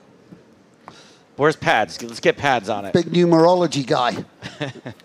8 is the number of abundance. Big in Chinese culture as well, right? That's right. The lucky number 8. Yeah. Bao. Ba. Ba. And now Saloftis will try and sneak in. Vice gone after these limps a lot, by the way. 2 million. 1.4. Yeah, I mean, wow. 1.4. Yeah, and Saloftis might not fold, by the way. But look, he's going. He's just going thin value. He's just going for thin value, by the way. Yeah, he knows he's going to get some weaker jacks and 10s in there. Yeah, I mean, this is such a dynamic to this heads-up battle. I really love it. He knows he has the nut jack or nut 10. That's the thing. Sure. Right. So let's get these other hands in there. I could go for a nut jack. 5-5 deuce. 2 clubs. You're watching EPT Cyprus. The nutjacker. It's a squirrel type, indigenous to the Belgium, to the Walloon region of Belgium. It's a great video game I've been playing. I know that. Matt Jack. Oh, that does look really fun. Yeah, very fun, but it's only on PC. You don't know PC, do you? And by the way, Saloftis with just enough. I mean, it's nice to bet. Again, you'll notice club, diamond. But will continue. Absolute snap call. Just just in. And on a brick, Ollie going to have a tough time of it. But a king is a nice card for Vice. We got another jack high flush draw. Yeah. Knows it's very unlikely that he's dead. And even though no better hand really folds, just punishing live cards.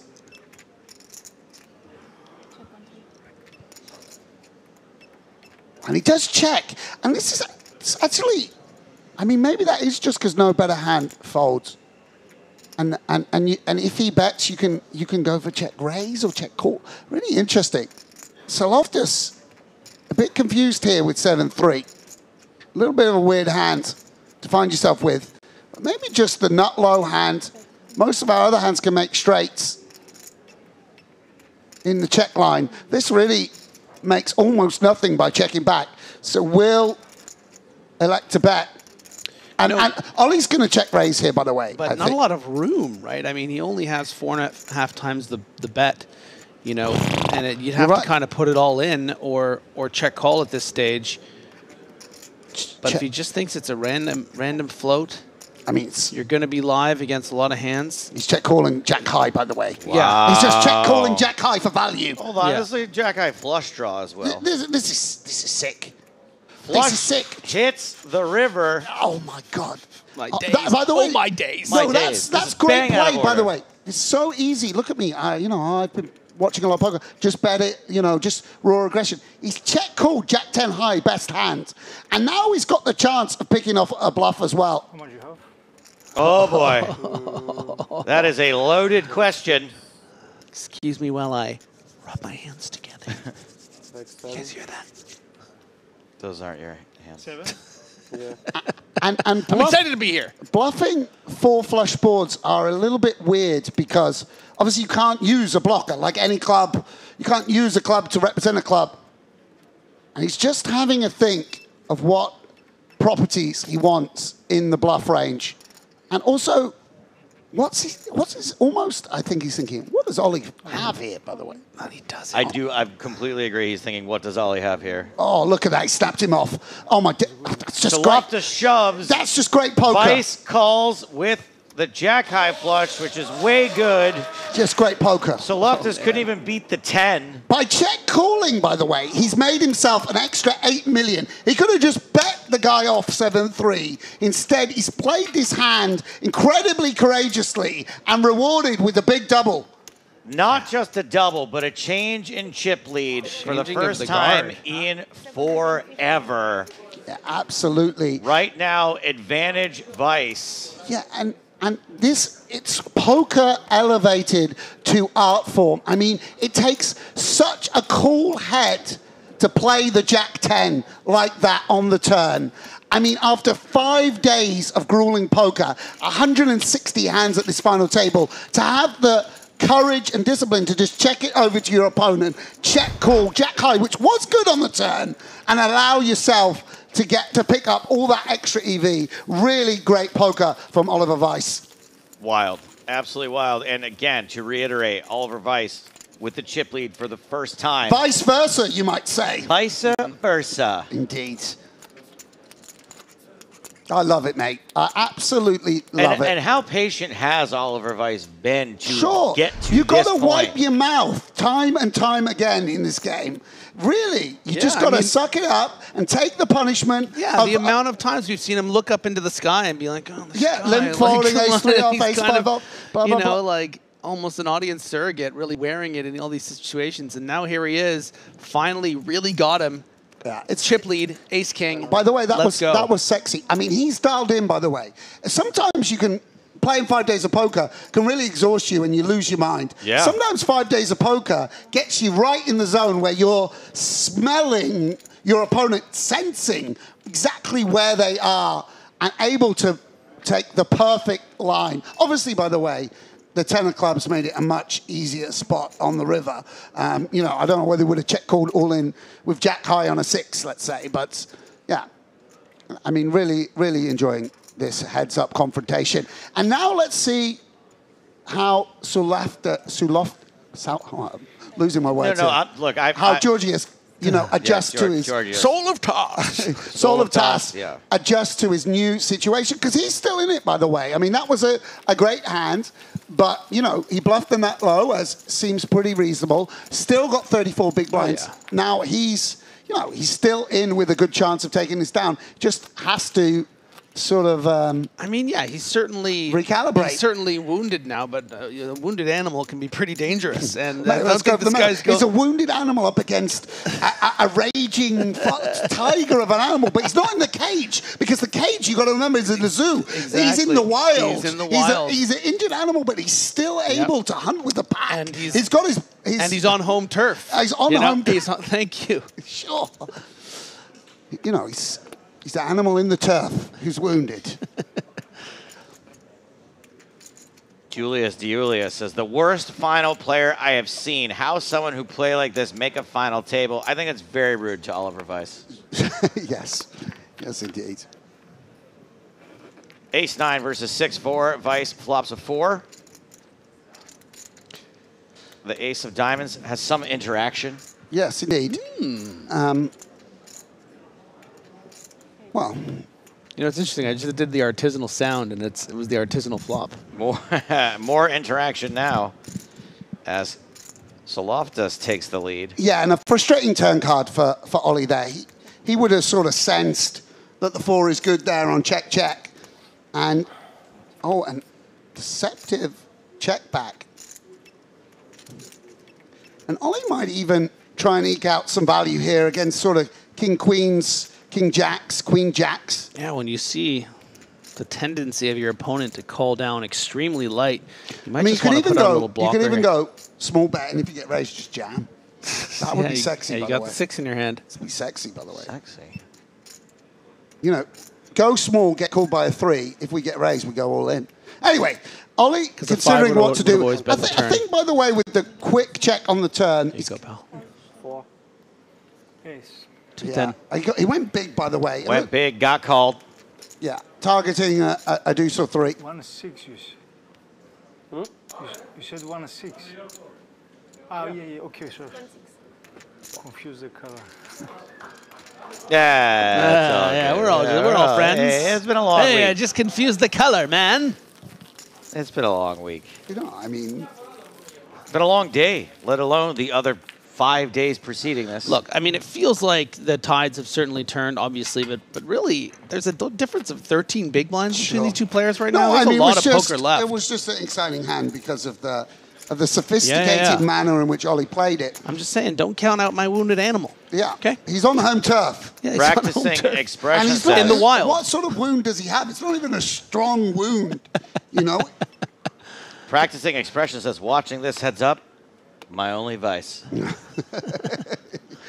Joe, we know you've got multiple vices, so don't come. No. I was reading it off the YouTube. You have more. Ollie is not your only vice. It would be better if we counted the non-vices that I had in my life. Sure. You got so many vices. I mean, they extended the 7 deadly sins. They found 4 that had been hiding. No one even knew about them. You know, they haven't been practiced since times of ancient Greece. Now, like poker, some of them have just been renamed from the old ones. Sure. Sex addiction. That's just good old lust, okay? 10-7-4. Pair of 4s for Vice. I actually bumped into Oliver once in Florida. Miami Vice. Wow, Sam's I really got drunk. Because that was quite good because I actually was tuned in for the story. I didn't know it was going to be a bit, and then it, you set it up and then you flipped it like a, yeah. So dumb. So Loftus is the one firing with the gut shot.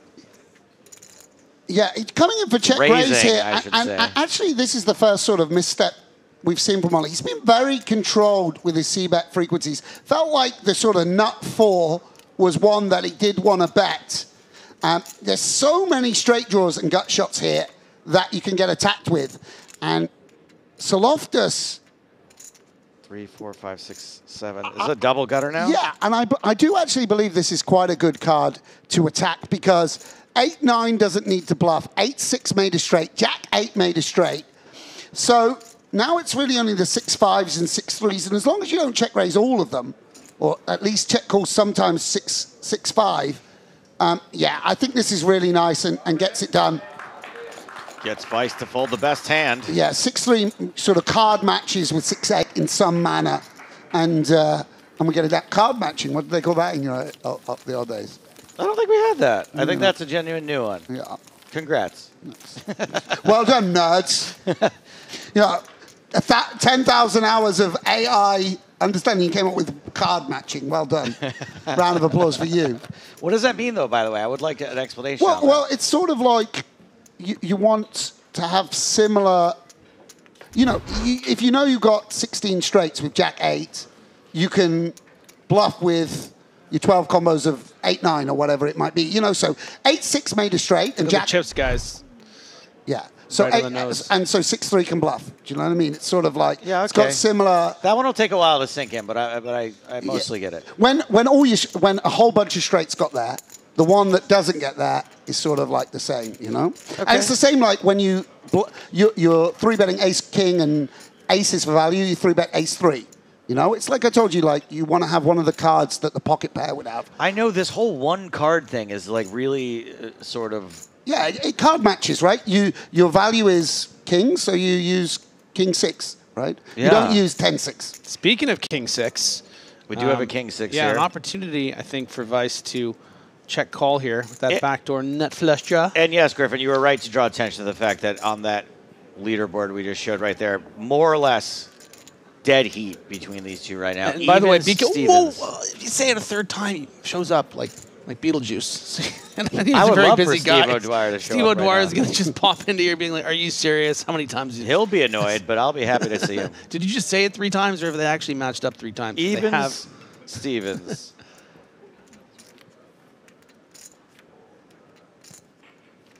Yeah, and Soloftas, rather, it's been his sort of style to go for raw aggression, but now going for a sort of subtle line, checking back, perhaps as if he's hit a queen or as if he's got a 9 that he'll consider value betting on the river. And now, and I do believe that's the first give up Pure we've give seen up, yeah. from Soloftas. Checking down, no equity. And he is a wounded animal. That's how in the wild. That's how a wounded animal plays it. Maybe not even on home turf. He's been sort of, yeah. I mean, he's recalibrating. He's saying, okay, you think I'm bluffing every hand. You're checking good hands to me time and time again. 15 minutes left on this level. We got a poker game here. We do have a poker game. We've had a poker game. It's been a poker game for days. It's kind of what we do here at Poker Stars. It is difficult. Now, I think I have to credit you guys with some of this, but it is difficult to have a heads-up match that lasts this long, that is this interesting. Yeah. Oh, I mean, this is the star quality on display from both of them, by the way. But you're right, though. Very elevated by our commentary in particular. Thank you very much, Joe. Flop is ace, ace, queen. Pretty good for Soloftas. The soul of toss. Yeah, and strange board can almost sort of value bet king high here. Yeah, I mean, and then check even down. good enough to call a raise with the backdoor clubs. Might get a little shifty on later streets.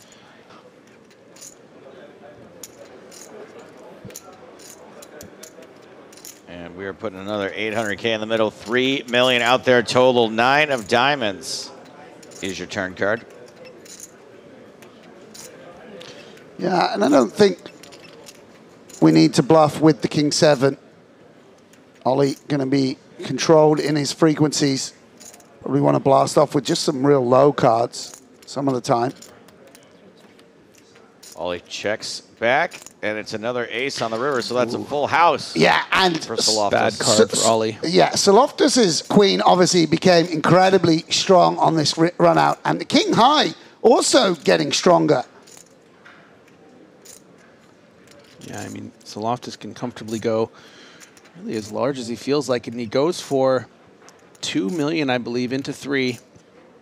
Yeah, and Ollie not acting in haste. Kind of, it's good to not have a heart, that's for sure. What would the bluffs be? Jack 10 would certainly bluff. And I guess hearts. Some hard bluffs, yeah. I mean, this is the thing, right? And I really don't blame Ollie for calling here. And the reason that I feel strongly about that is because it's one of the first times you mentioned that we saw Soloftas, check back 6 high, for instance, Is he really going to find himself on this river having missed hearts with, say, 6-8 of hearts and not take a stab after doing that, right? Yeah. But on the other hand, it's tough board to bluff. When it runs out ace, Yeah, you're stone repping a queen. And it's also or people quads. overfold ace queen. It's hard to get the correct frequency of calling 6-5 of clubs out of position that you're probably supposed to do, or whatever it might be. Yeah. Or calling 5-3, with 1 heart, or I don't know. But yeah, it's definitely a reasonable bluff catch. And we're back to sort of status quo of the past few levels before that big switch around. We're calling it, is it not clear? We're calling it even, Steven. Don't start saying status. No, quo. I'm saying it's he not has even 21 anymore. million. He's got a big lead now. Oh. Well, 12 big blind lead. It's flipped back around. So maybe you should just let me finish talking. Sorry. I will. I'm going to mute my mic for 5 minutes and check my own privilege. I'll speak to you guys in a little bit. no, no, no, don't go. I need you. Yeah, he definitely needs you. Top pair for Soloftas. That's all I'm good for here, is announcing what hands people have. And even that, dodgy. Ace on the turn after it goes check, check. Yeah, and you see now Soloftas working in some checkbacks with top pair to balance for the give-ups. These guys playing very, very sneaky. Unfortunately, not going to work out here because the check back actually going to look like it's some ace high.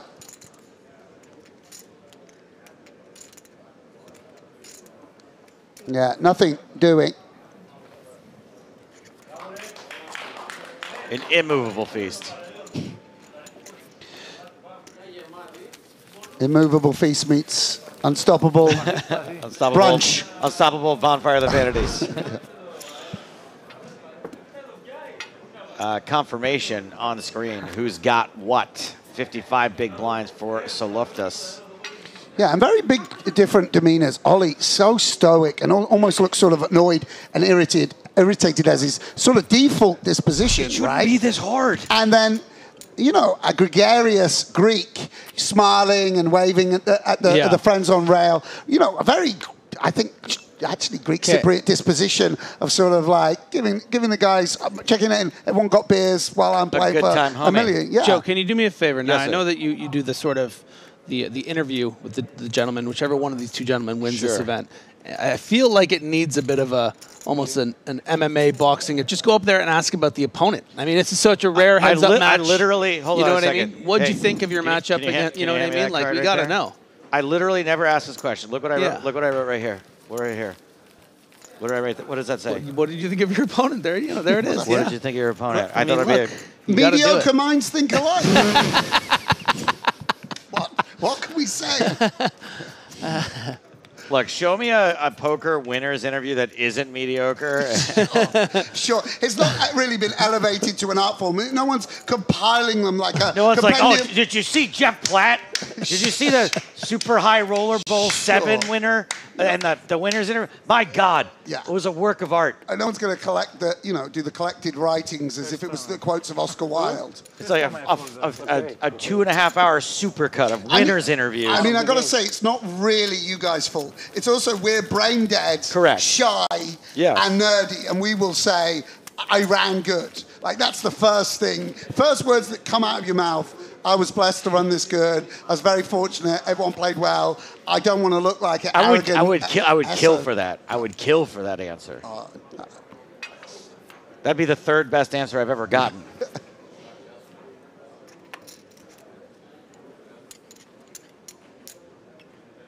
You're watching EPT Cyprus. Heads up for $1 million. $400K difference. A lot of money. You forget about it, right? Because we hand it out each and every broadcast, but $1 million. 900. They should put it on the table in ones. Just dump Imagine it out. that you just tune in and they're just like tumbling. They're blowing in the wind. What reference? That's a reference to It's my a comic reference to your book. comic book. Yeah, of course. I learned that for the first There's time. a huge twist in my comic book about the money being dumped on the table. King A tray, I'm pair going of to have to finally eights. read that thing. One of these days. He actually mentioned he's been wearing the shirt all week with You the can wait. trapped You on can wait it. till the movie. We've already raised $5 million for the movie. So. Shut up. Really? That'd Yeah. be amazing. Yeah, actually, really. Actually, yeah. You're Fantastic. playing yourself? No, I They're almost using, said this, F now. they're using the same CGI as the Irishman to age you back to 37. Yeah, they're gonna early Harrison 30s. Ford me. They're gonna Indiana Jones me back to the 1930s. No, back to your mid-30s. So Loftus does have the best of it here with the pair of eights. Yeah. Wow, Just check traces it up. raising. Let's go. Wow. I mean, it's really... I mean, it's interesting. Backdoor flush too. Just like you can it's probably, keep going. It's maybe probably good. it does work. You do work in an 8 there, here and there. I mean, maybe you do. Yeah, with the ones with backdoor flush draws, it seems kind of interesting to me. I like it. And Oliver Weiss dropping down to just about another 2-1 deficit as we approach the last couple of hands of this level. By the way, Paul, our producer's got a great shout here. Greatest winners interview with Scarf Guy from Barcelona. I don't know if you remember, but he was like, Doug Polk, I'll play you heads up for $1 million. He went crazy. Hey, so listen to this. On Twitch, Morth says, luck doesn't last, skill does. And we have one gentleman here Skill Motor.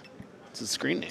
So maybe that was a reference. Skill Laster. Yeah, and again, the sort of raising strategy gonna work a little bit against. Oh, we're gonna see 3, Sam. Because we're gonna see 3, gonna buddy. allow Vice to 3-bet,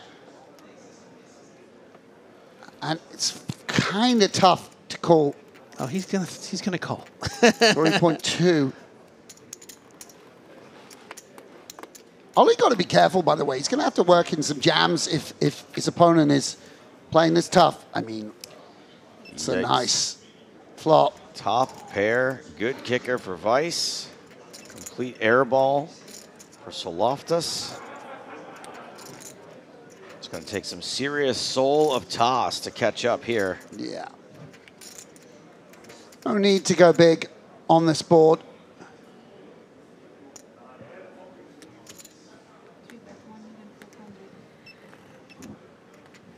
Vice continuing for 1.4. That's going to be enough to get it done. The fold of TAS almost. Fold of TAS. Sorry, is fold spelled with a U in the British spelling? Is that one of those? Fouled. Fouled of. Fold.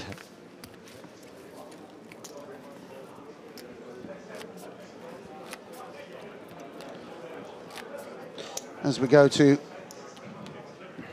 looks like they're playing in a mystic lake, you know, like the lake. Oh yeah, fog, like a foggy lake. Yeah, like the one in Empire Strikes Back. One for you, Griff.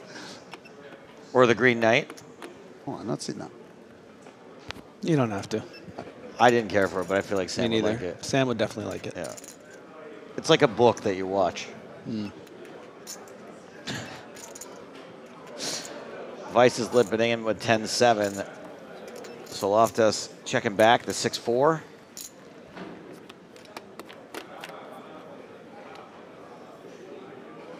Queen 10-8. Pair of 10s for Vice. Yeah, very middle of the range with the 10-7. Yeah, I think that's a pretty reasonable check. Jack on the turn. Yeah, not a great card for Vice to see with another overcard coming off. Overcard, straight card. Yeah. Maybe he just has a personal thing against jacks. We don't know.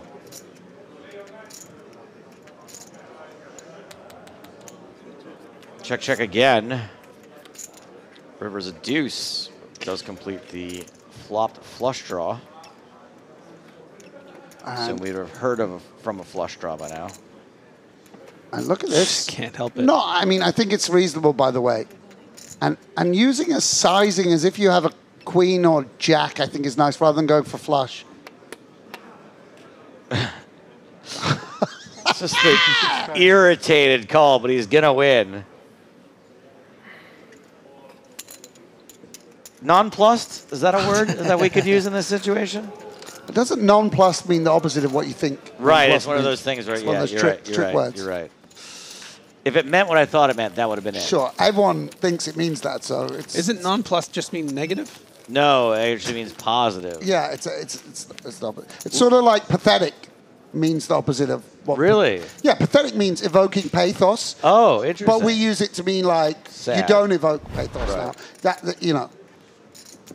Well, So when I called you a pathetic loser earlier, I meant it in a good way. Like, you evoke pathos. I did When I notice that. said, you overheard me at dinner on the other table saying, yeah, I work with Joe, he's a pathetic loser. I meant it just... I in a- actually hadn't overheard that, turns out. Nearly even Stevens again. Yeah, and Vice, we know what he's doing here with the King Jack suited. Pump it up. 1.5. Pump it up.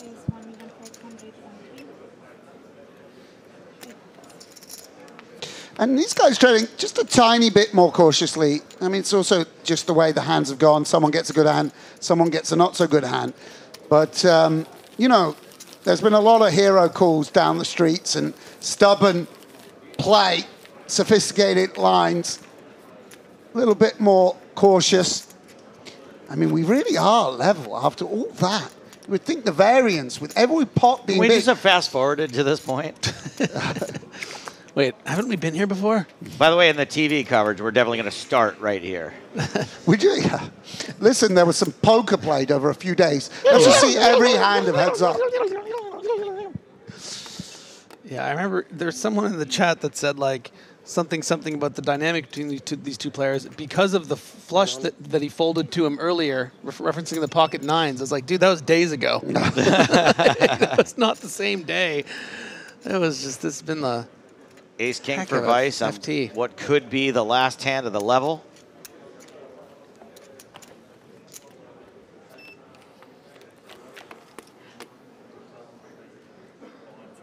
Seven, 6-5, a couple of clubs. That is a straight draw for Saloftis. Yeah, and we've all been here with Ace King when you whiff the flop. Oh, God, have we ever. Yeah, and Saloftis got to be a bit careful. Wow, he's just going to lead out, by the way. Don't try to predict the soul of toss. Yeah, I mean, and this is a little bit illegal, but I don't know whether Ollie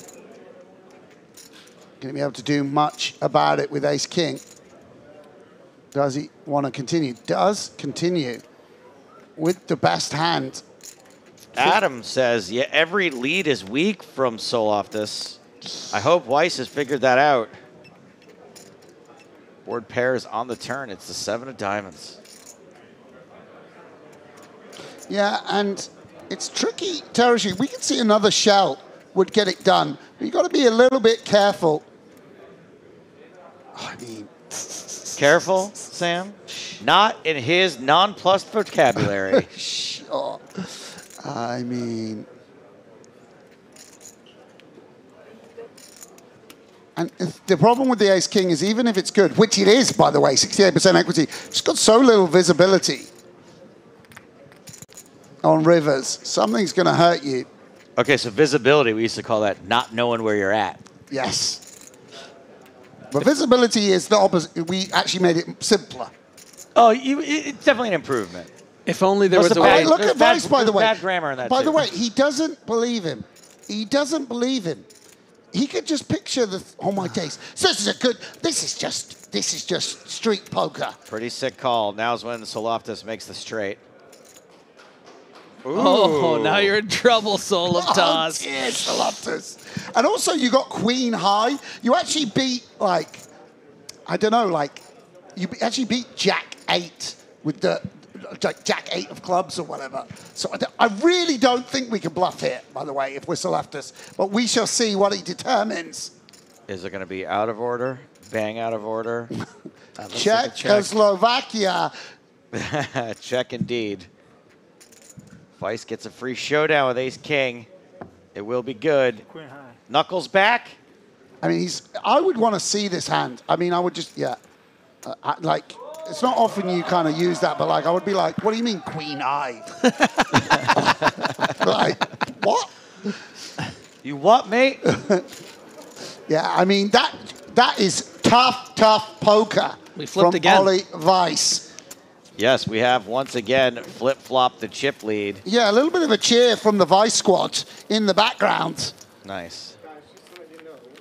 Oh, Toby Stone. The last one at 45, we'll have to go down to 30 because we have a timeline to get to. Unfortunately, we had some issues earlier on, so there'll be one more at 45 and the next one.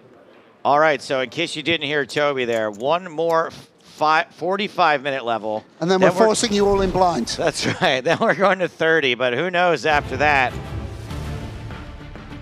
Blinds are going up to $500,000 for the big blind. And finally, the shorter stack actually kind of has a short stack.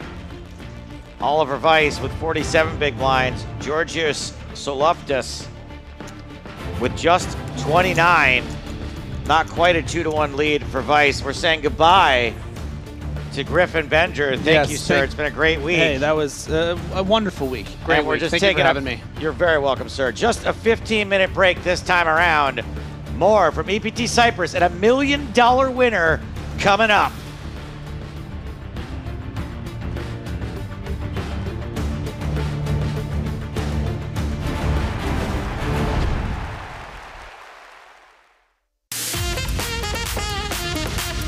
evening, everybody. Welcome to the Breakfast Party EPT Cyprus 2024.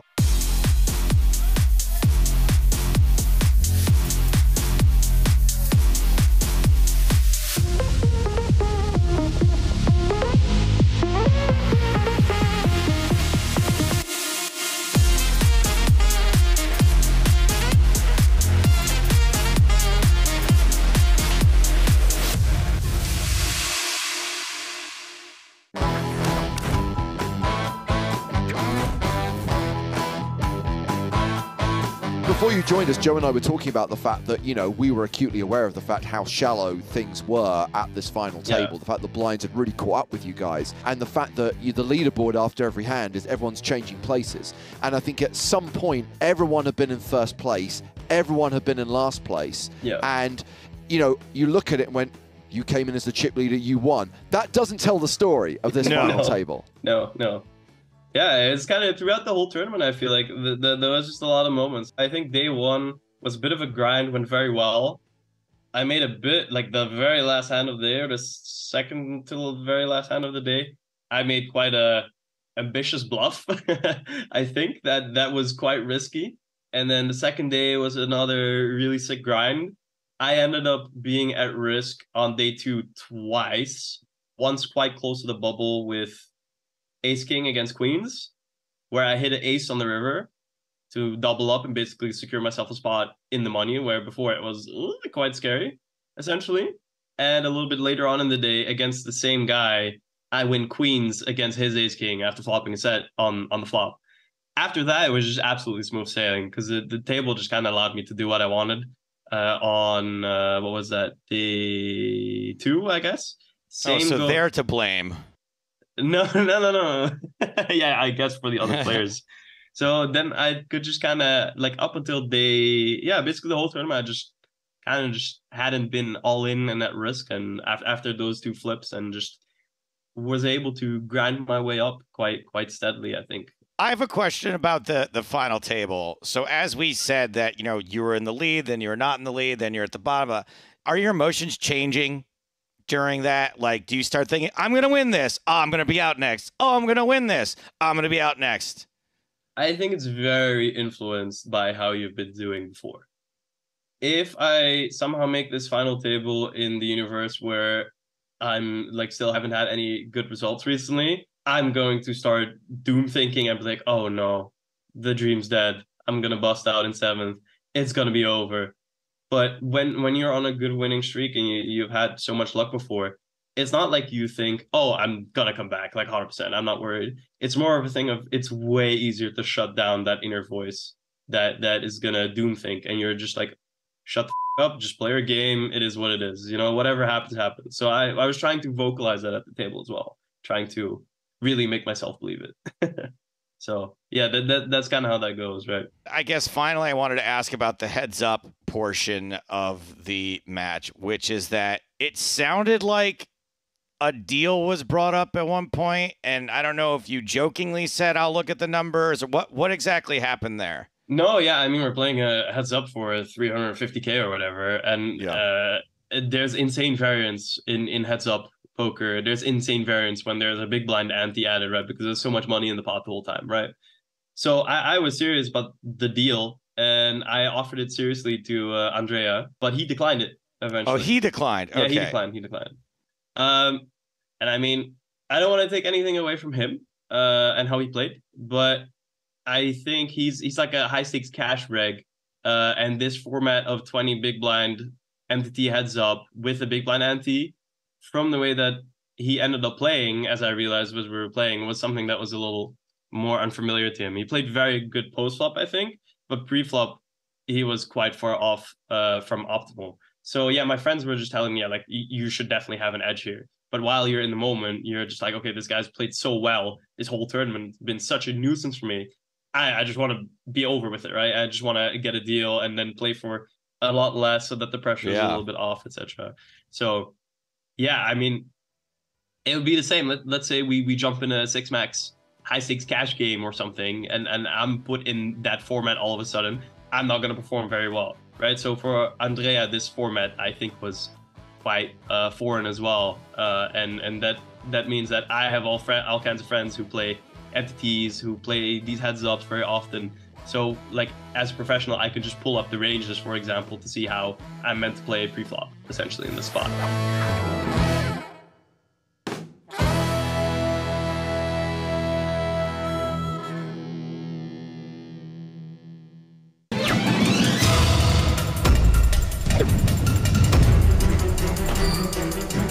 Brazil is definitely on the map of the world's biggest poker stops.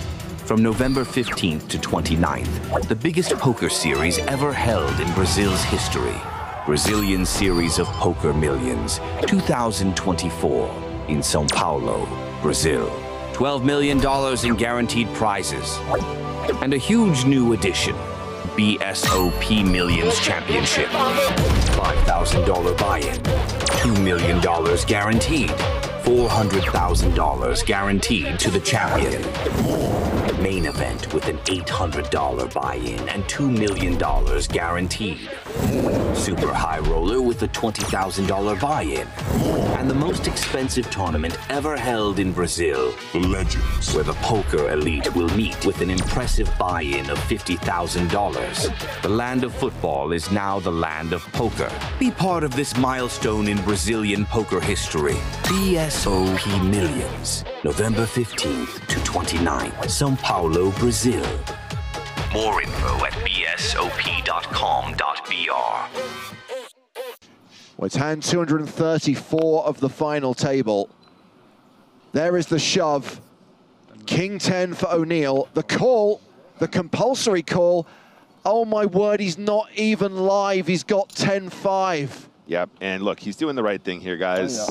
O'Neill needs to shove an E2. Kite needs to call an E2. It's just the absolute dregs, bottom, I'll stand for the first effective stacks.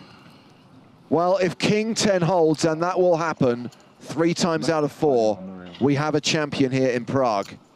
That was the turning point. Yes. Yeah, well, look, it's not over yet. A good observation. Can I have a 5 on the river as well? We've seen a lot of chip swinging in this final table at this heads-up battle. 5 is not beyond the realms of possibility. It is not, no.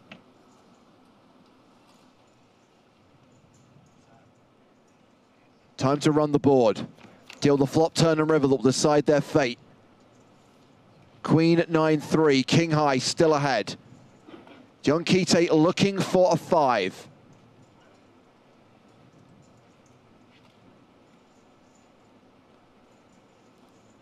Three outs for the Norwegian.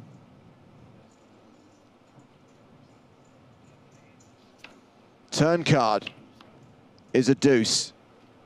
He only stays alive if the river is a 5. O'Neill on the verge of victory. Can I use my river like last time? You've been lucky so far. The river card is a 9. It is over. Congratulations to Porrig O'Neill, the winner of EPT Prague 2023. Unbelievable stuff. What a comeback story. €1,030,000 euros.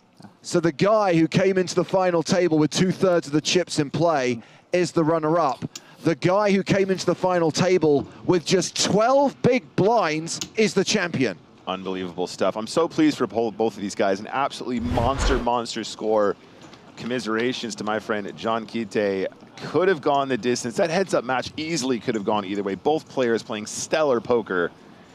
And Porrig O'Neill just clinches it in a couple key hands, and that is that. Celebrating there with his friend Mark McDonnell. The man known as Smidge online, a very popular member of the Irish poker community, the second ever Irish EPT champion after Steve O'Dwyer, winning the title here in Prague, and that first prize of more than €1 million. We're giving every person here a chance to win a fantastic silver mass valued at €2,300. Let's go, get the party started. You know how to get it going. 1, 2, 3, 4. I really feel like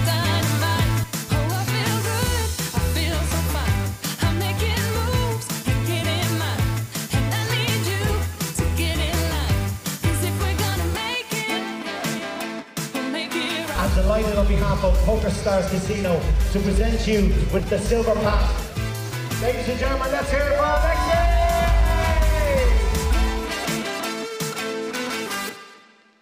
That's a good start for Van Luke. Yes, it is. And at this point, I would expect this to be all in a lot of the time. I think trapping is also totally acceptable, though. And that's what he does, just completes on the button. King 7 the hand for Angelov. This might just be a jam versus limp guys. Angelov shoves, and Van Luke calls. Angelov gets it in as the underdog here. And Angelov is the at-risk player. King, me. If ace-queen holds, this heads-up battle is finally over, and we have a champion here in Monaco. Yeah, this is a huge flip. This is a flip for like 380K. Crazy. It's just unreal. So hyper-focused on just getting a good, clean run out as the 65% favorite, and you are EPT royalty. Queen Jack 4 on the flop. Oh.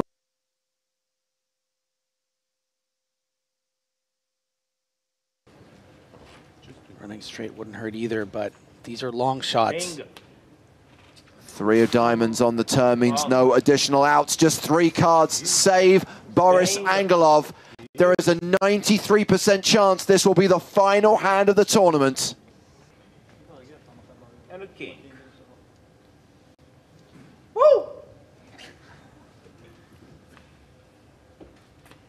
It's a 9, and Dirk Van Luke takes down the PokerStars EPT presented by Monte Carlo Casino for €1 million. Oh, and the emotional Van Luke instantly goes for the handshake before heading to the rail. Really, really great sportsmanship there.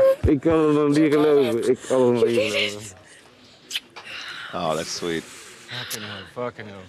The investor and semi-professional poker player whose partner is expecting their 3rd child very soon. Oh, that's so lovely. Just beautiful stuff. Yeah. Gets the 7-figure score and will get to lift the trophy. And congratulations to the runner-up. Boris Angelov played a great final table, played a great heads-up. Has to contend with a 620K score. Great money, his best ever career cash. Now what? But understandably disappointed, whereas nothing but smiles for this fella. NAPT coming to Vegas. I heard that's gonna suck. Yeah, I'm looking forward to going to the NAPT in Las Vegas. Can't wait for the party, can't wait for the main event. It's gonna be a blast. Last year was the first NAPT back after a very long time. This year, we're cranking it up. Instead of a 1K main event, it's a 5K main event. We really are putting on an entire festival in Las Vegas in November. I'm excited to bring some of my subscribers along with and show them the PokerStars experience. Viva Las Vegas, baby.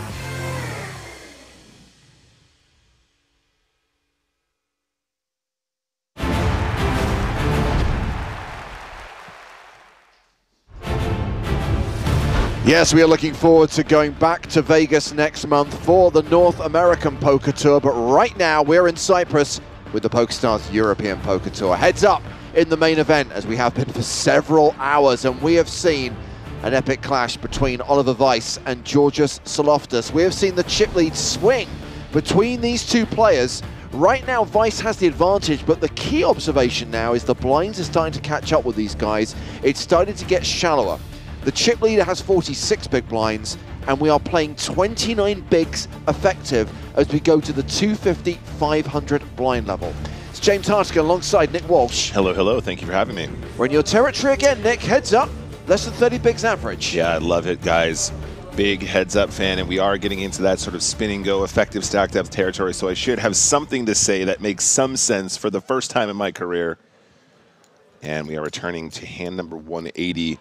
250K, 500K, those blinds and antes have snuck up there, James. I know there are some people who are huge fans of heads-up poker, and some people find it a bit like watching paint dry. I'm kind of somewhere in between. It's not my favorite form of poker. I'm not going to lie about that. However, I think this has been a really interesting heads-up match. I think both players have approached it in a very aggressive, we want to play, we're playing for the win mindset. But also, there is that element of the grudge match that's been going since yesterday and very much started at the beginning of this final table with Soloftas getting the better of Vice again after again after again. And now Vice in a position to actually close this out. Yeah, absolutely. Both guys, absolute warriors out there, really putting in a shift. And I'm with you, James. I know it's not for everybody, but in particular, when we're trying to finish an EPT, sometimes the heads up can feel like it drags. I haven't seen a single second of this heads up that wasn't very interesting. Every single hand or two, minimum. And again, I don't want to speak for the players, but I do feel as we enter, this is hand 180 of the final table, right? As we enter this stage, and it is getting late now in Cyprus, whether fatigue will start to become a factor as we see Vice river a pair of jacks here. And who has the advantage? And I do get the impression that Vice has probably played more long day, multi-day tournaments than Soloftas has. Yeah, 100%. And I think, you know, Sam is such a great resource, not only for poker analysis, but also he's been in the scene and on the scene for so long. He knows Vice. He knows that he's a grinder. And this is where poker does very much become a physical sport, James, because to stay focused for so many long days and then at the very end is where you need to perform your best poker is just a real feat of stamina. And I think he's outlasting him. We've seen some very unconventional poker that's been working out for Soloftas here. However, Vice just seems to be making slightly better decisions, and that has meant he's managed to grind his way up to 19.5 mil. Well, he makes a disciplined pass here as Vice gets that bet through and chips up to 24.2 million. Soloftas down to 13.9 million as they play for a difference of around $400,000 in prize money, with $1 million going to the winner of the EPT Cyprus main event. The title and trophy also in play as well. And make no mistake about it, that's what Vice wants to win. He wants to be the 17th EPT champion from Germany. He wants to be one of only 7 players with an EPT main event win and a high roller win. He took down the Paris high roller this year for 970,000 euros. And as we've established many times, he's well known to the high stakes community on PokerStars as skill moder. Yeah, dude is just so rock solid. We've seen just really great decision making, a lot of very disciplined folds, a lot of very ballsy calls. And something's got to give eventually. We've seen a lot of flip-flopping between these two, but let's go to a flop action. Pre-flop was a limp and a check. He has balls. I like balls. That's the second time we got a Team America reference in this this trip. Check, check. And Jack High still the best hand. Vice has been really good at finding these little delayed C-bets, James. I think he's actually a real pro at finding these opportunities. Doesn't necessarily need to ramp up variance. We'll be checking some of his, top pairs once in a while, most frequently probably barreling those. He's going to be checking his second pairs at some frequency. So this is just something to do with balance, and it's also a lot to do with the fact that he knows that his opponent's going to have to keep it kind of honest on these textures, and he's going to be able to take it away on later streets. So it's gone check, check, flop, check, check, turn. Now, this is the opportunity to get some high cards to fold that you might not have beat with the 7 high. 1.8. And he's going to find an overbet, 1.8s. Very polarizing. And takes it down. Nice work. And Vice extending his chip lead. Has pretty much a 2-to-1 advantage now over Georgios Soloftas. And let's pay tribute to this guy as well. And we are not discounting him, of course. And we've seen him come back. We've mentioned the chip lead swinging between these two players. He is a Cyprus native, lives in Limassol, plays a lot here at the Merit, also plays a lot at King's Casino in Rosvadov. And we did see him in Dublin earlier this year. Saw him at the main event final table at the Irish Open. where he finished fourth for 142,760 euros. So this, whatever happens now, will be his best ever result. Guaranteed at least 640K. Yeah, it's been a real treat to actually watch him play. Lots of really unconventional stuff in there, but in many cases, you know, we're in here doing analysis, kind of talking about some of those unconventional lines, but they're just working, and, you know, it seems to have a really good instinct for the game, even if once in a while going off the beaten track here, which, again, is not a criticism. You know, there's no shame in playing your game your way. We do talk a lot about sort of theoretical decision-making, but at the end of the day, James, sometimes you just got to put a guy to a decision for all of his chips. It's going to come down to who wants it more. That's usually what it comes down to. Queen Jack for Weiss. And he completes. So just to clarify, this is going to be the last of the 45-minute levels. Tournament director Toby Stone pushing this towards its conclusion, telling the guys just before the break that we will go to 30-minute levels after this. Ace, Queen, 5 on the flop. Weiss flopping best.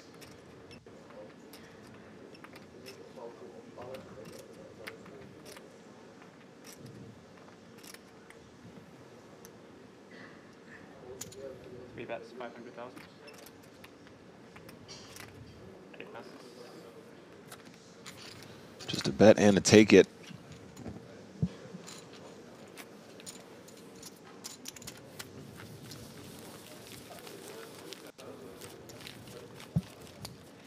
Do we know how long this heads up is going to be going now, James?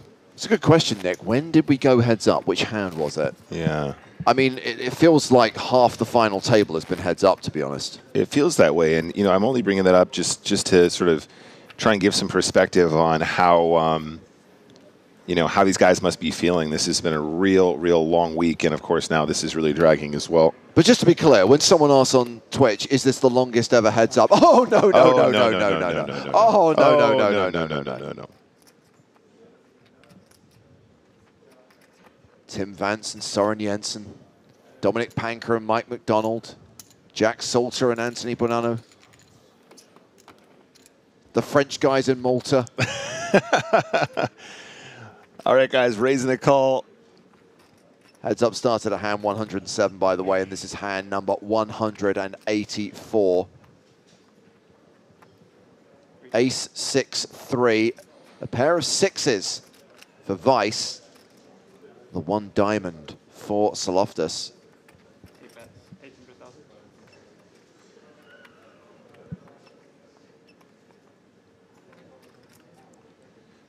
800,000. James? Yes? We ain't folding. Okay.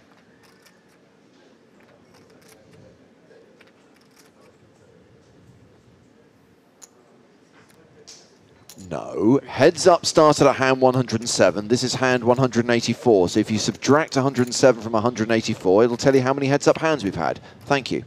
9 on the turn. No diamond. Yeah, and I think this is a pretty reasonable card to barrel. If you are Saloftis here, it is an overcard to the tray in the 6. Of course, you're coming in with that raise pre-flop. You should have plenty of ace combos here that you can reasonably represent. You're going to force some straight draws to fold as well. Decides just to play it cool and check turn with the king high. That is showdown, so I respect that. However, guys, now look at this spot.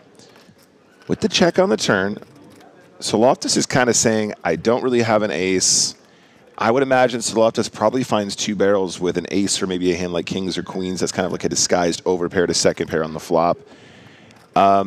Does Weiss actually find a little value on this river? And with the paired river, I could honestly see king high finding a hero. If Weiss bets this river and Saloftis has the choice, he might still find a king high call here, James. We have seen him make several hero calls today. Some correct, some not so correct. He does call. Calls with king high. Is beaten by the pair of sixes. Thin value bet that gets paid off. And Weiss now really drawing a wedge between them. 60 big blinds for Weiss. 16 big blinds for Soloftus. Is this the shortest anyone's been during this heads-up battle? Yeah, it might be. Let's take a look there. 8 million. I feel like we might have been shorter than this, but in the flip-flop positions. I think Vice might have actually been sort of the... Sure, but the blinds weren't as big. As far as how it equates into big blinds, yes. No one's been sub-20. You're absolutely right, James, for sure. In terms of actual big blinds, that's a very good point. We are in the 14 big blind or less territory, and I don't want to call this danger zone, but once we get under 25 big blinds effective, we already see a lot more sort of all-inning, a lot more flipping, and that just makes sense. The amount that's in the money that's dead represents so much more of your stack in relation to the effective stack depth here. And when we were playing the flipping games, we say the 7 is always coming. The 7 is always coming.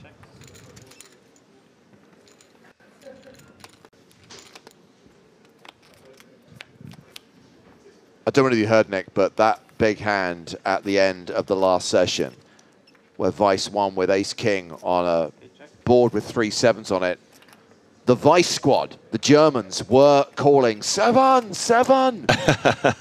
It's ingrained in German poker culture.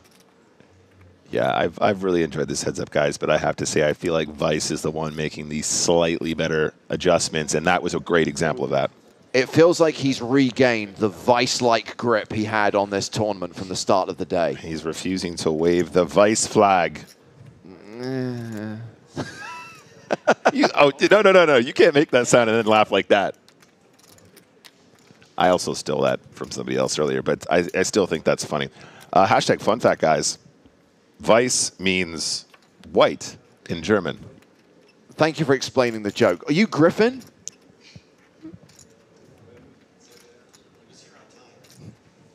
No, I was here on time.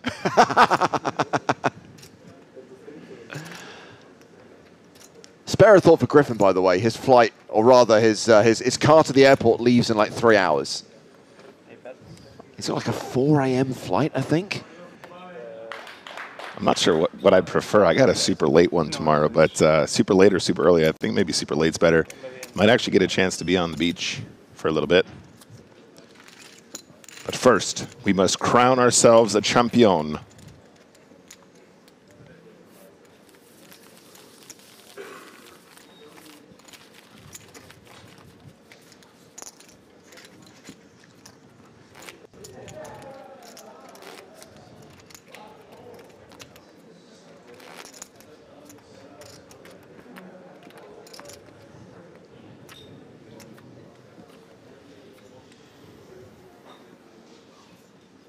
Hand number 186.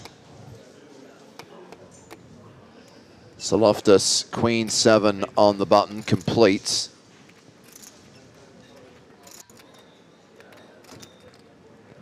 Vice, 4 deuce. Yep, finds a check.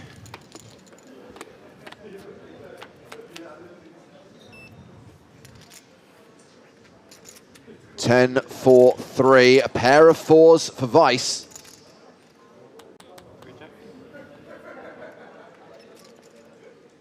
This is so interesting anyway, James. It's like this heads up after these guys have been fighting so hard against each other. They've been battling in so many circumstances, you know, especially coming down to the final few tables. This is for more than just the win, right, James? Like this feels like a grudge match coming to its conclusion. There's been a lot of frustrated looks exchanged between these two as they've been battling, and this is what it comes down to. So bet call, middle pair for Vice. Quite enjoying this multilingual gag from Census Pete. Vice with the Blanc expression. Very good. So, Soloftus still with Queen high. Vice has checked. Soloftus checks behind. Barry Greenstein does not change the outcome of this hand. And are we going to see another thin value bet from Vice that gets paid off by a high card? I don't think we see a value bet, but I do think there's a chance that Soloftas is going to try and bluff this river, and I think the 4-deuce is actually an incredibly reasonable way to proceed with a call. Given that action, bet, flop, call, check, check, turn. It's the kind of run out where you have to imagine that this hyper-aggressive player is going to do something. Oh my God, that's a sizable bluff as well. 2 million into 2.9, James. And honestly, the 4-deuce is not an easy call, but heads up, this just feels like a very bluffed spot. He's just bluffed off a quarter of his stack, by the way, and if Vice can find the call here with just a 4, he has really, really got Soloftas on the ropes.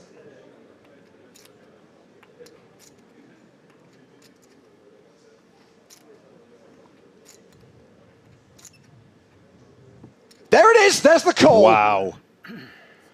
And that will see Georgios Soloftas down to 12 big blinds. I'm calling it. He is now in the danger zone. Danger zone. Wow, that is just absolutely incredible stuff from Vice. James, he just feels like he's been the tougher adversary, right? Absolutely. So hard. He's never, ever, ever given up in this heads-up match, and that is an absolutely critical pot. Ever since he pulled off that Queen-Jack bluff during the first session of play today, I kind of felt like he deserves this. Sadly, deserves got nothing to do with it, but now he's earned it. Exactly. And to be sort of put in so many tricky situations and to somehow find a way up into the chip lead and now commanding chip lead after that hero call just feels like he's really earned it here. But yeah, kudos to both players.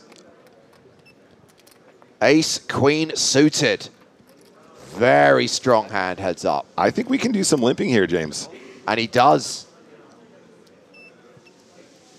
7-4, the blackjack hand, and Soloftas checks his option.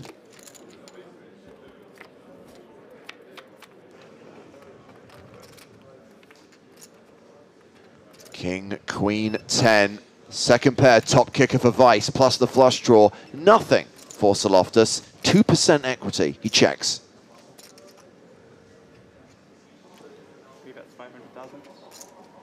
Just goes for the 1/3,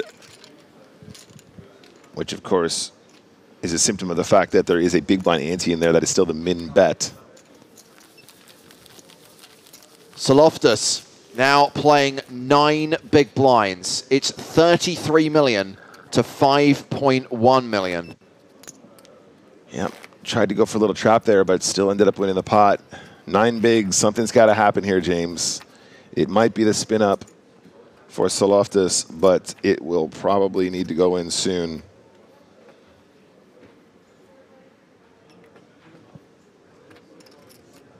It isn't over until it's over.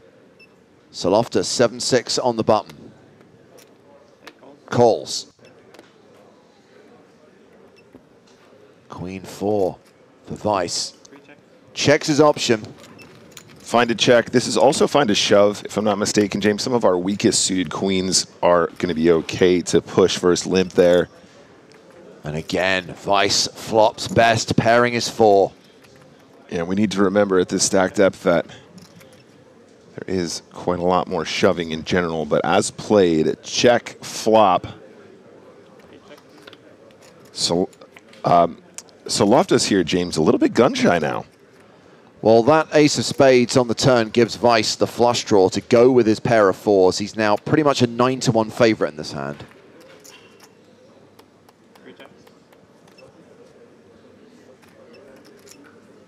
Thurin 313 saying, who came up with that Vice YouTube thumbnail 2 days ago? Can they pick my lotto numbers?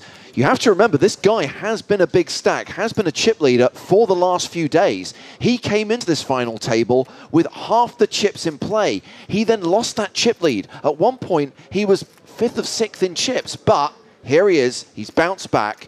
He's duked it out during this heads-up battle, and quite frankly, he's on the verge of victory now. So, flop, check, check, turn, check, check. And slight overbet river now, very cute, quick fold from Soloftas. And once Soloftas has posted the big blind and the ante, he'll have 7 bigs behind Nick.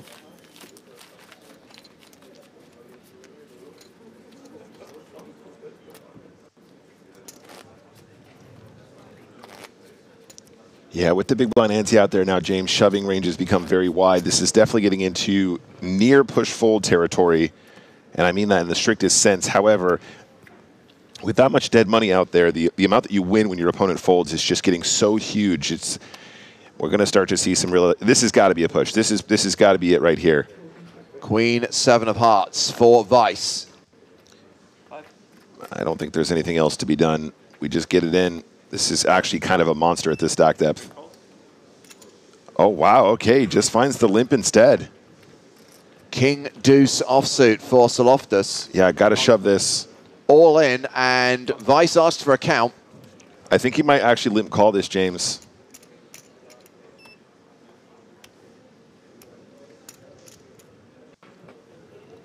Once you've opted for the limp, sometimes combos like this are still priced in, but let's see how Vice feels.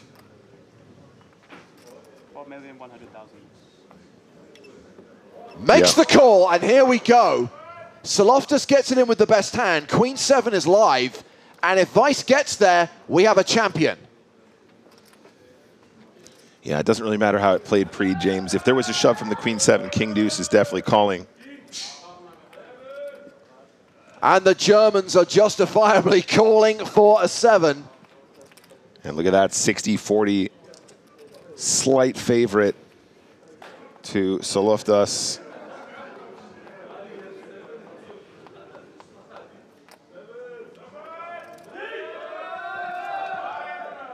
Is the 7 always coming?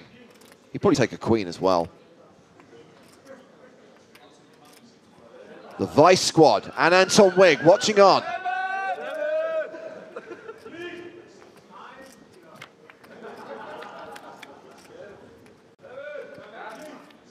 Seven! It's always coming 7, James. Vice takes the lead. And now Saloftis is drawing to 5 cards. He needs 3 cards. He needs a king.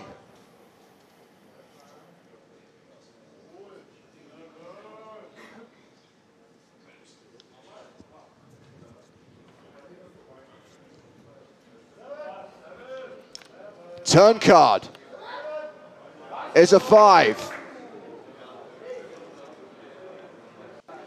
And now Saloftis with additional outs, an ace or a king will see him double up. Start of day chip leader Oliver Vice can win with a blank on the river. Vice, baby! Oliver Vice is the champion of the EPT Cyprus main event. Wow, what a heads-up match, James. Honestly, unbelievable stuff. Georgios Saloftis gets a career best result, a second place finish, which is worth $642,000. But the accomplished German pro is an EPT champion, and he will receive more than $1 million. Wow, just textbook stuff here. Real masterclass from the German. Really deserved it, and what a rail. Congratulations from the Vice squad. He'll be back on the stage in a moment to collect his trophy. Having taken down the high roller in Paris early this year, he is now a main event winner. Congratulations to Georgios Saloftis. Racking up the trophies. There's a look at our runner-up. Still an absolutely massive score, James. 642,000, 300 USDs. There's Felix, of course, congratulating our new champion. Well, this is probably what he envisaged at the start of the day when he came into the final table with that monster chip lead, but I guarantee you he didn't think it would go this way. The journey he's had to take to get to this point had its ups and downs. Absolutely, quite the roller coaster, but really somebody to aspire to here, James, in terms of just the tenacity and the fearlessness and the stick-to-itness. He just never gave up, and he's just such a tough customer. The definition of alligator blood, James. Hanging around, hanging around. And suffice to say, no deal discussions at any point. They played for it all. A difference in prize money of $400,000 plus the title and trophy. Congratulations from Anton Vig, who of course was the first player out of the final table today. 6th place finisher in this tournament. And confirmation of the results we have seen today. It feels like an eternity ago that we lost Anton Wig in 6th place, followed out the door by Bobby James. A great result for him. Again, a career best score of $271,400. Andrei Lubovetsky went out in 4th shortly after. Mikhail Shalamov got that result, $459,000 for his 3rd place finish. And we did play around 90 hands of heads-up poker. And when that heads-up battle started, Saloftis had the dominant chip lead, and at one point it looked like he was going to close it out, but Oliver Weiss, as you would say, Nick, did not wave the Weiss flag of surrender, kept going, fought back, and proved his mettle, proved his experience, showed his expertise and skill, and finally, once he gained that chip advantage, drove his opponent into the ground, and has closed it out to win the $1 million top score. Applause on the floor for our new EPT champion. We'll hear from him in just a moment, and he will receive the winner's trophy, and he'll take his place in European Poker Tour history alongside other former champions like Anton Wig.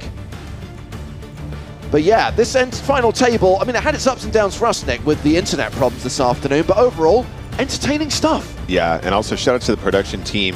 Sometimes we have these little emergencies, and they do such a good job of recovering and sharing what we missed. We've seen it once before in Barcelona when the building was struck by lightning, but we still managed to recover the stream. We did the same again here in Cyprus, and I'm very pleased to say that that was some absolutely incredible poker that we witnessed. It's days like this, I'm very jealous of all the poker productions that get to do their stuff from a studio. It's a hell of a lot easier, trust me.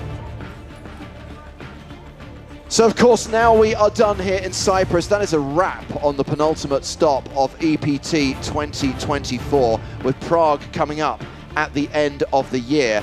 But before we go to Prague, we are going stateside, because the North American Poker Tour is coming up. That's right, NAPT Las Vegas is literally days away, running from the 1st to the 10th of November, with Resorts World playing host to 35 tournaments, plus a new season of the Big Game on Tour. And there will be qualifying tournaments if you want to be a loose cannon. If you would like to enter the casting process for the Big Game on Tour, make sure you play one of those qualifying tournaments. They're taking place on the 30th of October, the 31st of October, and the 4th of November.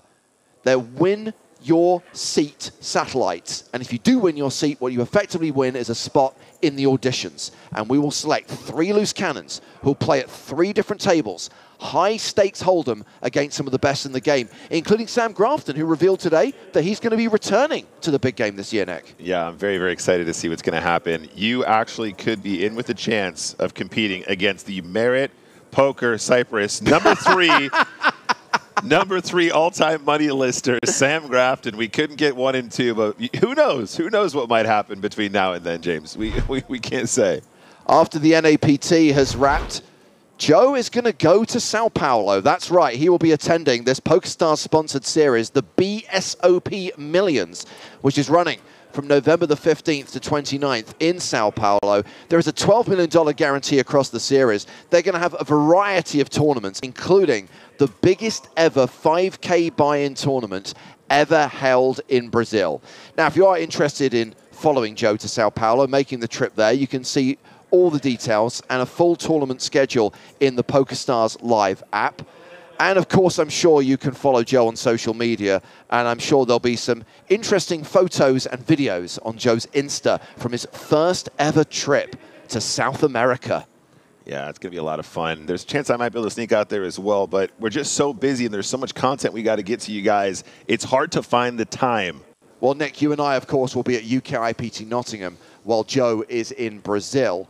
And then, of course, we have to think about Prague.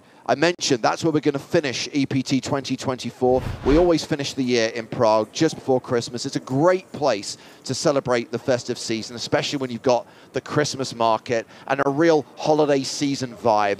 December 4th to 15th is when the festival runs. And again, if you want all the tournament details, if you want the full schedule, you can check out the PokerStars Live app or go to pokerstarslive.com. And of course, we're going to provide 5 days of live streaming, that being the last 5 days of the main event. Very excited about that. The question is, how much of that coverage are you going to be a part of, Nick? Because there's something extra special happening in Prague this year that I know you are very excited about. We made a few references during the heads-up battle here in Cyprus that you love your spin and goes. I do.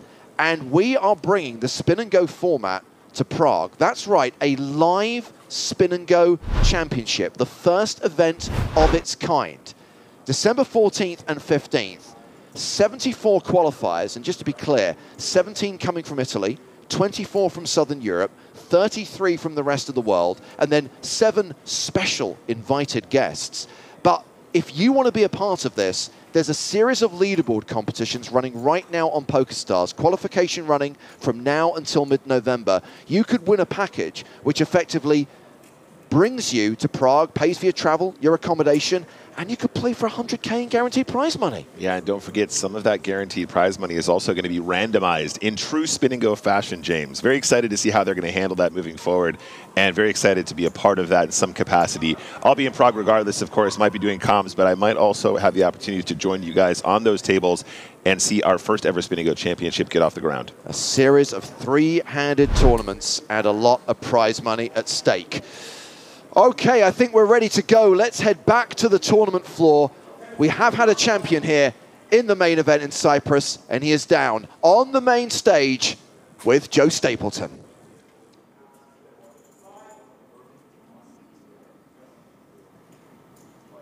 Hello and welcome to the trophy presentation for the EPT Cyprus main event. Here with me on stage is our worthy champion, Tournament Director Toby Stone, and PokerStars Live Event Associate Director Cedric Below. Before we get to the trophy stuff, Oliver, just a couple of questions. First of all, being that, this was something that we would have predicted at the beginning of today, that you would have won this event, but the path to get here was a kind of a crazy one, was it not? Yeah, for sure. I was kind of sure it wouldn't be that easy today. Like, there's like one person is doubling up and then like everything can go the wrong way. So you need to stay patient and just play your hands and your spots. I can say you definitely did stay patient. It looked like one of the craziest heads-up matches we've seen in a long time. What did you think of your opponent? Very tough to play, actually. Like, I think he got me good like many times today. Made a horrible fold against him earlier, not heads up. So, yeah, very annoying.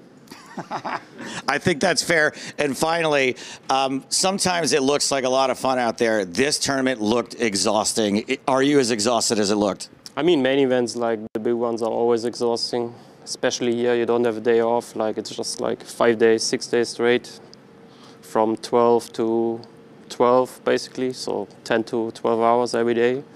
So yeah, this is a tough grind, yeah. So, just for the record, you are happy though, right? I'm very happy, but exhausted. All right, cool. Before we do the trophy, Cedric would just like to say a couple of words. Thank you, Ollie. Thank you, Joe. Good evening, everyone. A couple of words as promised. It was another magnificent EPT, another massive main event, a lot of high rollers and side events. There's one statistic which always is amazing to me. We have more than 70 nationalities here taking part in Cyprus. And it's just a nice reminder of how universal the game of poker is. Wherever you're from, whichever language you speak, we can always meet and play the game we all love. So thank you all players. And of course, a big thank you to the Merit poker team as well, Miss Songun and all the team. Big thank you to everyone. It's amazing playing conditions. Thank you to all PokerStars team and everyone working here. Many live events are soon to come. We are heading to Las Vegas. We are going to Nottingham. We are going to London. We are going to Prague. Please keep following our guests on the action. And now it's time for the most important, to give the trophy to the winner. Thank you. Thank you, Cedric. Now, there's just one thing. Just one thing left to do, besting a field of 1,284 to take the title and more than $1 million. Please give it up for Oliver Weiss.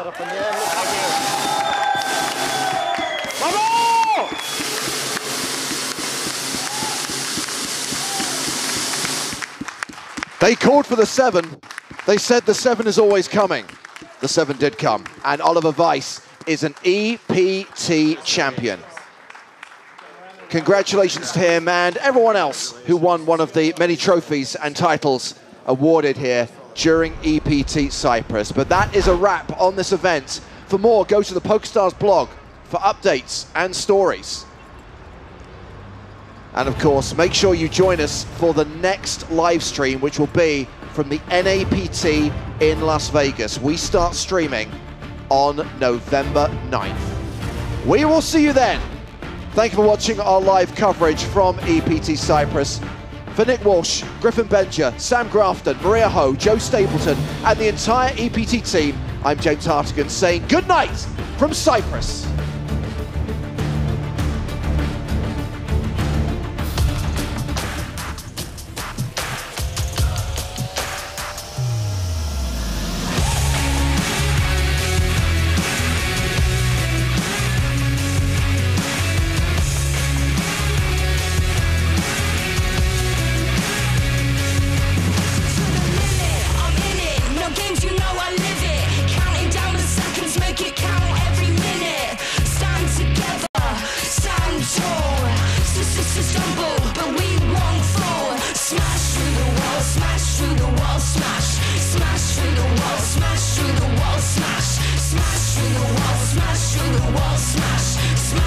This back guy is down bad.